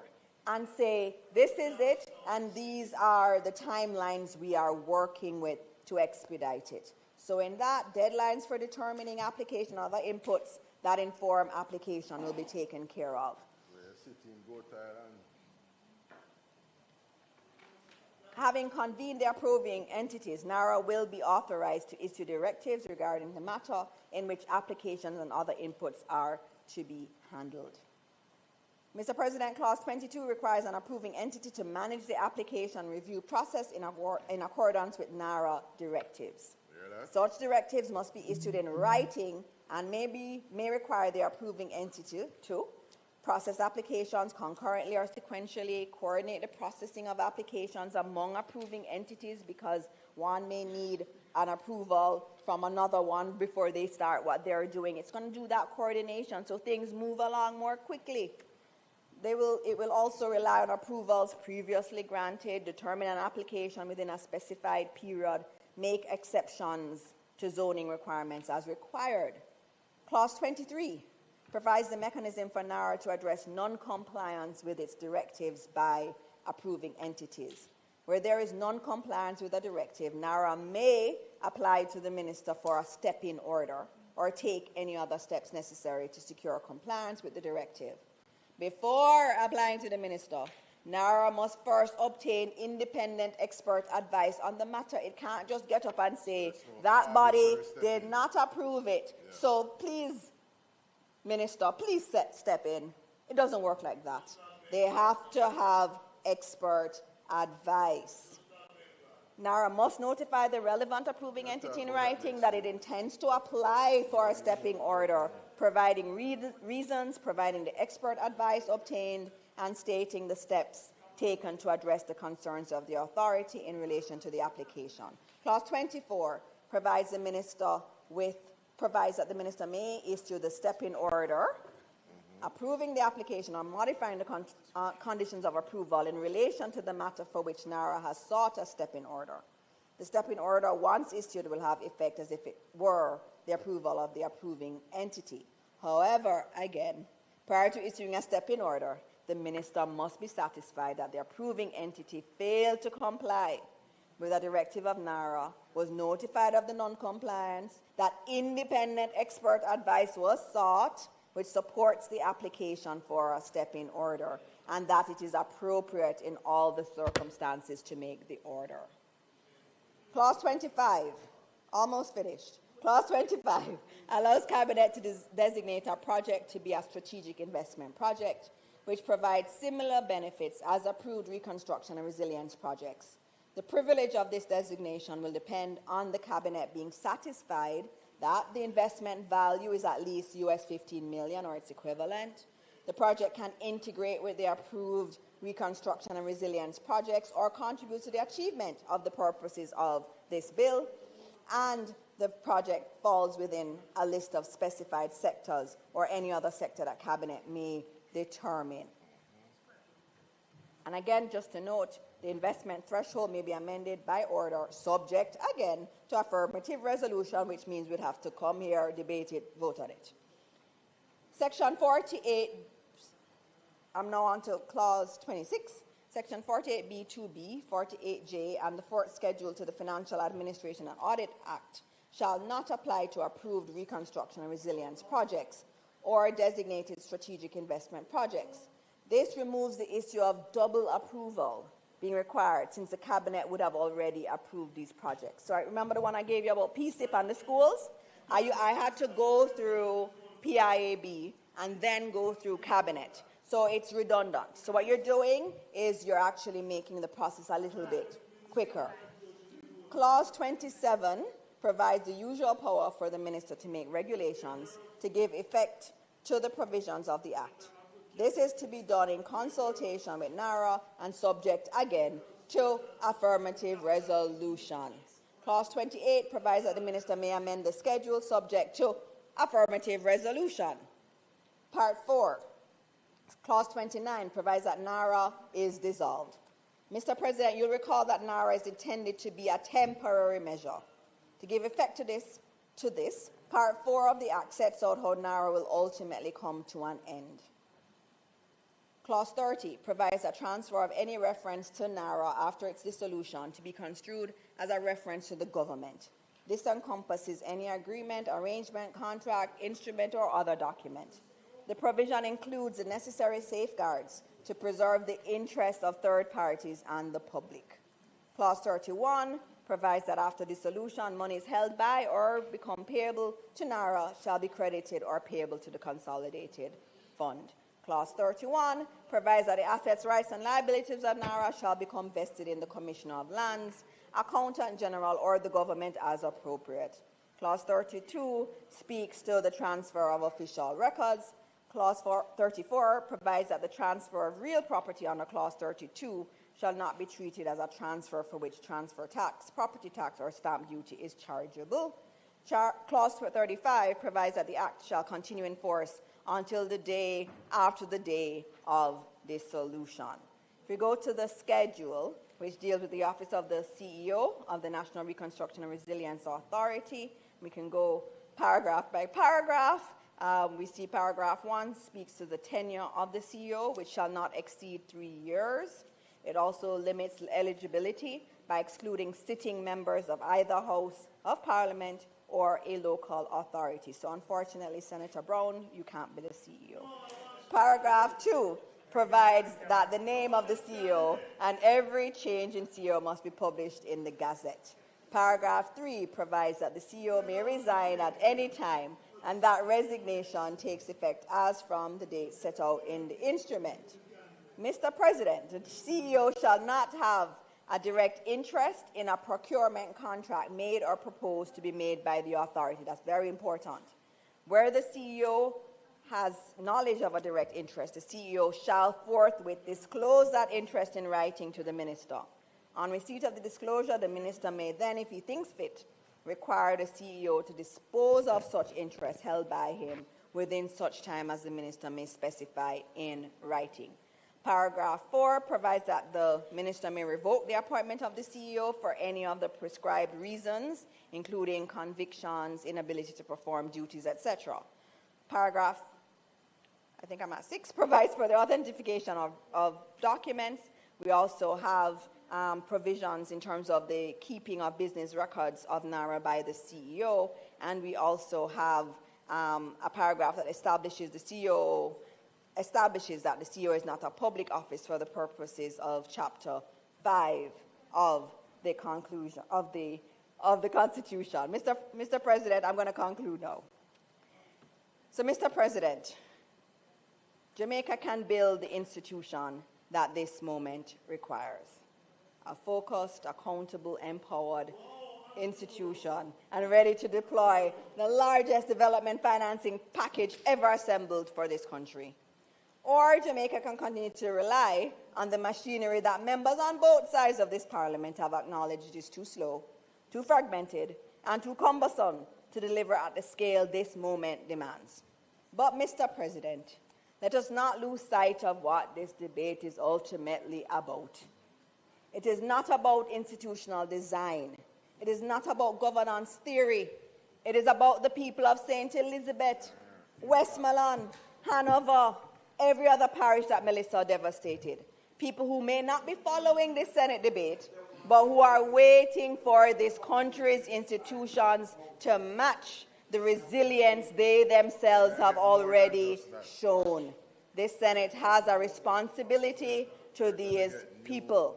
In piloting this bill through the other place, our Prime Minister, Dr. the Most Honorable Andrew Holness, number 5, spoke of our potential. Yes. And I'll quote from him. For too long, Jamaicans have been told about our potential. Potential in our geography, potential in our people, potential in our brand, potential in our diaspora, potential in our cultural influence. For too long, that potential has lived in reports and strategies, in speeches and vision documents, while the mechanism to convert it into reality remained absent. I'm quoting our Prime Minister. The National Reconstruction and Resilience Authority Bill 2026 answers the question of Jamaica's potential. And that's why I support it. I support NARA because Jamaica cannot rebuild 21st century resilience with 20th century bureaucracy. I support this bill because vulnerable communities deserve more than sympathy. They deserve systems that work. I support it because climate resilience, economic resilience, and institutional resilience are all essential to Jamaica's resurgence. Mr. President, this bill is creating a reconstruction framework that builds on local and international experience.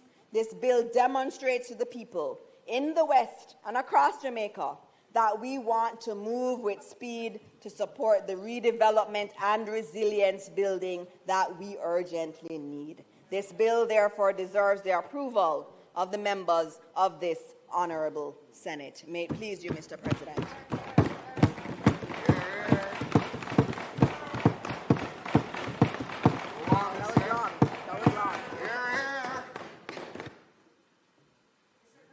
For the avoidance of doubt, how long was that? No. 45 plus 19. 45 plus 19. Yes. Thank you. I'm thinking about your invitation and the scope that it presents me with.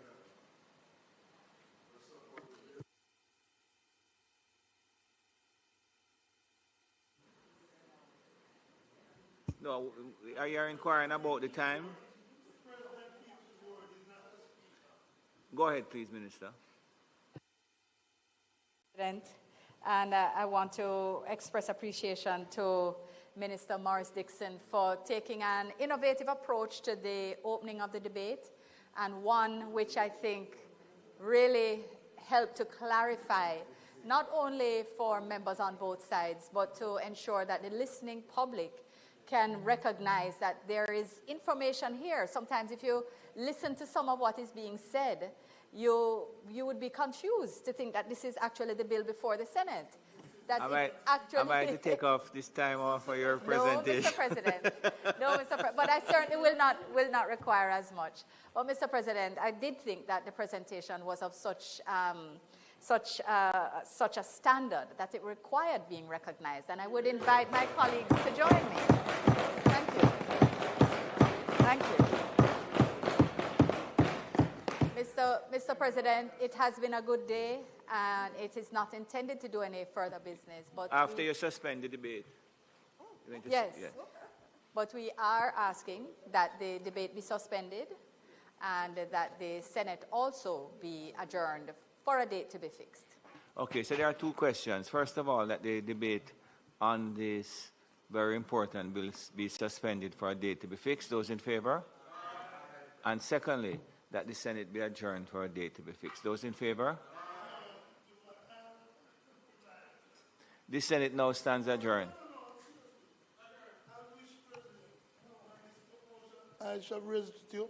And we commend the grandfather of Senator Tim, who celebrated last sitting 100 years. Oh. And I was wanting to And on another note, too, and I should have mentioned it earlier, that the Marshal, Captain Bake, lost his brother in an accident in Miami. I understand he is a resident of the Bahamas. So we record our condolences to you and your family, and congratulate Senator Tim on the same breath on the longevity of her grandfather. The Senate now stands adjourned for a date to be fixed. What is this?